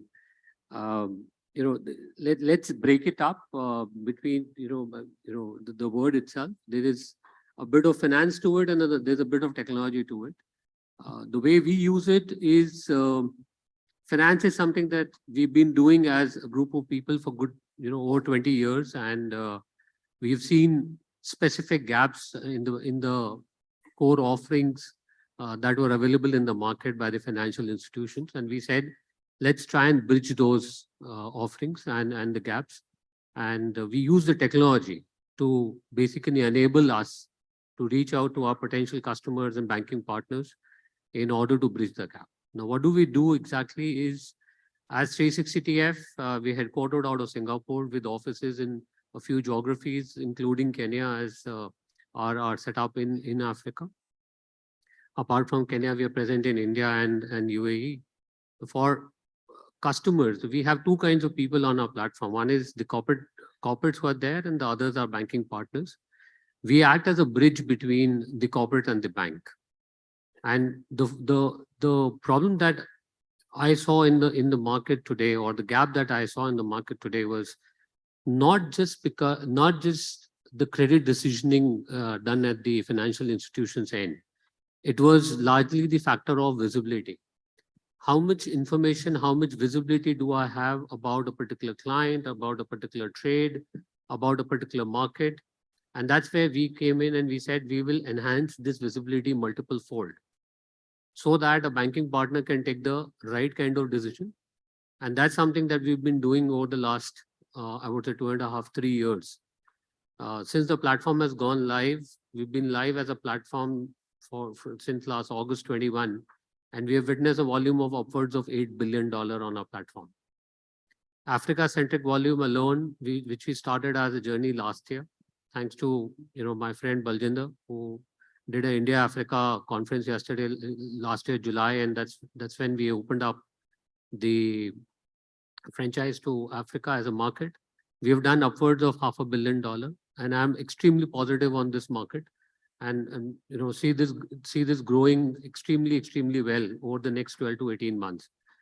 What we do is we support the corporate right from getting a bank account open to even a project funding today. While some of it is offline, but the larger part, that is the trade financing bit, is all completely digital, wherein the corporate on one end is able to place a transaction and the bank on the other end is able to consume the transaction across the world. So we have witnessed transactions from 84 countries on the platform and customers from 35 different countries. A larger part of it is from Africa as a continent. Our endeavor to develop trade finance in Africa is bring in extensive visibility of the trades that are happening in the region to the entire world, so that the awareness increases and they're able to take more informed decisions. Thank you. Thank you very much, Vikram. I'll give you an example. We did a study with ECA where we looked at the penetration of trade finance among cross-border traders in Kenya and Nigeria. We realized some of these informal sector traders don't even have a smartphone, but they use WhatsApp to transact. But also, most importantly, what they did when most of them are already excluded from the banking system. What they do, they go through a middleman where they can borrow trade finance short-term credit on their behalf so that they can be able to move goods from point A to B. But I just wondered, most of us use WhatsApp to communicate for social communication, right? But these SMEs are finding innovative ways to try and address some of the barriers, and my question to you, Vikram, I guess, is innovation. Do we have innovative products that can support these informal sector traders? Absolutely, Agnes, absolutely. In fact, to take a cue from what you said, when I started traveling we started with East Africa, and when I started traveling to Kenya, I realized the kind of penetration M-Pesa has in that market is phenomenal. And that's what triggered us to come up with a mobile app. Because at the end of the day, and we deliberated hard and long, a mobile app for trade financing. But you'll be, I'm kind of happy to say we went live with our mobile app on 19th of this month, and we are already having 1,000+ downloads, which is something that we did not expect at all, right? So that's unprecedented. I see that as enabling the reach further in order to reach out to the potential buyers, sellers, and the financing partners. Fantastic. Thank you very much, Vikram. ABSA has been in the market, in the African market for 100 years. Yet, Bohani, there is a trade finance gap of 120. What are you guys doing? Where are you putting your money? Thank you. Thank you very much. Good afternoon. I was thinking that I should start with a joke. You're allowed to. But a friend of mine told me that people don't expect jokes from bankers. So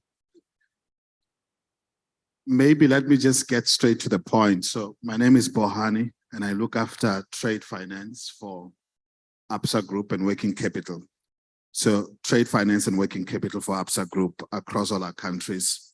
We provide trade finance and working capital solutions for all kinds of customers. We are a Pan-African bank that connects Africa with the rest of the world, but also drives Intra-Africa Trade.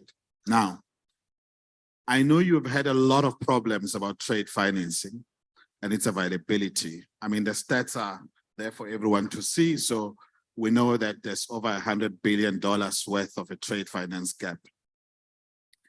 But I don't want to talk about problems today. So I want to give you a few numbers. One is our business which is the trade finance business in the SME space, in the business banking space, it's up 30% year on year. And I was looking at the numbers of the multiple other banks that are in our space. Those banks are also up double digit, right? So the reality is, whilst yes, the gap persists, there are actually banks like us who every day, I mean, I can tell you this, I know, you guys have been talking about the trade financing gap. So you can imagine in my job, that's all I think about, right? So probably don't even sleep about it. Because a trade finance gap, it's not just a trade finance gap, right? It means that there's a lot of opportunities that can be financed. There's a lot of people's dreams that can be met. There's a lot of unemployment issues that can be solved, growth issues that can be solved. So it's not just a trade finance gap. So I suppose the question is, what are the practical things that can be done and that are happening to answer your question about this trade financing gap? Now, I've been in trade finance for over 20 years, right, in this space. First thing is partnerships between banks, development finance institutions, ACAs, Fintechs, and all kinds of other organizations. Now, we need to accept that commercial banks will not solve this issue alone. And there's a number of reasons why that's not gonna happen. The first of it's that, this thing called KYC that many people know, which is due diligence. And, if you're looking at an SME, and you're asking for financial statements, you're asking for a track record, you're asking for balance sheet, you won't find a number of these things. But it doesn't mean they are not running very good business. So as ABSA Group, I can tell you today, we are in partnerships with a lot of DFIs, and some of them have been mentioned here, the AFDB, BII, IFC, Afreximbank, and many others, to ensure that we can actually extend and go beyond our own balance sheet capacity in solutioning the SME space. So there is a number of things that are happening there. I could the whole day about them. The second issue that I think it's important is simplifying the solutions. I always find that it's easier to talk about trade finance gap and all of that, right? I can tell you where the solution lies in our experience. The solution lies in monetizing the supply chain. So the receivables, because when I look at receivables, I can look at it post-performance, right? To use bankers' language. So after somebody has delivered something or has performed. So receivables financing, supply chain finance, selective receivables finance, we're seeing a lot of growth in here. And if you are sitting here and you are saying, I can't access any trade finance, from my bank, maybe the conversation you need to have is, who do you apply to, right? Who are your buyers? Who are your customers? Where are they in the world? How long have you been supplying them for? What are the standards that you are adhering to? These are the kinds of questions that we ask in order to arrive at providing you finance without balance. So that's very possible. And that's the fastest growing part of financing in trade finance. The third issue that I want to end up with is trade digitization. Now, let me simplify it, because you see, it's not just about blockchain for blockchain's sake. This is about helping us as players in trade, in the trade ecosystem, access data faster, build resilience within supply chains themselves, speed and accelerating financing decisions. And these are all of the things that, digitization helps us with. So I suppose the question that I have, or the challenge that I have for people out there, is what are you doing to digitize your business so that banks like us could actually start to have access to same data that we have and make decisions on financing without asking you for 3-year financial statements? Thank you very much. Bohani, thank you. I think you read the memo. You talked about partnership, and the theme of the conference is unity and partnership, right? Perhaps very briefly, can you tell me how this partnership, particularly between the banks and the DFIs, how that can work to de-risk the banks? And also, for me, most importantly, how then do the DFIs ensure that if they're lending you money to lend to SMEs, that actually that money goes to the SMEs? It's a great question. So, as I said, there are teams, and it's not just in our business, but I know in multiple banks whose obsession is trying to solve this problem, right? So what we do is the easiest thing. So, you'll hear things like syndication, risk distribution, and all of that, which we use to distribute risk to partners, DFIs in the main, and ECAs. But you'll also know that actually these partners find it easier to distribute risk to banks, right? Because banks are listed and you can check them out and everybody knows them. And it doesn't necessarily solve the problem that we have, because the last mile that we're trying to solve is the SME that is somewhere in Lusaka or somewhere in Accra getting access to financing. So whilst we use banks and we do a lot of risk distribution around that, I think the solutions we're looking for, and these are the kinds of discussions we're having and programs we're trying to put in place, it's what kind of data would I have to have as a bank to be comfortable to lend to an SME, but also to give comfort to a DFI that I'm lending to the right individual. Now, let me simplify this. There's a number of ways to look at this issue quickly.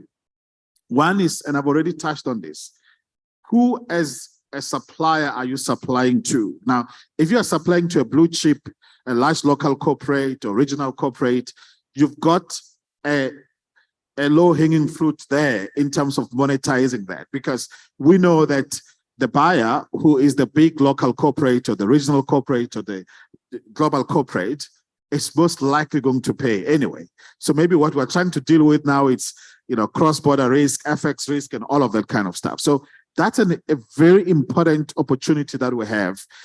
We also are looking at solutions that are focused on agriculture, that are focused on, and by the way, there's a lot of development in the continent on ensuring that, farmers are being supported, aggregators in the farming environment are being supported. So from Accra to Lusaka, to Luanda, and many other places. So I think the point is we need to get to a point, and there's a lot of, that's why digitization is very important, because digitization allows us to actually have one version of truth. I mean, that's the whole idea of blockchain, right? It's what you see and what I see should be the same thing, and we'll probably see it at the same time. I mean, without going into the details. So I do think that we've got great opportunity to accelerate. But remember what I said, you go and look at the banks of the financial statements of all the banks, you'll find a lot of growth in trade finance. So a lot more people are accessing trade finance. The gap is still there, but it's not Armageddon. Thank you. Thank you very much, Mohani. Tabang, you represent the Banking Association and you look after financial inclusion, right? I said earlier, a lot of our SMEs in the continent face actually three exclusion. They're digitally excluded, they're excluded from formal banking, but also from business banking. How is the South African Banking Association working to address this? Because this is where, as Bohani says, there is a business case and he's seen growth, 30% you say, right? How are the Banking Association working together to support around financial inclusion? Thank you. Thank you, Agnes, and good afternoon, everyone. I'm in charge of financial inclusion and public policy at the Banking Association of South Africa. We have 33 member bankers, or who are, among others, ABSA here, and some international banks and some smaller banks. What we tend to do is to talk on behalf of the banks and to try and influence the banks to see some of the gaps that we see where we are. As we interface with government, as we interface with the community, there are things that we pick up that the banks may not so much want to see, or may not see, or may just at some point ignore. But as an association, it is our job to bring it to them. One of the things that that's very clear is that the walls can never be high enough when the masses want to attack. And I always say it's always good to have everybody have something to lose, because there is nobody as important, or no, as dangerous as one that has nothing to lose. So financial inclusion is a form of insurance for those who have something to lose. When you have people getting to understand and that they are out of the economy, they start grumbling.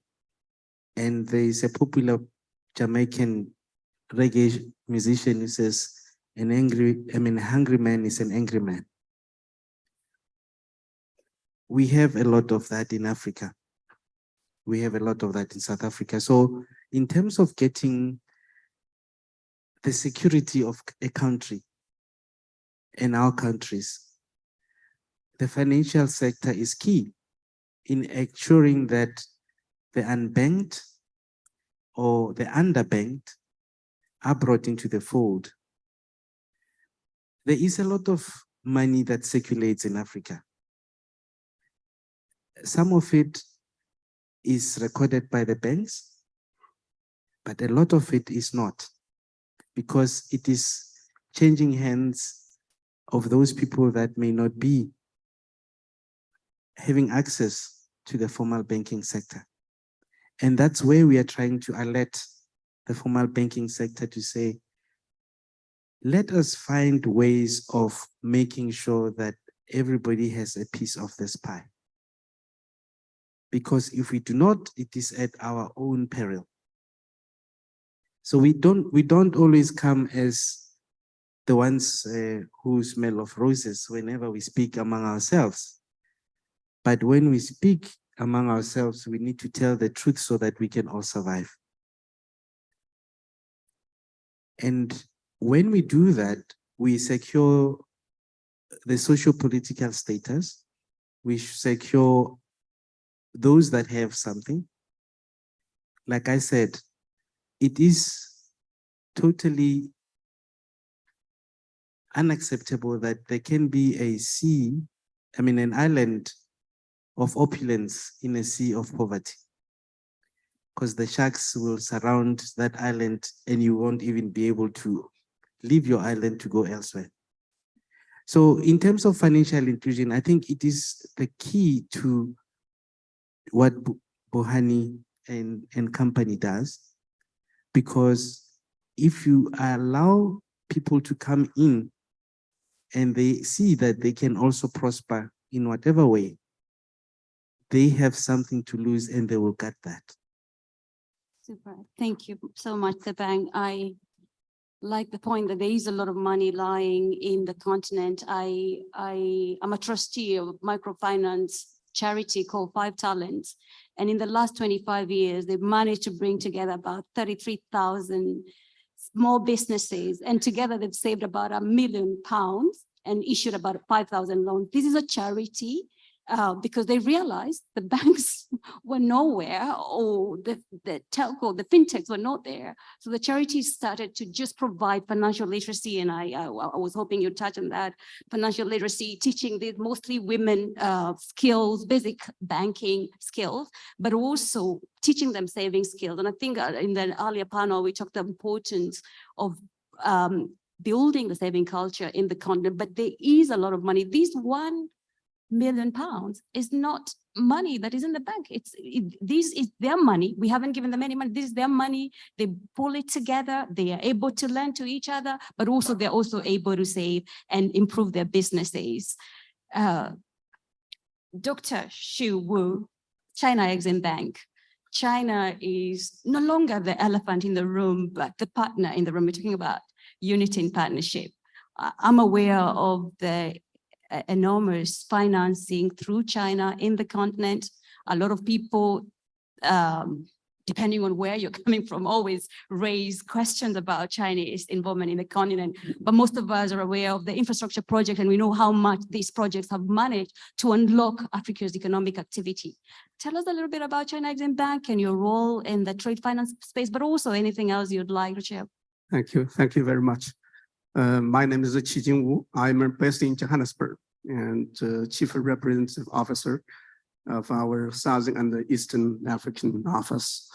And our office actually manages about 28 countries across from Egypt down south to South Africa.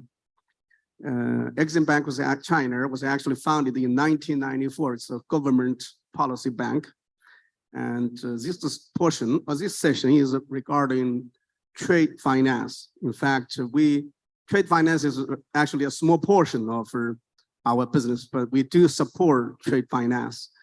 And so far as I remember that since the inception of China African Forum, and we have done at least now $5 billion trade finance for import goods from Africa. And in 2021, the end of 2021, another $10 billion quota for to support trade finance. And in the meantime, we are not a retailing bank. We do not carry on individual or retailing services to private. But anyway, our government has financial regulations that we have to support small, medium enterprises. And we usually do this through on-lending process to other financial institutions. Basically, we do the same in Africa. African Exim Bank, we are the largest shareholder outside Africa. And for example, last week in Samsai, Cairo, Egypt, we are signing loan agreement with African Financial Corporation, $300 million to support this good financial small SMEs. Besides this, we really focus a lot on large projects. These large projects are very critical to their national development, to industrializations. For example, in Egypt, the TEDA Group, and in Lagos, Nigeria, the LACE Industrial Park, in Zambia, almost anywhere, and down to Port Elizabeth, we have our industrial parks that we supported, and the industries that we supported are hugely helping African nations to industrialize and to upgrade their livelihood. And second, we work with African financial institutions as well, and many, I think, quite a number of institutions that are on stage today are actually our partners. And we try to help build not only the infrastructure, I mean the road, highways, but also the power grids that was mentioned in the former section. And so far as I know that in Angola, the power grid 400 kV, in Egypt, 500 kV, in Ethiopia to Kenya, 400 kV, and in Uganda, the 400 kVs were basically supported by our bank. And South Africa, the power grid needs to be upgraded actually because they are basically 132. I'm based there. There are load shedding quite serious. But anyway, the economy is still vibrant, very good. I do not say much. Okay, thank you very much. I have a question for you. You mentioned you're one of the largest shareholders for Afrexim Bank. That's right. And all of us involved in the Africa Free Trade Agreement know the role that Afrexim Bank has played in really changing the narrative, but championing the Africa Free Trade Agreement, but also most importantly, really talking about the importance of SMEs in the Africa Free Trade Agreement. Perhaps my question is, are there other Africa financial institutions you're supporting? I think you mentioned, you talked about AFC, AFC that Right, works a lot. A number of national banks, sir, in different countries were actually our clients or correspondent banks. So we work very well. AfriExim, I have attended the shareholder meetings twice, last year and this year in Ghana, last year in Cairo. I feel AfriExim Bank is performing very well.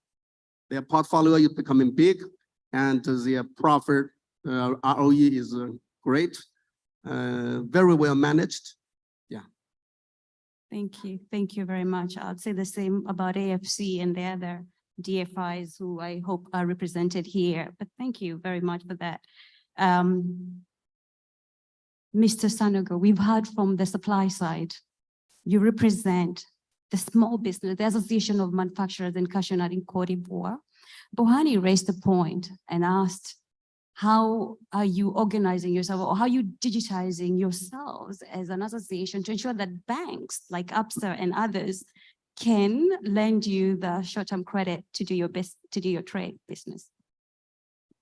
Okay, so it's important to, I think, have a clear mapping of this agro industry in our countries, okay? So to understand what is happening and what could be the outlooks. So to start, it's important to know that for a small average size of plant facility, transformation facility, let's say around 15,000 tons per year. So roughly average size. Okay, this type of plant will use 600 workers. Very important in the area, and very important also to know. Everything is important, as you can see. Very important also to know that these facilities are installed in countryside, almost generally near the production area. So it impacts directly the population, the non-urban population, okay, villages and so on. So imagine 600 people working directly every month, sharing around in dollars $100,000 per month every month for a salary, and also giving for the payment of the raw material taken from the farmers, roughly $800,000 per month around. So it's very important to say it's key to have these figures in head to understand what's the importance of such a module in the economy, the local economy. So then the true mapping I started speaking of is that you have the farmers.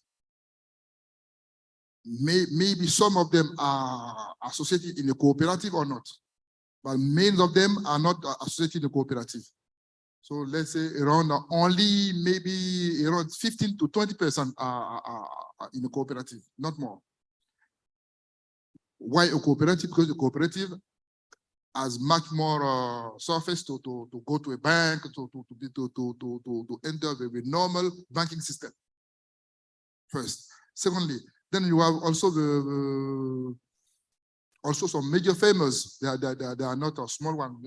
Farmers, we have more than 100 hectares. This also exists. Sometimes they are not true farmers. There are some urban farmers coming to agriculture. You also have transformers. Transformers, I mean true transformers. Transformers are less than 5,000 tons per year, are not viable. They are not viable. They won't work for more than two years. Why? Because of economically, it's not viable. That's the point. Then you have the average ones, more than 10,000. Then we call the small one, the smaller one, SMEs or lower. Then you have the traders and the major players. I mean, the international groups like Olam, Dorado, and so on, who are sometimes in one facility more than 150 tons per year of raw material. This is the landscape of this agro industry. So it's easy to understand that the true farmers are totally excluded of the normal banking system. So they are the weakest one, very weak. They cannot have they cannot provide any collaterals to have a loan, and so they are totally excluded. And you also have the SMEs, so the small transformers who are also, I say, almost excluded because they cannot give the collateral required. So this is to explain that the transformers, a certain size of transformers, have tried to then provide all the difficulties that have been exposed to with this lack of financing. They have been exposed to a lot of issues. A figure around 30% of them closed their business because they were running maximum 2 or 4 months per year, and then waiting for some more funds to go ahead, so that they could not. So this is the reason why we try to foster to reinforce our association, so to have more power, to get more organized and so on. Even this said to be good transformers, we have a minimum of 10,000 capacity, 10,000 tons of ASEAN per year capacity. They have provided also the past. They have got a lot of troubles, a lot of problems, financial problems in the sector. So the perception is not good. And this was also linked to the fact that this was not the fault of the transformers, but the bankers. Why? Because they did not have the expertise, they didn't have the information to know what can be funded or not. So they were funding some operation, and then these bad operations spoil the name of everyone. Then now it's difficult to have any funding, any financing from them. Until a couple of years ago, the government then I've been obliged to get involved, so that it became a national problem. So we are, for instance, in our country, we are the first producer of ASEAN in the world, but we were transforming not more than 10%. So with all the restriction of the economy happening, everyone understood that it was paramount importance to try to fix the issue. Thank you very much, Senator. I'm being told by Tanya I only got 5 minutes, but I just really wanted to give the floor a question or two, Eva, Ken, Tanya, just to try and make sure that we bring everybody on board. May I have some roaming microphone?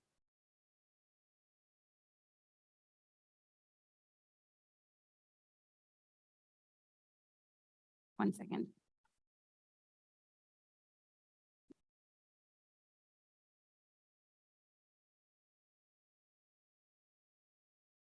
Thank you.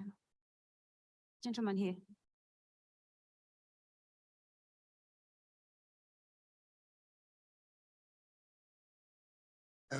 Banks, the countries in Africa are showing leadership in uniting and working together to resolve the problems of Africa. What are people in the banking world and trade finance world doing to work together to be doing their part in this, in what's necessary? That's for you, Bohani. Yeah, I can take that. In fact, Thank you very much. I'm looking at Michelle there, who works, who's from Global Police House, but does a lot of work with the AfCFTA. I think the answer to that is we're actually there's a number of engagements that we're having, even with the Secretariat, around simply what it is that we can do beyond that which we're doing as individual banks to take advantage and to enable the AfCFTA. So there's a lot of conversations that are happening now, and I'm speaking ahead, but we were hoping to actually launch something in Zambia, which was supposed to be in November, but I understand it's been moved to next year, where it is really about key focus on SME financing and what we're doing amongst ourselves. And I think that in particular, if businesses are part of the intra-Africa trade flows, I've always held the view that we should be able to provide favorable terms. As it is now, as a bank, we're able to do so if both supplier and buyer are banking with us, let's say between South Africa and Zambia, right? Because then we know that our Zambian entity banks the supplier, we bank the buyer, and we understand the flow itself. And therefore we can actually monetize the receivables in favor of the supplier much quicker, enabling them to get better credit terms. That is the buyer from the supplier. So that those value chains do exist in terms of intra APSA kind of trade financing solutions, and that includes some other banks that are also part of that value chain. I was looking at the fact that we already as APSA do up to 20 billion rands worth of intra-Africa trade financing, right? That is where we're supporting trade flows between two African entities. But I think your question is valid. I think it's lower, but I myself, and Michelle has her hand up, but I myself have been engaging the AfCFTA at various levels to try and ensure that banks are part of the solution. It's not a short-term issue. I think it's a long-term issue, because one of the key challenges we're dealing with is standards, right? So when you talk about digitization, you come to the issue of standards that you've spoken about in terms of what the UK is now passed in terms of law, to say that when we talk about electronic bills of lading, can I actually technically send electronic bills of send, because you update on the blockchain, to let's say I'm exporting mangoes to Zambia? Can they actually accept the digital EBL or the EBL in the same way that they would have accepted the physical electronic bill of lading? Thank you very much, Bohan. May I take another question? Just one more. Just keep it to a question if you may, just to save time. Hello. I just want to, yeah, okay.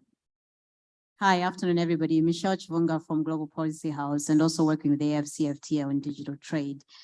Just my quick question and also comment to support what Bohani was saying is, do you guys think there's opportunities for digital assets to play a bigger part in terms of supporting access to capital? And then just to add to what Bohani was saying, there certainly is quite a lot of work that's happening with AfCFTA and the banks to actually establish, measures and ways to support SMEs and entrepreneurs in Africa, because Africa is made up of 80% of small, medium enterprises. So if we don't support them, we're missing the trick a bit.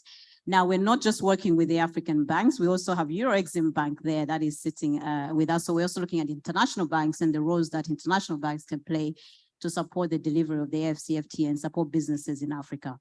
Thank you. Michelle, I think what we need to start is change the narrative. It's not to support the SMEs, but take advantage of that business opportunity. That's fantastic. May I take one more? Yeah. So hi, this is Sanjeev Kumar. And my question is that what banking association is doing for the development of skills actually? You can easily come back to us when we do projects in Africa that, okay, 70 to 80% of the manpower or the skills should be from Africa. Great, we appreciate that. But at the same time, when we go back to Africa and to try to find out the skill sets with the associations, with institutes, it's really challenging. And secondly, the geographical barrier also. When we go to one country from another country, it is very difficult to bring the resources. And this is the current situation we are facing in Africa. Can the banking association basically help us around to set up a kind of a skill set centers, training centers, so that we can bring the people up to the skills and then deploy those in the projects basically? Super, thank you very much. Thank you. Taban. I can speak for South Africa. Yes. Short answer, yes. There is a program currently running in South Africa, which we are supporting, that it's upskilling young people that are already in the banking sector and some that are wanting to get into the banking sector, such that they are at the level where the local banks and any other person who wants to come, they can get that. So from a South African point of view, where my jurisdiction is, I can say yes. In terms of trying to also assist people in terms of getting people into South Africa to work, again, yes. It is something that I do in terms of the policy, public policy element of my work. Fantastic. Thank you very much. I'm going to invite the panelists. How about the renewable energy, basically? You said about banking, but what I mean is that banks can bring some level of, the capital to be invested or to be deployed for the development of the skill sets in green technology, clean technology or green energy. In terms of our work, we do have an ability to what you call lobby, and because banks do have a bit of weight in the economy, so when we do a bit of lobbying, we do get a hearing. It is all about us discussing and us having a plan, and we then are able to assist. But I can say, within South Africa at the moment, perhaps later on we can try and influence others. Yeah. From the Eastern African region, I represent the Eastern African Association, which is a membership organization of about 500 international businesses. And what we see, right, is the skill set. I understand in Mauritius, you have the African Leadership Institute, training industry leaders, to training Africans to make them industry ready. But I know there's a lot of engagement from the private sector investing in skills. So put your money investing in the skills so that we can have the right workforce that is required as we encourage people and businesses to come into the continent. I'm going to invite my panelists to just summarize and give us just one point to take home. We've had a lot of conversation today, and I just really wanted us just one thing that you tell our audience in terms of regulation, access to trade finance, but also ambition and taking risks to tap into this opportunity that trade finance and the Africa trade and environment plays. I'll quickly kick off. 6 years ago, we had 3 people in our bank. Today, we have coverage in 40 African countries, 10,000 people, agents and partners. So that's massive growth, the ability of SMEs to be served in those markets. Just on one other point for education, I wouldn't say it's the bank's responsibility to teach people how to do financial services. I would like to advocate that every school in every country teaches young children from a very young age what money is all about, how to actually deal with a balance sheet, how to look at expenses, look at the value of money as well. And by doing that, we would have far more people understanding what trade finance is about, rather than depending on the professional institutions trying to have to explain concepts. And we even put videos out on YouTube. Look at me, Google it, Euro-Exim Bank, to explain how trade works. We shouldn't have to do this. If you're a business, you should know how trade works. So that's why my sort of plea to everybody there: get the schools to teach the people about financials, and that will also provide financial inclusion.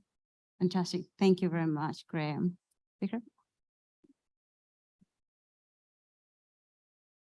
To add on to Graham's point, we just launched a 360 TF Academy for the young kids, and we had a first batch of students passing out on that side, precisely from that thought process: start young. And as it is, we are finding difficulty in hiring trade finance professionals. Okay. My take on Africa, the way I see this is next entire decade. I owe it to, and I completely bring it to Africa. We all see multiple things happening across the world with each country facing their own set of challenges. This is a land of growth. This is a land of I would say super scalability and umpteen opportunities. It is all up to the people who are looking at this opportunity to grab it with both hands. We've been expanding extremely well in this market. And the next, as I said, next 12 to 18 months, with the mobile app, with the extension on our teams locally in the market, I see overall trade facilitation of $1 billion plus in the market. So that's I think. I think we all know the numbers. Over 1.2 billion people in Africa, fastest growing population in the world, and a whole number of positive things that we all know about. The AfCFTA needs to move from a theoretical discussion to a very practical discussion, and I think it's all up to us here to challenge in the system. Because at the end of the day, people don't bank sentiment. It's about, if I move mangoes from South Africa to Malawi, how easy is it for me versus I'm moving mangoes from South Africa to the UK? That's the issue. And I think in the value chains, a lot of us have influence. Let's challenge the system. The benefits are all known. We all know how AfCFTA, how great it is. But a lot of us here are in positions of influence. How do we, on a daily basis, challenge some of these issues to ensure that business happens intra-Africa? It's not going to happen by itself. Thank you. Thank you, Bohani. Taban? Thank you. I was thinking that as a long-term achievable for Africa, we need to understand ourselves as a hand with 5 digits. And each one of the digits does not do the same work. A thumb does not do what the ring finger does. With that, I mean, if we as Africans understand the role that each of us can do, our value proposition, and then excel at that, with the aim that the hand succeeds and the hand fits the body. I think that's where we need to start moving, as opposed to a thumb competing with a pinky and a pinky competing with a ring finger. Thank you. Thank you very much. Regarding to the question about trade finance proposed by this gentleman, I want to answer that our bank has been working hard to build connectivity among countries and within China, actually among enterprises. We support e-commerce. And one of our branches in Zhejiang province, they have an e-platform to automatically evaluating small enterprises that will want a small portion of money to support, particularly those farmers who, for example, when the oranges are ripened and they put it on the internet and the sale is quick, this supports millions of rural families are getting rich. I think this is a very good experience actually from Grameen Bank from Bangladesh. We learned that when we were young and when we were at credit period. I think that all this, particularly ePay, for example, M-Pesa in Kenya is doing very well, and some e-payment in South Africa is doing well. I'm thinking that mobile money is coming up and very quick in African continent, and this will fully support the product exchanges and also personal exchanges and also the money flows or cash flows so that the poor people can have more access to financial resources. Thank you. Thank you very much. I'm always looking at China, and I understand in the 1980s, a lot of businesses were very small and informal.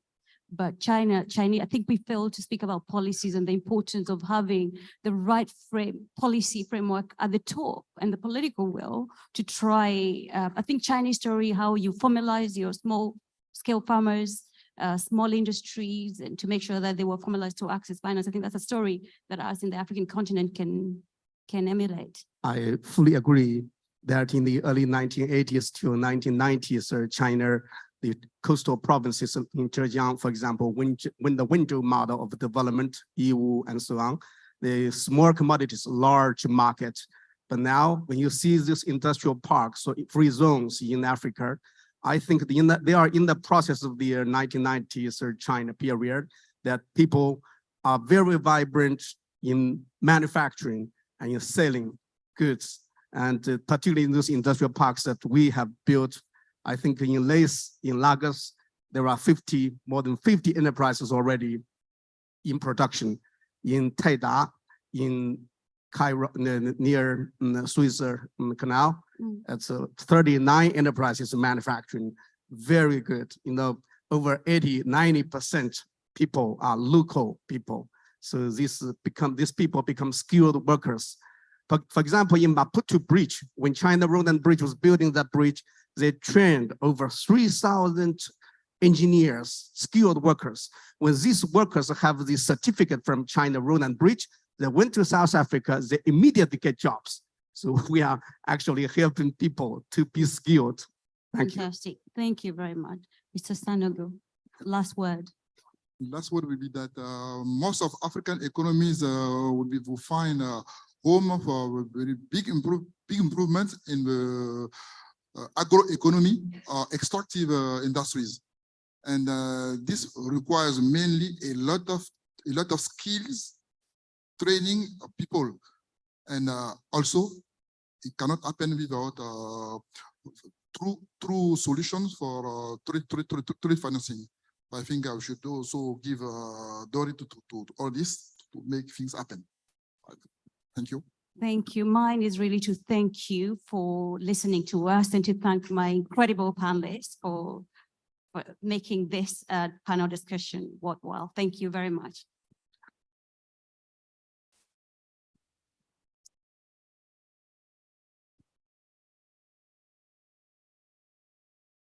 Thank you very much, Agnes, for moderating that conversation on the trade financing. This is how we wrap up the day for today. It has been indeed an insightful day, full of conversations, dialogues, but also real tangible examples of how we can move forward towards a sustainable and inclusive growth for the continent with unity in partnerships as a focus. I see that there is a family photo being taken at this moment. But while we're here, actually, I want to remind all of you that we are very active on social media. We'd love to engage with you. You can find all of these conversations on X, the new Twitter, using the hashtag ACP Mauritius. APC Mauritius 2023. And of course, we will make sure to engage back with you. Now, going into the rest of the program, tomorrow, we will be starting at 9 a.m. Now, you would have noticed that on your way here, there was a little bit of congestion and traffic. So we do ask all participants to make sure that you leave on time from your respective hotels to make sure that you can come here and not miss a single moment of the conversations. Now, for the rest of the program for this evening, some of you will have been invited to the invitation-only gala and cultural events. The transportation to the gala will be taking place directly from here as of now, as it is a little bit of a distance from here. So we invite all participants to leave directly from here. For the speakers and IPA, transport has been arranged and you can ask any member of protocol or the EDB team to direct you. And for the rest of us, you will find transportation leaving from the reception here at the Intercontinental. That's it from me, and this is how we wrap up day one of the Africa Partnership Conference. Thank you to all of you for your attention and engagement.